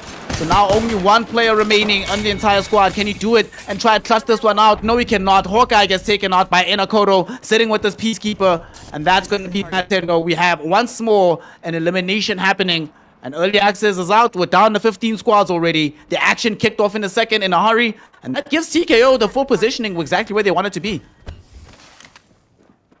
Yeah, man, I mean, just a bit rough. The Skyhook fights have just been like that the entire day. We just see so many teams that are always flocking towards the Skyhook side, and it's not making it any easier because the zone would make you think that maybe a little real estate in Skyhook might help you out. Ooh, shots coming through from Ked. It takes a little bit of damage. We'll keep peeking on towards that.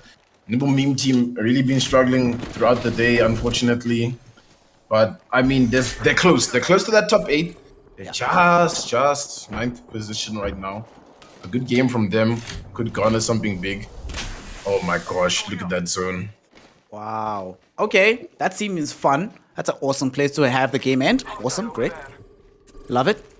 I'm sure by now DNMK has scanned Beacon and they're thinking to themselves, well, what do we do now? Because you can't. They know there's a team that's hugging the edge over there. So Nibble is looking good for endgame. Carries are still making their way in. ATK are still in and about towards the countdown area. But carries. That might be ATK as I speak about it. I don't know. TP out. But yeah, still 15 squads up. Very far from ending this game with a win, you know? Yep. Chambi is still gonna just with the rest of the enable lineup hold in around the missile silo, but elsewhere we still see some action happening here with Nibble. They still find themselves holding so many positions. Oh, I hear some shots ringing out from Daddy Cool here. Oh no, I think OG's taking them down. Is OG taking them down? Yeah, that is the case, yeah. OG is busy taking down the Nibble meme team here. They've already lost X-Catch here. Will they be able to keep this fight going? Emma Dilemma will be in a very dangerous position here, just trying to run past all this gunfire. Will take the portal back into a bit of a safer position, but it's not looking great for them now that they've lost the one. They didn't manage to recover the banner either. And X-Crack takes out Clutch U. I said Esports also started to lose out on their members here. And suddenly we've gotten to that state of the game again, Thendo, where in a heartbeat all the action starts to kick off as Formula 1 also getting involved in more of this with X-Crack getting once another kill. Looking hella solid right here by bringing down Clutch U. Do they get the charge rifle shot from Project Rise during the redeploy? No, they do not. So that's going to be a good escape happening. Thanks to the Valkyrie. There's a reason we still see her deep into these lobbies here in the diamond tier of the EGL Apex tournament. See, NBN is going to have to probably fight the likes of ATK. Oh no, carries are so close to where Nibble is. Even DNMK. All three match point teams are right next to each other here, guys. And the problem with that, right, is yes, maybe one of them might make it out of this if they all have to fight, but that just thins it out and makes it even more and more easier for the likes of, especially ATK, where they are away from all that. But Chambi has just been scouting out and getting a lot of information, and they know they have a lot of space to control. Look at where Ghost of the Herd fight themselves, right? They made a really long rotation from Big Mord all the way around to the side. There's quite a number of teams still in Skyhook. That zone, whoever has that little rock kind of wins this, and that's looking good for Nibble. I think Nibble could close it up right here. Shots flying through from ATK. We're just caught on the outskirts of the countdown. The zone is nowhere near them. They need to be careful. They're one of those match point eligible teams, and they're taking up a lot of damage. They do not want to go down right now. KOA is pushing into them though. They're trying to get them down before they have a say in the matter. All these shots ringing in. Look at Lone doing some great damage with the Hemlock here. They do get the shield crack out onto the Gibby for ATK. But how much further can they go here? Rexu will shield back up in a decent position. They tossed out Thermite of their own. And KOA also recognize that they could be getting closed in on, but they're going again. Look at these peaks. They got the shots off. Lone is doing a great job getting this damage out without taking too much himself. Putting some fear into the hearts here of the side of ATK. Haven't lost anybody just yet. They have to start thinking about, do we mount a retreat here? I'm not sure this is the easiest fight for us to keep taking. Volcano is sitting with the vaults as well. Would love to be able to push up with this one, but it's just seeming a little bit awkward for them to go in. R3 get some shots in. Grease Gaming in the meantime has been eliminated. Palti suddenly the team or the kill leader on the map on the side of TKO. And scans on both squads. They know this fight is coming. Here we go inside of the building. Volcano putting in so much damage inside of this dome. Hasn't been able to down anybody just yet as a Gibby ult is dropping right outside of them. How do they engage this fight, Thendo? They have the angles, but do they have the approach is the question. The dome will drop, but is this a safe time to fight? They'll just try to get rid of these caustic canisters. They still have the scan, they still have the vision, and now they have the better positioning. Thendo, I think they might have put themselves in position to either run away or take this fight. Looks like they're opting to run away, keep the game alive for the final zone. Rexu's almost dead. He's gonna have to try pop a bat. I think he might be good for that bat, but the team is in such a tough spot. And right now, guys, you wouldn't believe it if I told you Nibble and DNMK are respecting each other so much that they're almost coexisting in the same area. But the problem with that is now that they've both on the side where the zone. Oh no, ATK versus carries. Oh, ATK versus carries. They're fighting each other. Carries. This is going to be a bit tragic for either one of these teams that if they lose it. And this is one of those fights that they have to commit. There's no bailout option. Caramel's going to try for a vet, but no, he's actually just going to opt for the shot in. He gets the one knocked down. The kill is going down. Kara's the only one left, but the zone takes them down. No ways. That's unfortunate. The zone killed them both. It killed them both. Yes, even ATK Bradley's in the kill feed. It looks like Nibble might just want to get involved as well. I don't know how close they are to all this action. OG has dropped on down. Project Rise is still somewhat alive at the top of the trials area. This is how it's all going down over here in the Diamond tier stage. This grand finale. We have 6 teams all of a sudden up, and we have what? 2 who are match point eligible right now. It's DNMK, it's Nibble Esports. They can make it happen, but Nibble and DNMK might have to fight this one in to see who can get inside there. It might be a hectic one, but right now it's NBN who are just holding up at the end of this troop. NBN doing really well here. They're contesting against Project Rise. NBN have also managed to get enough kills to get themselves into match point position. So they absolutely want to walk away with this lobby win so that the next game is even more exciting. Right now, though, they're having a difficult time finding the angles. They'll back off, heal up. Nice gyms as well. He's went and actually got himself a G7 scout here. Okay, things are gonna get very interesting as this final zone is gonna start pulling in here, Thendo. And in the meantime, though, Ghosted Herd still playing into Project Rise. Project Rise and Ghosted Herd have been able to post up some of their best finishes here in game number 6 that they've been able to manage the entire day. However, the shots are going to ring out from Ghosted Herd, finding Project Rise. Nice Gibby Dome gets dropped down right now by Goose. That will allow Daddy Cool to come outside to throw in some shots, but it's not enough. He has to retreat. Unfortunately, though, they're getting closed in from the other side as well. And here comes the rest of NBN looking for more kill scores. They've managed to eliminate Project Rise entirely. And they're the ones pushing up right now, making life difficult for the side of Ghosted Herd. But Ghosted Herd trying to hold them back. Do Ghosted Herd have the quality to take this fight? Nades and Caustic Finale is being dropped in all directions. But with this Gibby Dome, at the very least, they're buying time for this retreat. They slide on down into these rocks. The ravine has a lot of cover, but also a lot of angles to approach onto. And they're trying to take advantage of this on the side of Ghosted Herd. Fighting while all of this is going down. But now NBN is going down, Blake is down, they need to try and stay up for as long as they can. Nibble and DNMK are waging war. It looks like Nibble is the one that's on top in this situation, though. But we're tuning in with Ghosted Herd. NBN's out. NBN is out. Ghosted Herd have an opportunity to stop things over here.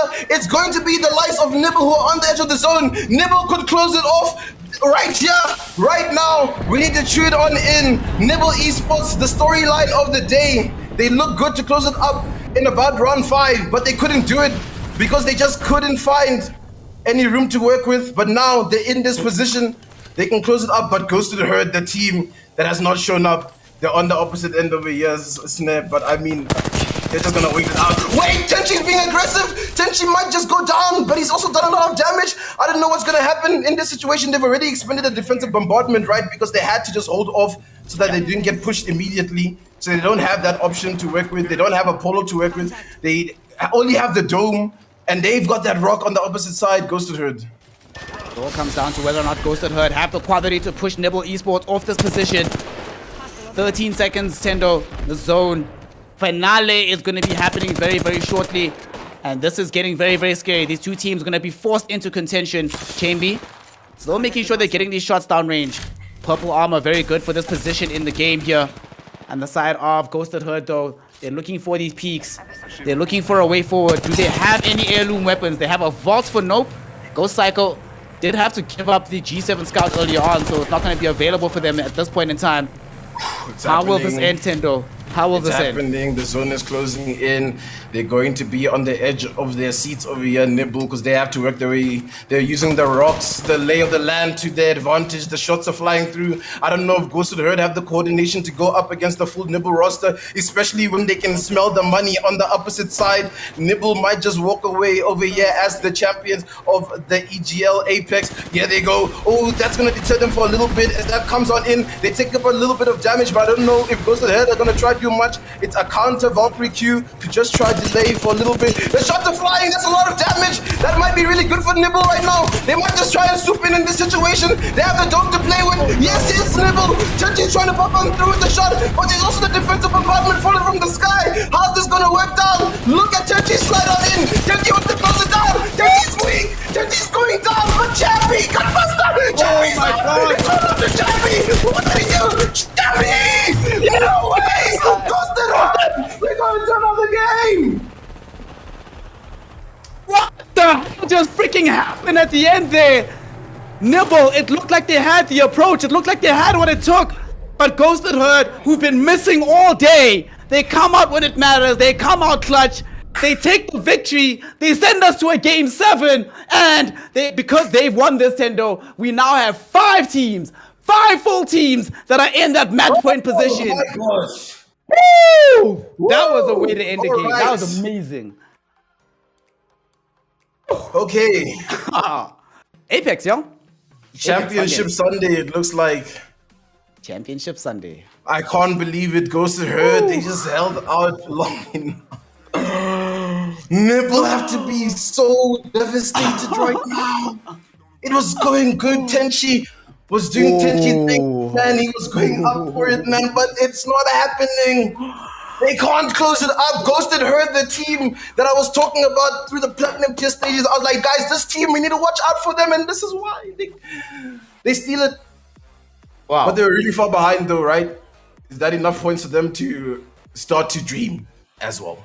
I don't know if they've got enough points off of that one, right? But what they certainly gained, Thendo, is confidence. If you manage to get to the very end of a game like that, and it's one thing if you come in third party, right, and you manage to take down a team like Nibble when they're on match point. It's quite another when it's 1v1, squad v squad, we're all stacked up. In fact, at that point in time, Nibble had the high ground advantage, slightly, but it was still there, and nonetheless, they don't manage to close it out at the end.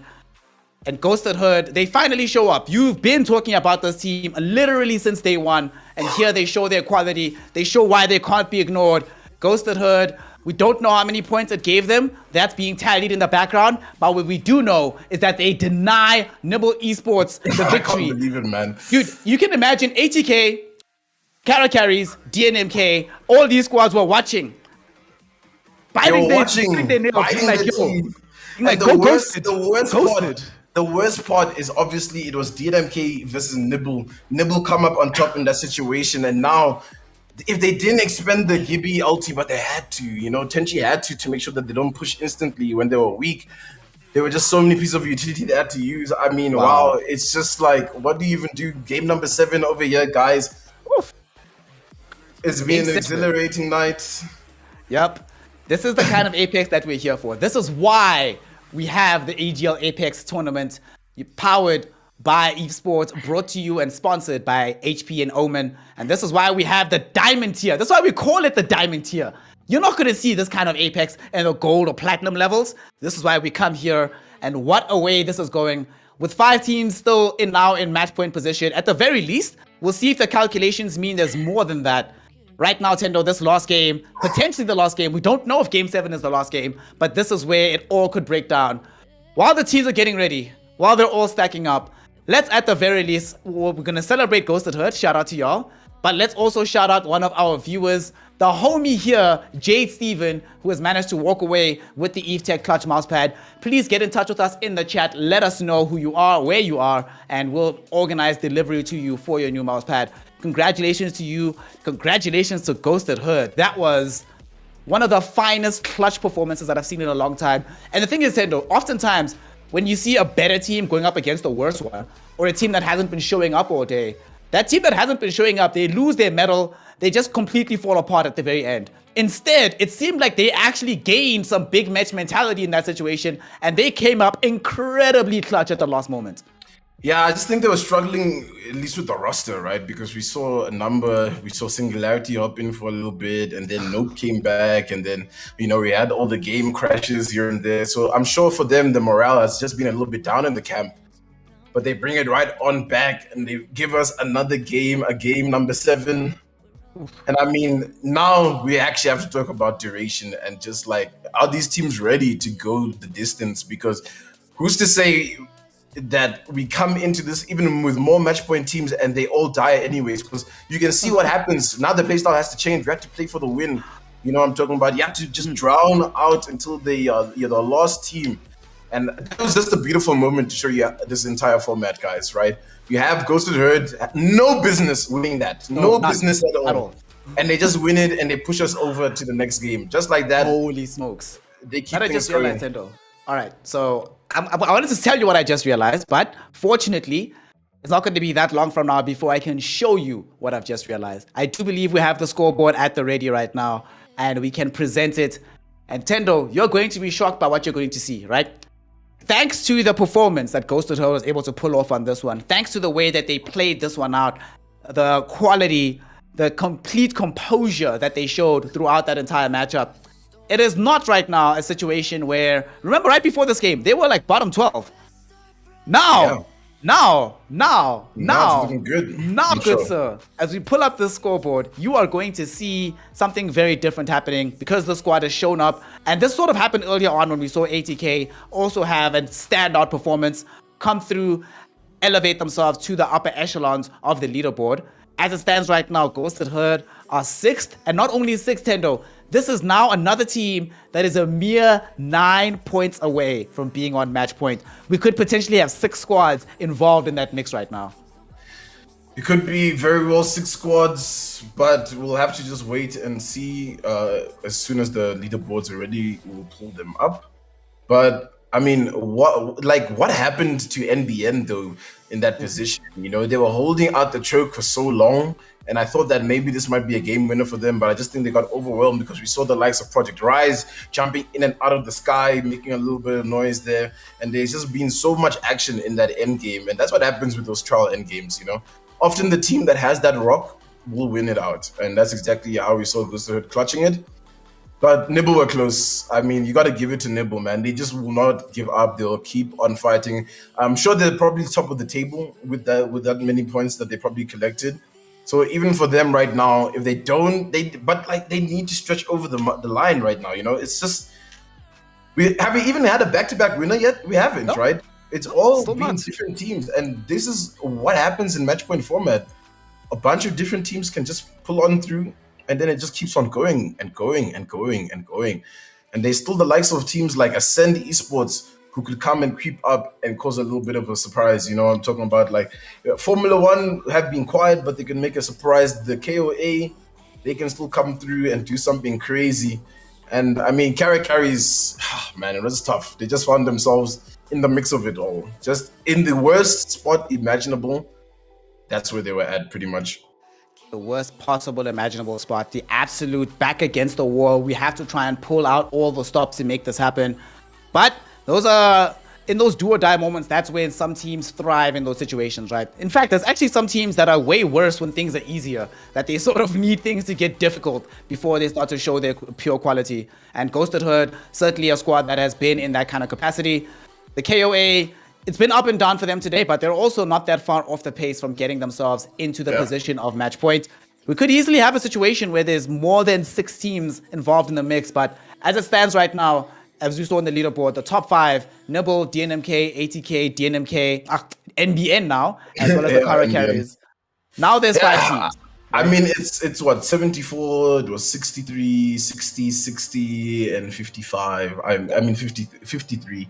You know what scares me, Thendo, right? Is what really terrifies me about the teams that we have right now at the very end of this. Think about who we saw in the top 5 this last game, right? DNMK, NBN, Nibble. ATK got eliminated fairly earlier on. The carries didn't necessarily have the best round this go around. But that's 3 squads in the final 5. What we've seen today is that once you get to those final 5 squads, literally anything can happen. So that means we could have had a day over already, or we could have a different team in the final 5 mix. still going on for the day. And at this point, you were talking about it earlier. It's not just, it's the duration that's come into effect now. But can you just imagine the pressure if you're one of these squads that is on match points? The more teams that get on match points, the scarier it gets. And the more it looks like just a regular lobby now. The worst thing is, right, you got like Nibble and DNMK who have been ahead of the pack for pretty much the whole day, right? And then you get a team like Carry's NBN coming through with this next dub and just stealing it away from all of them. It could be just that tragic. ATK, like you said, they went in a great position, but, you know, we'll see what happens. An ATK win might pull on through soon. But yeah, the bottom 20 teams, I mean, they've just been feeling the brunt of the top right now. Looking at Nibble Meme Team, Early Axis, Ominous Gaming just haven't found any footing, especially Project Rise. They did a little bit better in that last game, but still not quite enough to get them to where they want to be. And I mean, most teams are at least above 20 points, but I mean, that bottom four, it's gotta be rough being in the lobby right now. Bamza, Dog Legacy, Victrix, Point One. But they can still bring it back, you know, they can still play, because if you're looking at where the money is at right now, only 35 points, you know, quick little pop-off game. One game is all it'll take. I mean, Ghosted Herd are almost at match point off the basis of one strong game. So that's kind of all you need at this point in time. I mean, you were speaking about it earlier on today as well, that you just need that one crack performance. And it's great not just for the points tally, but for giving your team the ability to believe in yourselves. You actually have to believe in yourselves at some point to be like, we can actually do this, y'all. We can make this happen. And now, you know, one thing that I've been liking is, despite the fact that we've had a 20-team lobby, all the players involved in every team, weirdly enough, it hasn't necessarily translated into craziness from the very beginning. It's been very controlled chaos at the beginning. The only squads that we see fighting are squads that occupy the similar drop point on purpose. They're like, we're going for this fight because we believe with a stronger team here. But by and large, people have been leaving each other alone. It's kind of interesting. Everyone's like, hey man, I don't want to die first. You die first. You know, you want the easy point. It's what happens in this kind of situation, right? Because you don't want to be like just because, remember, like we said, the points need to keep going up. You still have to kind of play as if it's a normal series, and you still need to finish at the top of the table in terms of points. Also, you just fall behind, right? But yeah, dude, it's just like, I don't know who to give it to, who it can be. It depends on where the zone is going to pull. There are just so many factors coming through right now. And for anyone that's wondering why we have a little bit of a delay, one of the players just had an outage, and we're just waiting for the generator to kick on up so that they can get back on in and continue the games. But the action's just not been non-stop, honestly, Snare. Every single game, we're having at least plus 10 teams coming towards the final end game, and it just pops off right at the very end where you can't even make out what's going down with some of the fights. Yeah. It's just wildness that's happening. And one thing that's been interesting about this is, because there are so many teams that wait until the end, a lot of them have confidence in those kind of duel situations. It's not the situation where you get to the end game, but you're like, well, now what? Let's still just keep trying to hide at this point. I think I want to highlight carries on this particular point, and we saw similar things happening last game from Ghosted Herd, is that they were willing to play a lot more cautiously until the last 10 teams, and then immediately they're out. They're like, let's go.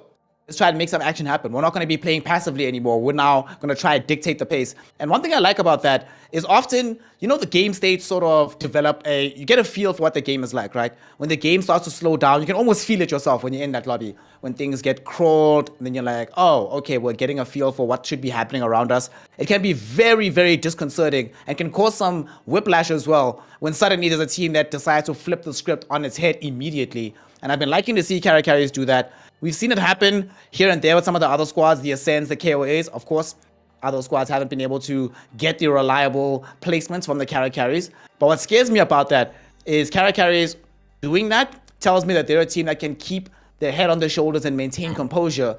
So if we get to a situation where it is the 5 final squads that are all on match point, suddenly it's not about who's the most skilled. It's not about who has the most experience. It's all about who can keep their heads screwed on tight in those last moments, because anything can happen. I mean, we just saw with Nibble. Honestly, when I was thinking back about how that last fight ended up happening, and I remember that all 3 of them went the same side around the mountain approach. Uncharacteristic mistake from Nibble. That 9 times out of 10, that doesn't happen. But in a game where they feel they're about to win a tournament and get 20,000 Rand, that absolutely does happen because you're not thinking about the game anymore. You're counting money in your head already. So I'm hoping the teams I hope they pretend there's no money on the line here and they just go into this game clean. And we finally have that game, Thendo. Are we going to get any surprises, legend-wise? Or is it just going to be stick to your guns, do what got you here in the first place, and try to use that to ride into the sunset as the winner? We'll have to wait and see as we load on in now for the 7th game. 7, imagine. You've just been battling it out the entire day if you're these players, especially if you're in that top 5. If you're match point, this could be it.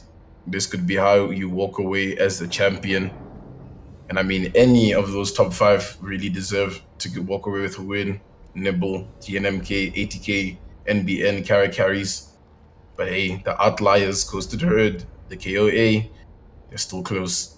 They could still surprise us. They could still walk away with some wins here. But now into character select Snare. What do you think we're going to get?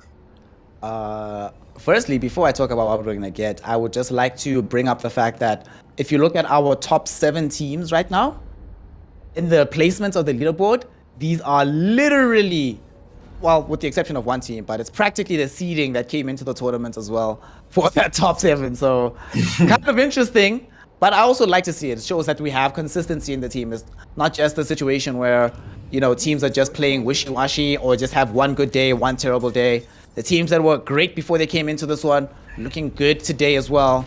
And as Game 7 kicks off, oh crap, you see, you've got me in a bind here. I want to watch more Apex, right? But the problem is I also said I think this is only going to go 7 games. So the man right now is like, man, that's what, like, needs to end here so I keep my prediction correct. But I also want to see some more Apex break.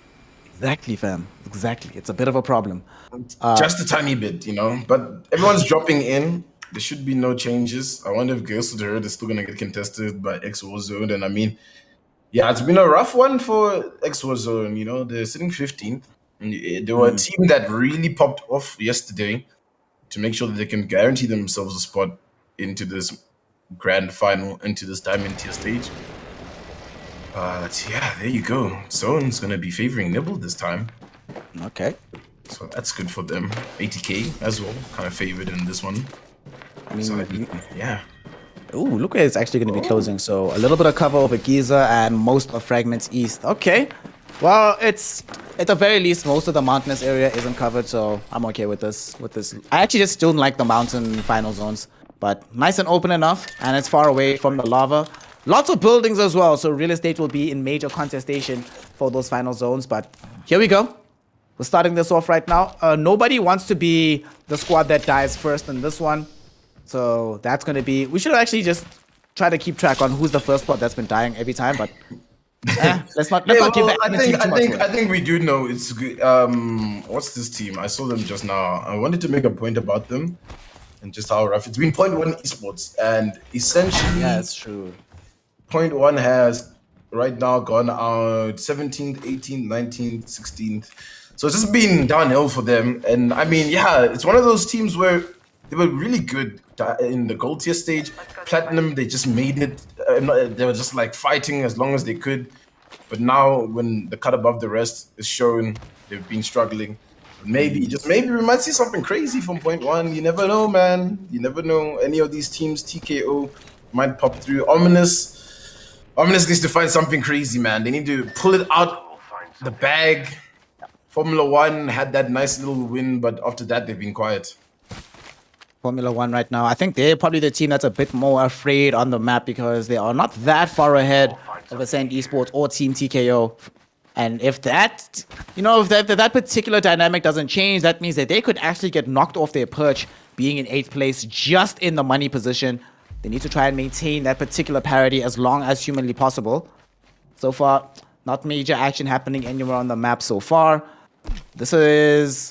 These nerves are starting to kick in. You can tell everybody's just thinking, oh my gosh, guys, this could actually be the last one. And it has that feeling to it, doesn't it?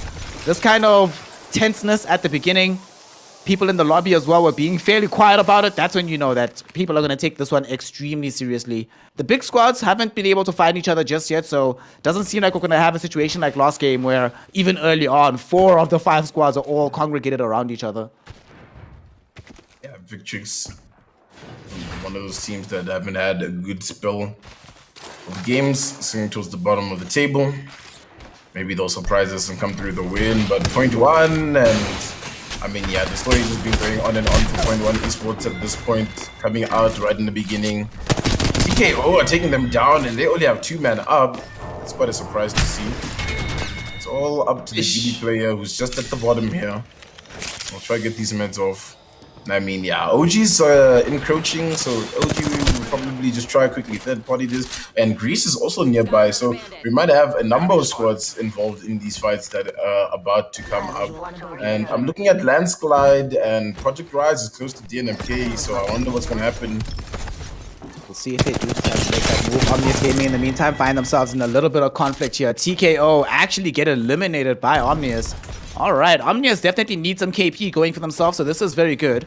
This might not be the last fight they take, though, because they are still right now in front of Greece Gaming.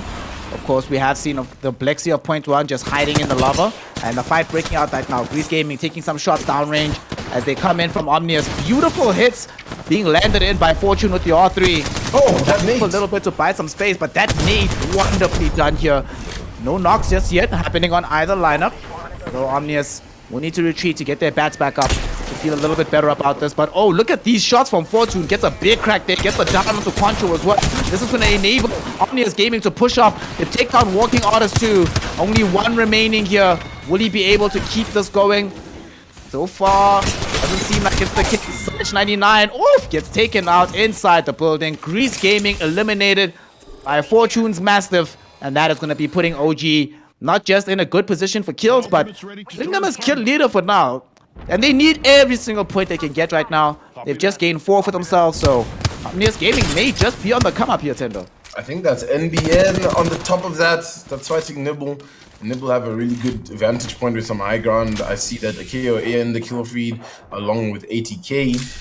And teams are really close towards this area where we do see Nibble. So we might have a situation where a lot of these match point teams are again in the same spot. Send Esports not too far away. Look at ATK just trying to find a little bit of high ground to work with. Big pull coming in from Volcano to try and spot out from this high ground.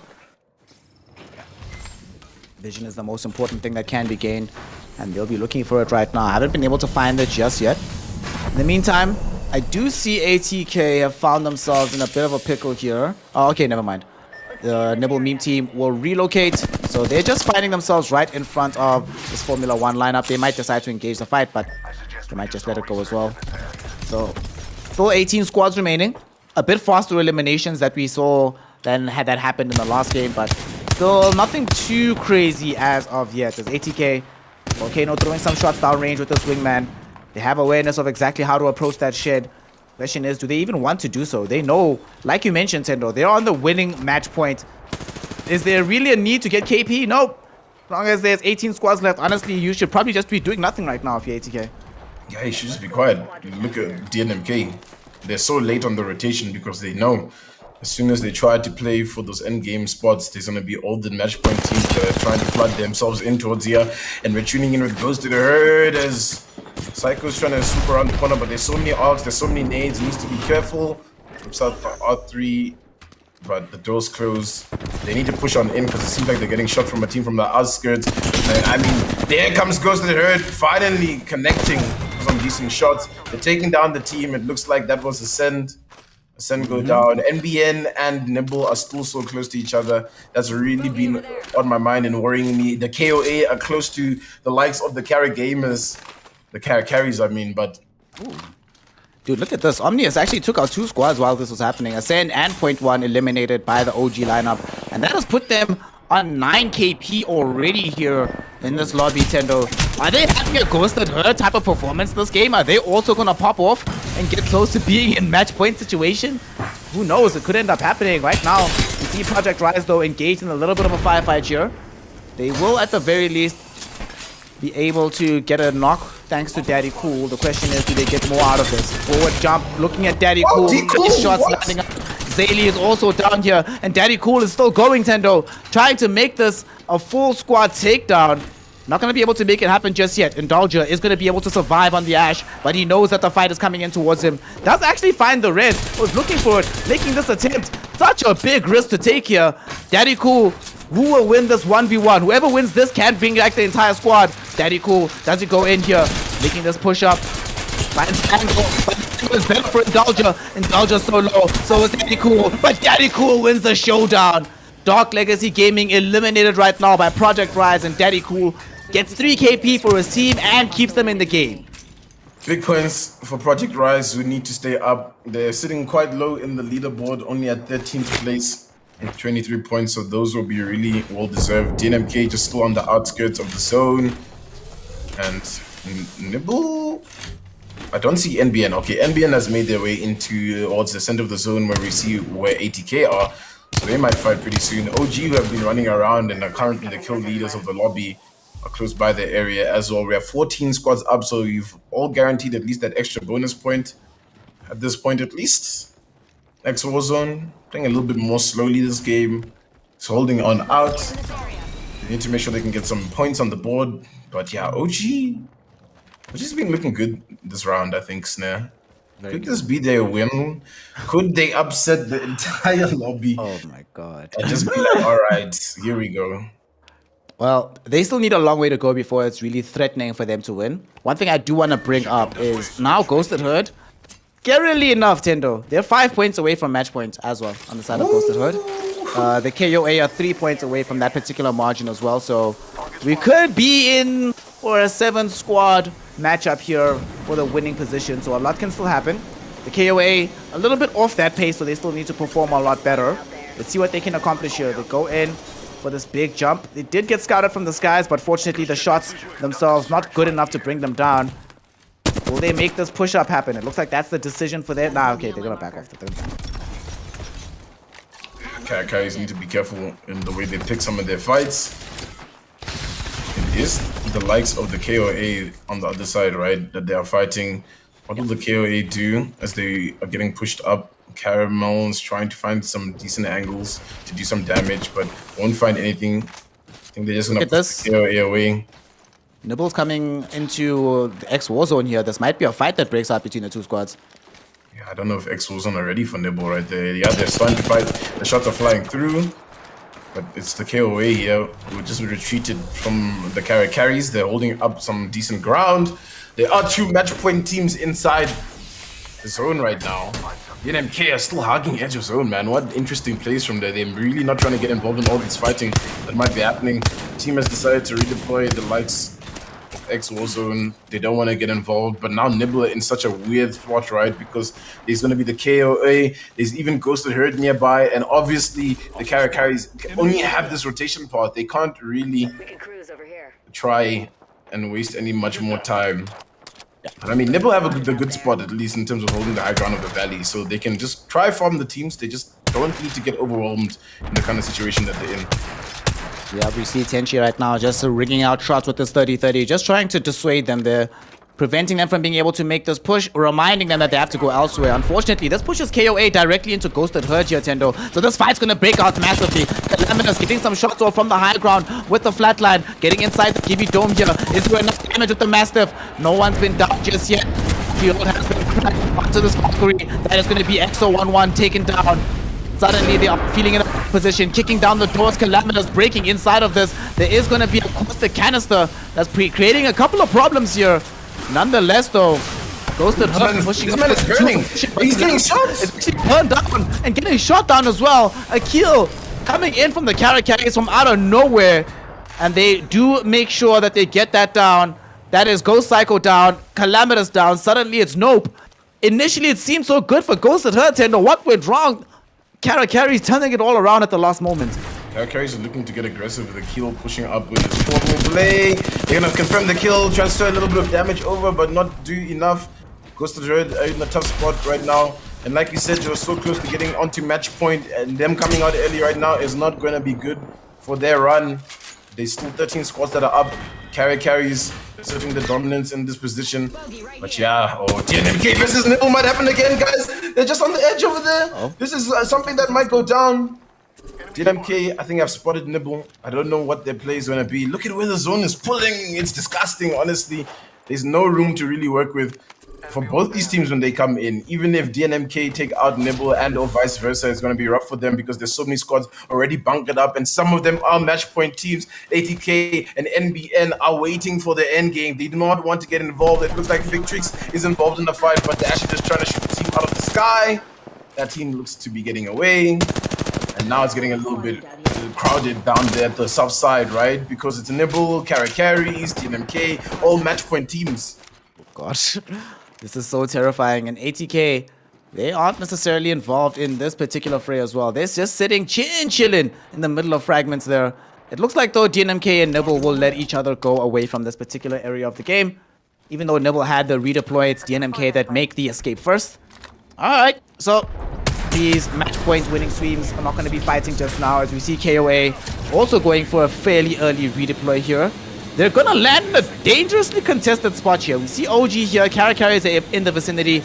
The remnants of Ghosted Herd are also around here. And of course, we still have Bamsa still alive. So this feels like a very dangerous redeploy. How will they survive this, Thendo? We look at OG immediately closing in, looking for this fight. Fortune gonna try to run them down at this R301. He sees them making this approach and making this entrance.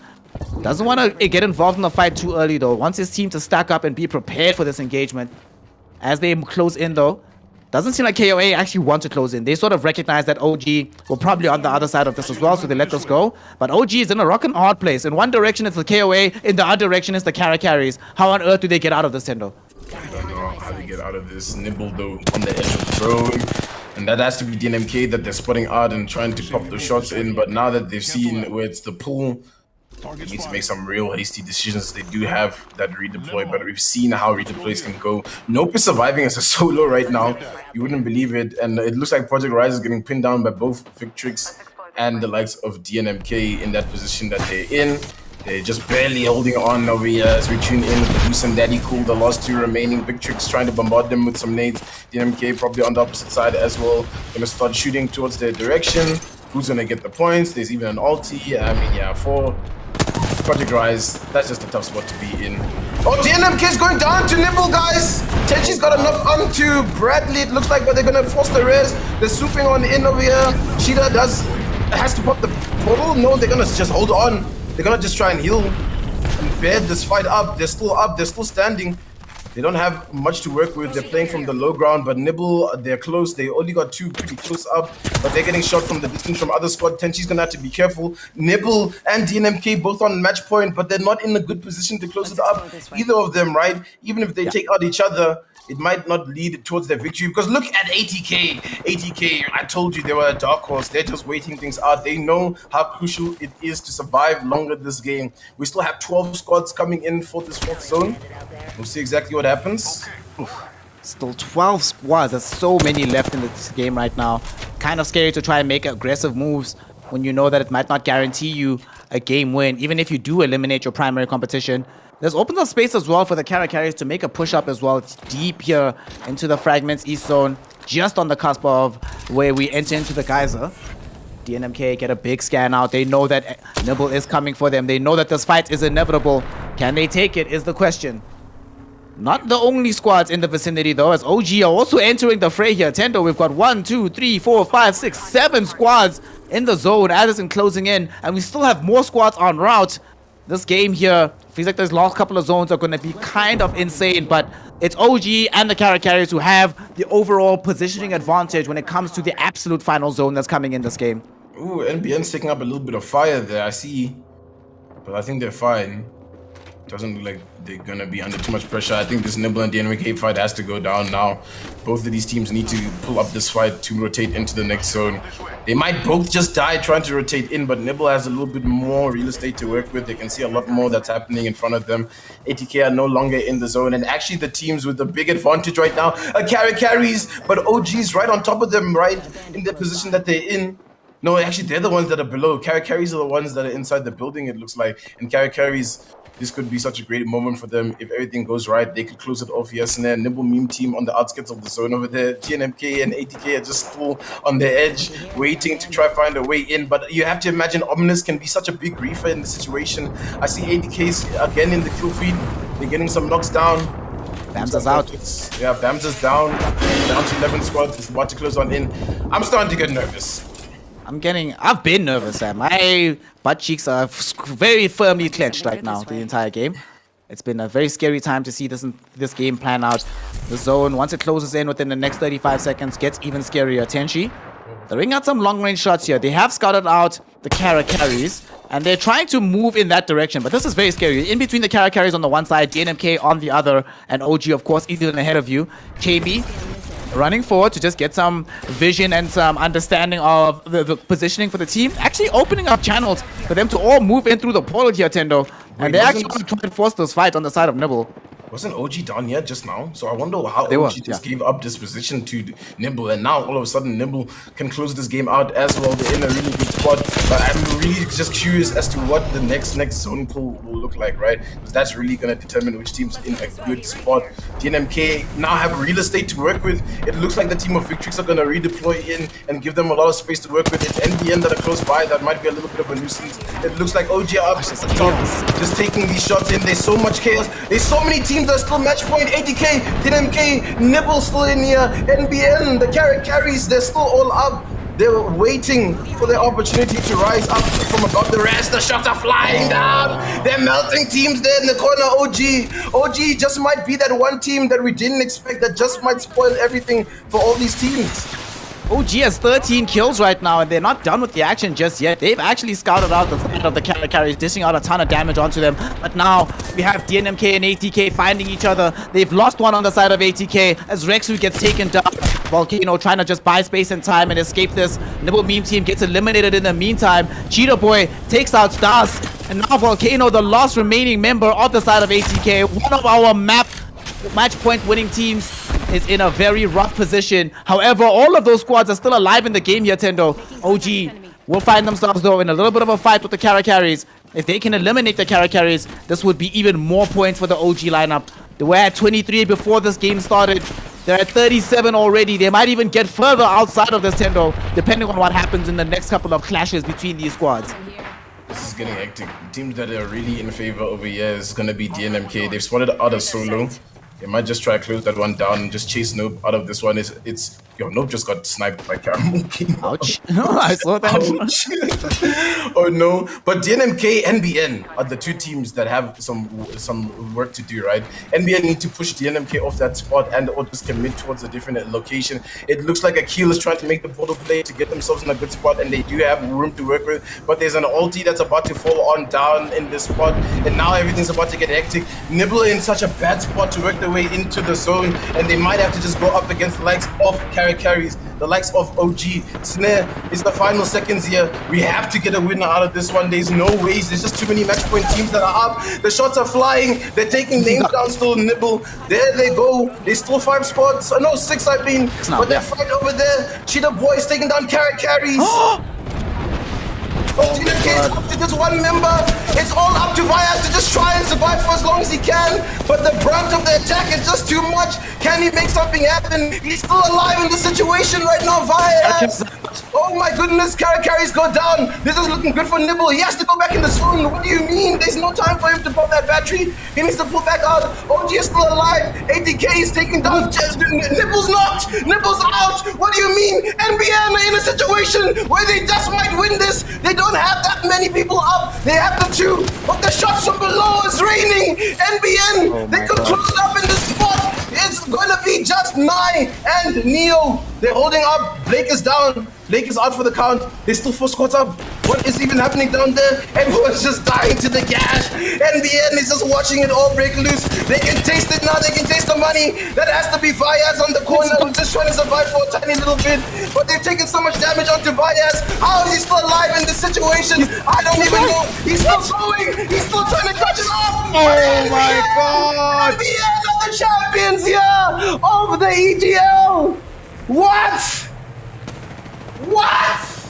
NB freaking N. They come out at the very last second. It looked like it was gonna be one of the bigger squads. Everybody else was in contention. They're all fighting in that final zone. People are being picked off left, right, and center. DNMK have one person left. ATK have one person left. Nibble are gone entirely. And you're thinking to yourself, it has to be the Caracaras day. But NB freaking N, they come out clutch. They come out in the last moments. And somehow, Thendo, despite only being on match point after the final game, only in game 6 did they get onto match point. It ends up being enough at the end of the day. DNMK, Vaya has tried his best, but he just couldn't do it. Couldn't stand against them. And your first EGL Apex champions goes to NBN, unsigned, undercover, but definitely and no longer underrated. They are the champions. What just happened, Thendo? That was incredible. That was breathtaking, honestly, man. Wow. NBN, if you remember, Snare, 48 points. I remember seeing it for them the round before. They just needed 2 points to make sure that they're there. And they couldn't do it. And they just had to keep on fighting. They finally get onto match point, and the game that they need to win the most, they find winning. And I told you guys, they have such great rotations. They're always in the end game. And this is why, because they know they can clutch it out in the very end. And like I said, Nibble was in such a terrible spot down there at the bottom. They're going to have to fight carries. They're going to have to fight the likes of freaking OG. And that's exactly what went down. Can you imagine right now, neither Nibble, DNMK, ATK, none of these signed organizations have won this tournament. It is NBN that comes up on top. And I have to just commend the likes of just the entire squad, man. What a team, especially Neo. Wow. Neo has been in the scene. He's been grinding, man. He's been trying to get noticed. I feel like he played for OG even once upon a time, and then they had to drop him. But here he is coming up on top, showing why you need to be taking part in the Apex Legends scene here in South Africa. I mean, 7 games we watched. Yep. 7 games that NBN come out on top. And we went into the 7th game with 5 teams that were sitting on match point. NBN, who won it all, of course. DNMK, ATK, Nibble Esports, as well as the Caracaris. 5 of those teams winded up in the top 6. Only the one, Omnius Gaming, had a standout performance. They came through. Thendo, I want you to think about this. Omnius Gaming, they came 3rd with 18 kills. 18! There is a non-zero chance, good sir. A non-zero chance. There's a different universe where Omnius is the one that wins this lobby. Omnius somehow gets some match point capacity, and then we go into a game 8. But NBN, their consistency today, I mean, you just mentioned it. They keep finding themselves into these final squad positions. They keep finding great positions on the map to be able to shoot from. And more importantly, they never take fights in a cavalier fashion. Whenever they find themselves involved in some kind of squad duel, it's never a case of, well, just hope for the best, boys. It's always, no, we're going to conduct this fight effectively. That was some maestro level plays that we saw from NBN right here. Incredible performance. I'm legitimately shocked by what I saw from them. And they take a well-deserved victory, not just of the game 7, but of the whole freaking tournament. Thendo, be honest. If you said, let's bet money on which team is going to end up in top 1, I wouldn't have said NBN. I had them in my top 3, but definitely not my top 1. I definitely had them in my top 5 just based on how well they get to those end games. But winning it out, But yeah, you know, if you're thinking about it, it's all about winning. It's all about the end game. And like I said, they focus so much on making sure they're in good positions to close it up. And there they go. I mean, wow, dude. They're just absolutely insane. That's absolutely just like, I can't believe it. I feel like they're champions of a previous tournament as well. So they're just running through it. They're just making it happen right now. And we're quickly getting the final leaderboards down because obviously you don't forget, right? Now, so where you feel the brunt of it all, where you just like, oh man, we didn't win, we're a match point. And now it just depends on how well we did for the rest of the day. And Snare, what a day. What a historic day, I'd actually love to say, for just South African esports in general. I mean, the action, the level of competitiveness, I mean, you hardly find it in most titles, but here in Apex Legends, we're definitely getting it all. Yeah, and a lot of other titles that we have, generally speaking, when we do have these tournaments, there's like 5-6 teams that you're always anticipating being in the final mix of winnings, right? And you're like, yeah, I know more or less what that's going to look like. But here, There were some ideas of what that should look like. And nonetheless, a lot of these teams that we were expecting to do well did find themselves in the upper echelon of placements. But that was not the case at all for the rest of the tournament, the rest of the placings. A lot of surprises have emerged today. And the thing we love about surprises is that it means that the teams who are surprised to win, they're very happy, they're buoyed, they get a reason to continue playing. The teams that were supposed to win but didn't, they have a reason to come back. We now have so many more revenge arcs that are being planned at the moment, Thendo, where these people are like, yo, are we gonna let NBN win? These guys? If we are to have another season of the EGL, now everyone has a target on NBN's back right now. You know, it's like, wow, these guys just came through and shocked everybody. And I think that is a very well-deserved win out of all the teams there that could have won it right at the very end. They're definitely right up at the top that really deserved it. They were just consistent. That's it. Consistency is king in every situation, in every aspects of life. Being consistent will always be rewarding.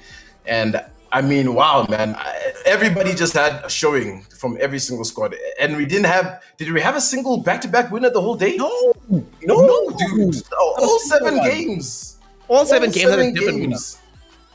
Wow. I mean, that's the crazy thing about match point, right? Is that you have to find a way not just to win at the beginning like DNMK did.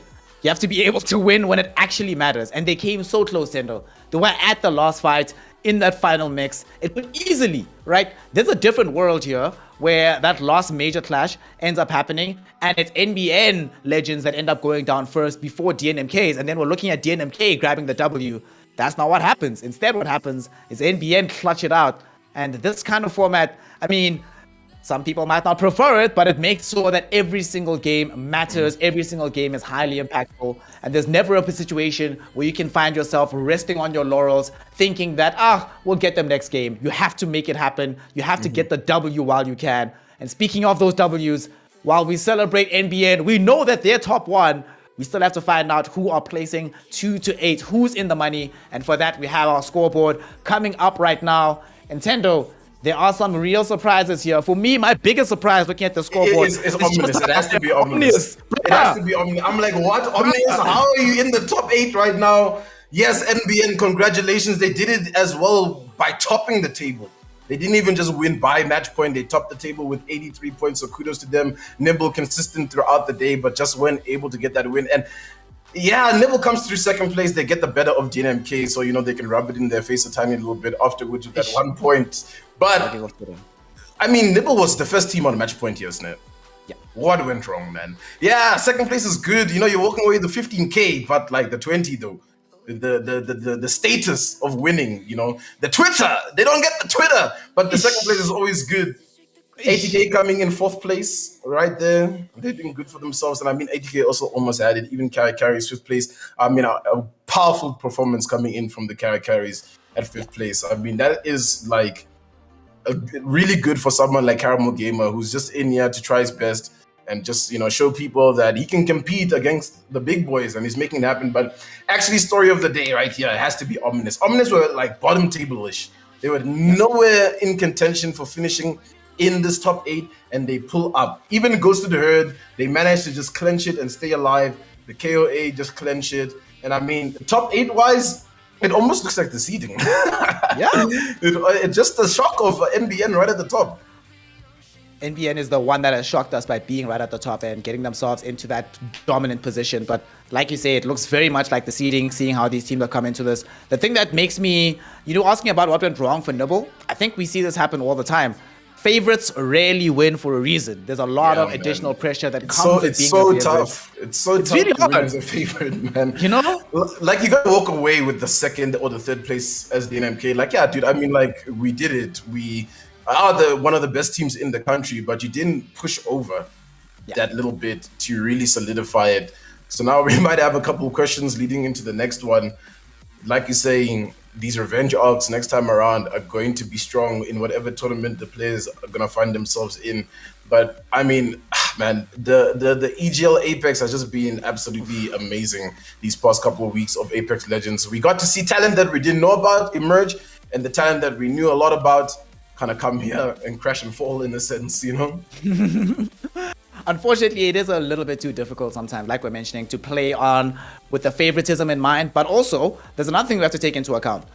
Not only are you the favorite coming into this and there's that pressure, there's the added pressure of having to perform, right? Having to demonstrate that, yo, we're this good for a reason. That's an additional thing on your mind outside of everybody just gunning for you in the lobby. And for NBN, one of the reasons I think they were able to win this out is we saw this happen actually in the last game, where twice it happened between, it happened with ATK and it happened with Nibble, where there was no reason for pushes to happen and they could have just chilled and waited.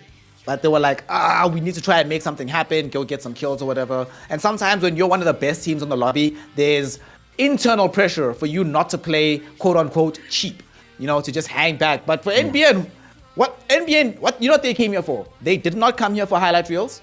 They did not come here for tweets. They came to win. And that's what they did. Sometimes you know what they did? They pulled a Kangana Apex, right? In the North American Championship, right? At the end of last year, there were so many other teams that you would have thought would have won it. The TSMs, right? The NRGs, the Cloud9s that were looking strong the entire season. Kangana, right? They were up and down, you know, they were just recently signed as well. So they had a lot of expectations. And then in a similar fashion, a team we're not looking out for, they just close it up. And now look where they are. They're signed by 100 Thieves. So that's all I'm going to say. Someone signed MBN anyways, you know, like. Yo, not just NBN. There's several squads. There's several squads. Signing, you know. If you're in need of an Apex team and you don't want to, you know, you're not Nibble, you're not ATK, you're not DNMK, look towards NBN. Look towards the carries. Look towards Ghosted Herd. Look towards the KOA. Hell, even look towards a team like Formula 1, who only had one pop-off performance and some decent rounds, but still, there's some work in progress that can be made in that direction. But that's the big thing here, Thendo. So many squads are signed, but we found so much new talent you're talking about that should be signed and that should be invested into, because this is the first iteration of the EGL Apex tournament powered by Evesports and sponsored by HP and Omen. We don't know what the squads look like on the second, third, fourth tournament. The sky pretty much is the limit. If this is ground zero and the best current teams aren't winning just yet, imagine what the sky is going to look like when we start ramping up, when you start getting these teams. For example, like Carries, who sort of enters this as, oh, let's see how well we can go. You now have to stick together. You've demonstrated that you can play very well, not just in pubs, not just in ranked games, but also against other professional teams. So you have to stick together, see how much further you can push this. For NBN, the same thing. For Ghosted Hood, the same thing. And there's just so many squads here who now are legit and official. So that next time we have another tournament, we won't be looking at this roster being like, oh, who are these people? It'll be, oh, snap. You have to play NBN, fam. Jeez, yo, are you ready for this? Can you even deal with this NBN squad? Lovely thing to see, and that's what we want to have with new competition, new tournaments, and that's what EGL Apex has brought for us here, Thendo. Unfortunately, there's one very sad thing I have to mention. That means the end of the diamond tier, Thendo. It's over now. I'm so sad. We have to move on.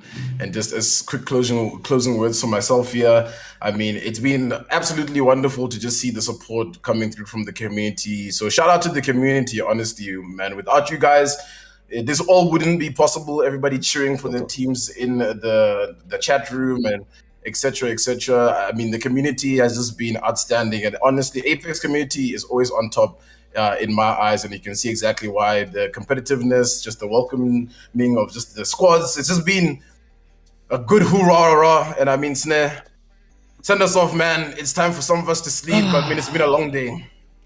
It has indeed been a long day. It's been a long few weeks as we have been competing not just on the diamond tier. We came in from the qualifiers, we went through the gold tier, we completed the platinum tier, and we've capped it off all with these diamonds, which are currently raining down onto NBN, our current champions of EGL Apex. And with that, nothing more I can add to it. Thendoplays, thank you so much for the work you've put in. Fortunately, it's not just Thendo who's been in the background here. We have an entire admin team. Want to say shout out as well to Cam Siege, ES Proxy, everybody here in the EGL background who've been making this all possible. And final shout outs to you at home watching us and allowing us to put this on for you.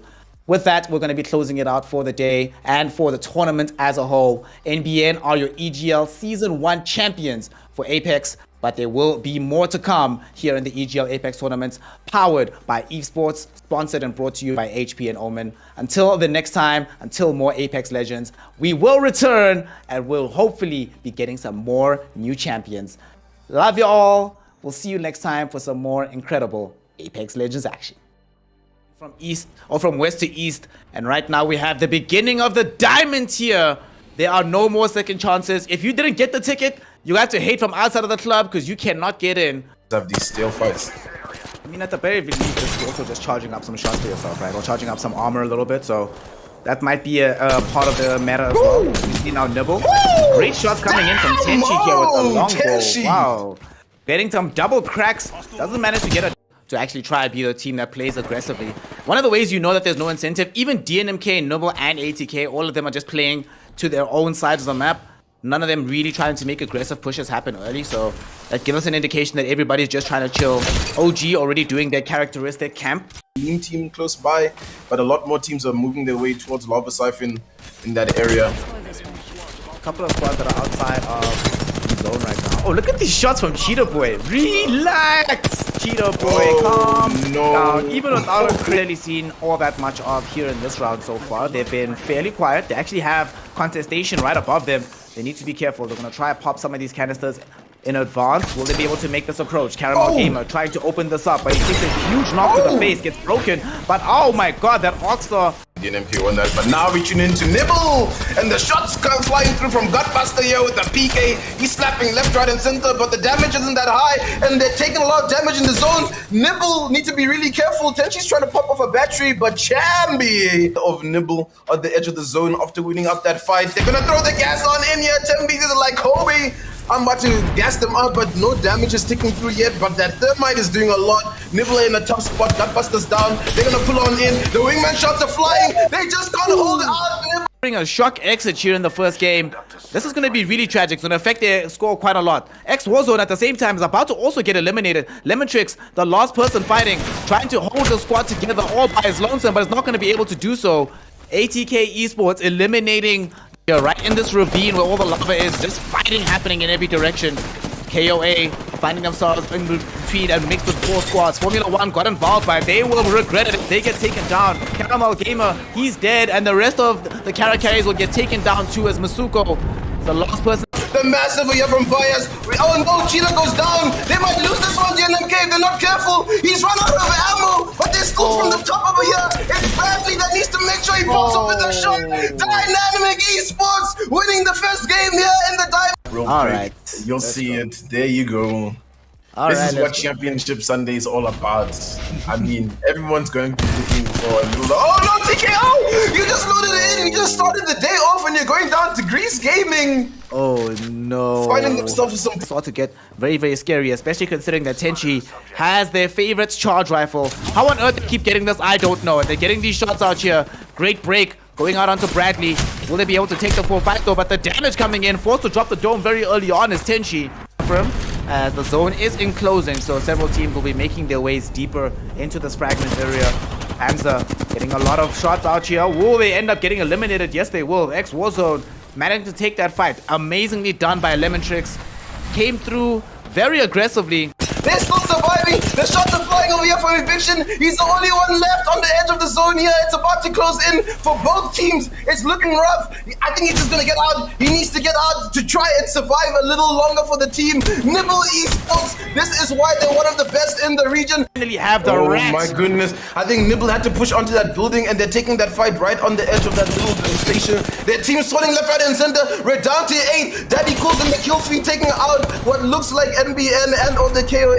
There's just so much action breaking up. Champions that need to fight in this one. Any access have a good spot on this high ground, so DNMK are in a little bit of a tough one. Actually, DNMK are going down. No, it's carries though going down to the hands over here of Dynamic Esports. It's a big fight here. Bias! No, he goes down! Carries! What a clutch from them! They take catch up. 80K is popping up with an ulti. Everything's about to go down now. That ulti's gonna have to force down the likes of any axis, and yeah, they're just taking it. They can't do anything. They don't have a dome. They're trying to get reses. They're getting shot from the other side. Nibble now have such a good spot in the zone to just hold off all these teams from coming. To eliminate a kill, he cannot clutch it up twice, and they also end up losing 80K. Now suddenly it's NBN going directly up against the side here of 80K, of Nibble rather. Nibble doing their best, stretching forward. Gutbuster has Masterfall. Gutbuster with the shot, with the kick, will be able In themselves. So yeah, guys, just get ready for it. It might just happen, especially since how long range this fight is. But the damage is really good over there. But it's exchanged well onto Dasrika. 80K is not too far behind. Oh, Kuzu takes down Rexu. Oh no, this is looking tragic for the team of 80K. That well, they're down to only 2 men. And this is actually spelling well for the likes of Nibble, who will be coming up on this, up from the high ground. Here they are, Gutbuster leading the shot. The wingman shot's now gonna fly. Finds a crap headshot on Jabal. In a tough spot over here, Quan shows down to minimal HP. But hey, they're holding out, at least for the most part. Eviction is going down. This is Ascend Esports, and they picked up a fight that doesn't look to be in their favor. The shots are flying from the top. The punches! It's a fight now! Side of, I believe, the KOA, who have made their way through here. Bradley lost one. Gotta be careful. Get out. He's still peeking for some damage. He sees. Wow. Oh wow. He's just like, hey, let me just level up this real quick. He's just like, I just need this bit of damage. I just need this bit of damage real quick, you know. So no, just saying hello, just saying what's up. Just a top up, you know. Nibble in a good spot to work their way in from the edge of the zone, and there's quite a number of teams on their side. Shots are flying over here. Oh, okay, Gutbuster.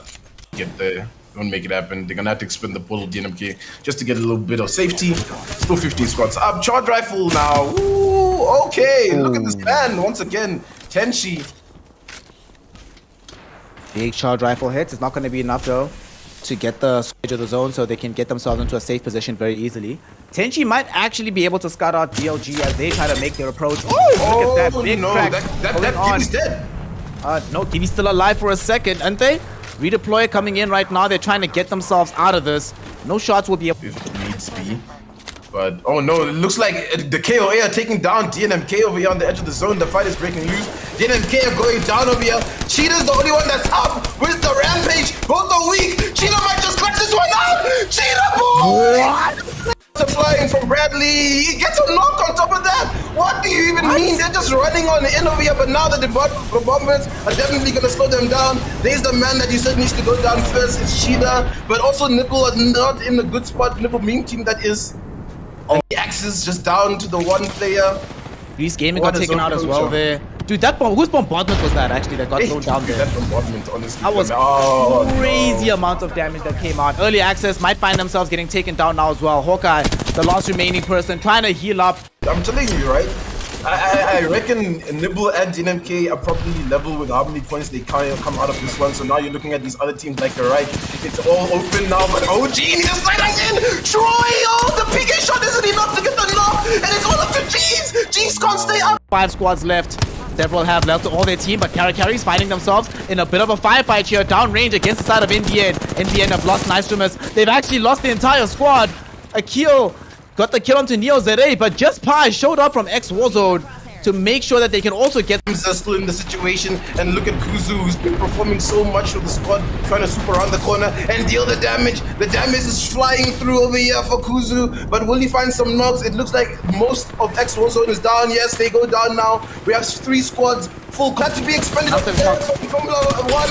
It's the last fight over here that's about to break down. Look at the Caramel Gamers team over here, Carries, but the smoke is the gas. That's the detriment over here. Oh my goodness. Can they do it? No, it's Formula 1. You'd never expect. Just 11. Just 11. That's 11. If they can get the squad elimination, it's possible. Especially since it seems they're about to find a full squad wipe here. They've already gotten one on the other side. If they get a full knock, will they be able to find more is the question. Defensive bombardment has been thrown out. A50 though does get himself onto him, but Rexu will not allow it. Just jumps in. Will be able to bring down their Gibby. Bye-bye. Sorry for you, Lone. And they're going to be able to camp out this banner. There's no way they get the recovery on this. But they know on the other side, though, Project Rise is getting involved in this fight as well. Daddy Cool takes a lot of shots.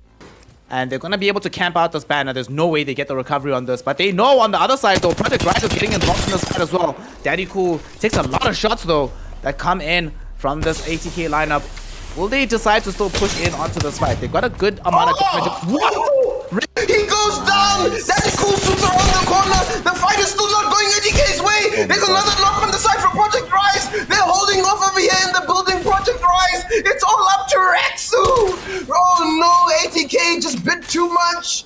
That come through from Zesty, does a lot of damage there. Oh, OG's taking down DNMK in the kill feed right now. OG looked to be getting a little bit of points on the board. This is going crazy. It looks like DNMK goes down to OG. You wouldn't believe it, and I don't think they would have made enough points to... This is a big shot right here. I'm thinking that might be one of the teams that was fighting there that we saw. Hopefully it's not Nibble, because a knock could lead to somewhat of a detriment, but Nibble's still in the kill feed, taking some kills. Follow through, get those kills, easy for them. And they're catching up, they're catching up on this distance that DNMK set quite earlier on when we saw them take down. I think maybe they had about 6 kills. I'd have to confirm that. DNMK had 3. They had 3. Only 3.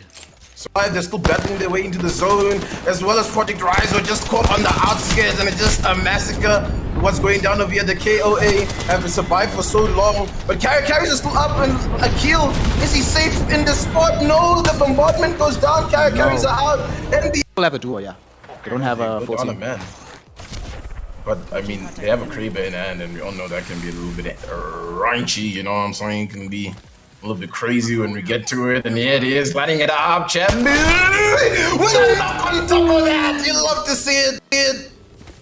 Being a little bit cheeky there towards the Nibble meme team, Nibble action.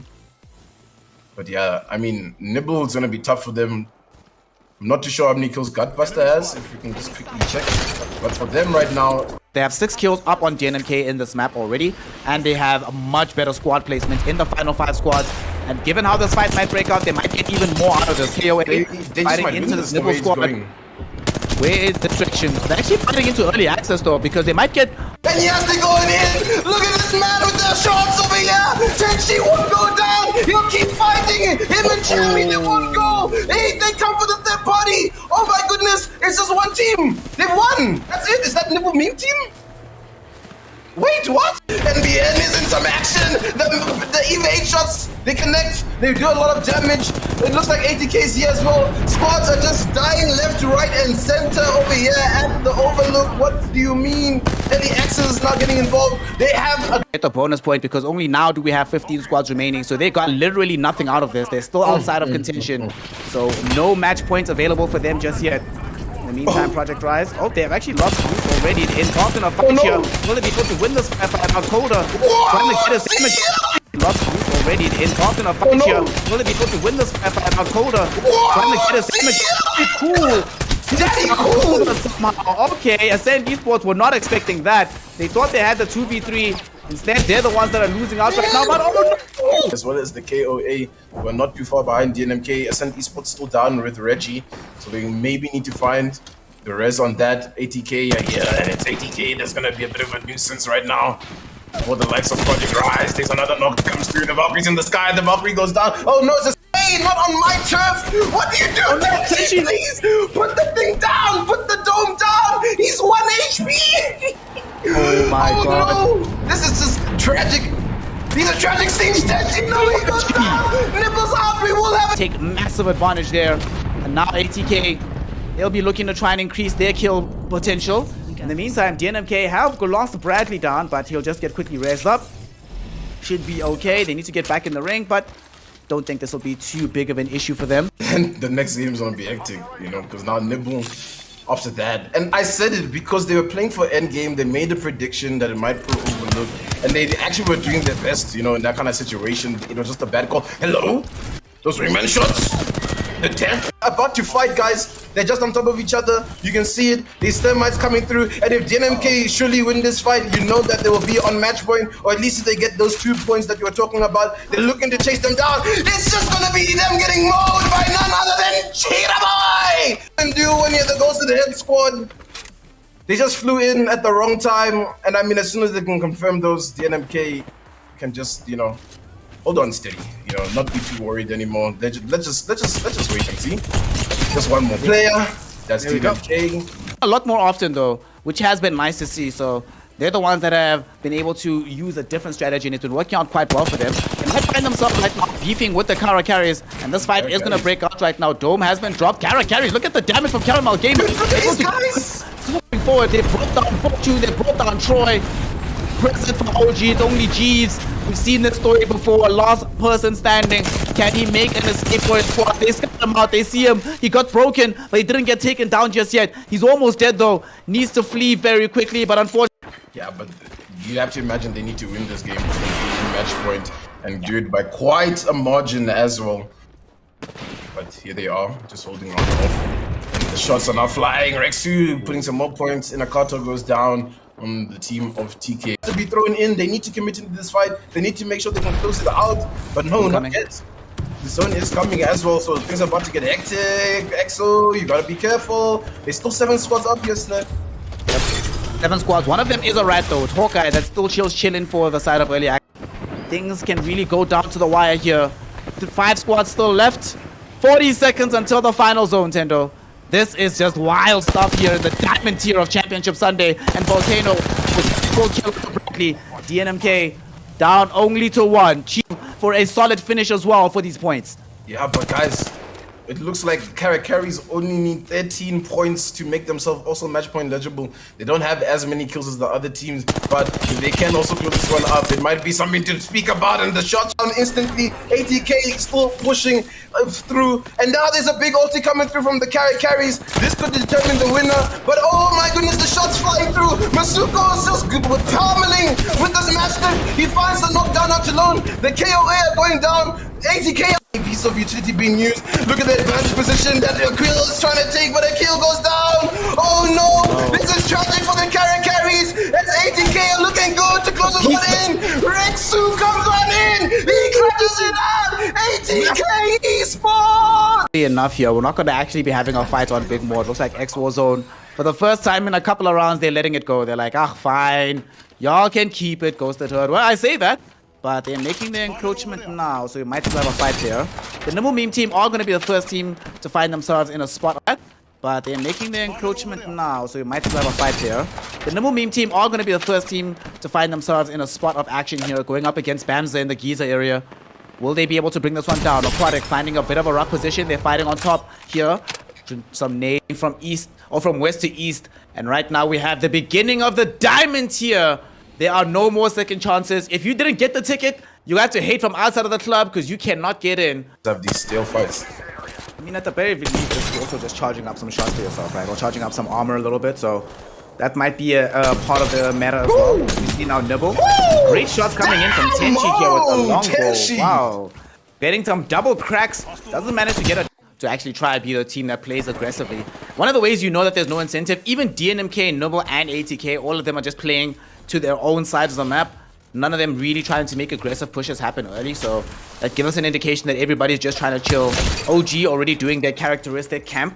Meme team close by, but a lot more teams are moving their way towards Lava Siphon in that area. A couple of squads that are outside of zone right now. Oh, look at these shots from Cheetah Boy. Relax! Cheetah Boy, calm down. Even without clearly seen all that much of here in this round so far, they've been fairly quiet. They actually have contestation right above them. They need to be careful. They're going to try to pop some of these canisters in advance. Will they be able to make this approach? Caramel Gamer trying to open this up, but he takes a huge knock to the face, gets broken. But oh my god, that Oxstar. DNMK won that, but now we tune into Nibble, and the shots come flying through from Gutbuster here with the PK. He's slapping left, right, and center, but the damage isn't that high, and they're taking a lot of damage in the zone. Nibble need to be really careful. Tenchi's trying to pop off a battery, but Chambi of Nibble on the edge of the zone after winning up that fight. They're gonna throw the gas on in here. Tembi is like Kobe. I'm about to gas them up, but no damage is ticking through yet. But that Thermite is doing a lot. Nibble in a tough spot. Gutbuster's down. They're gonna pull on in. The wingman shots are flying. They just can't hold it out. A shock exit here in the first game. This is going to be really tragic. It's going to affect their score quite a lot. X Warzone at the same time is about to also get eliminated. Lemon Tricks, the last person fighting, trying to hold the squad together all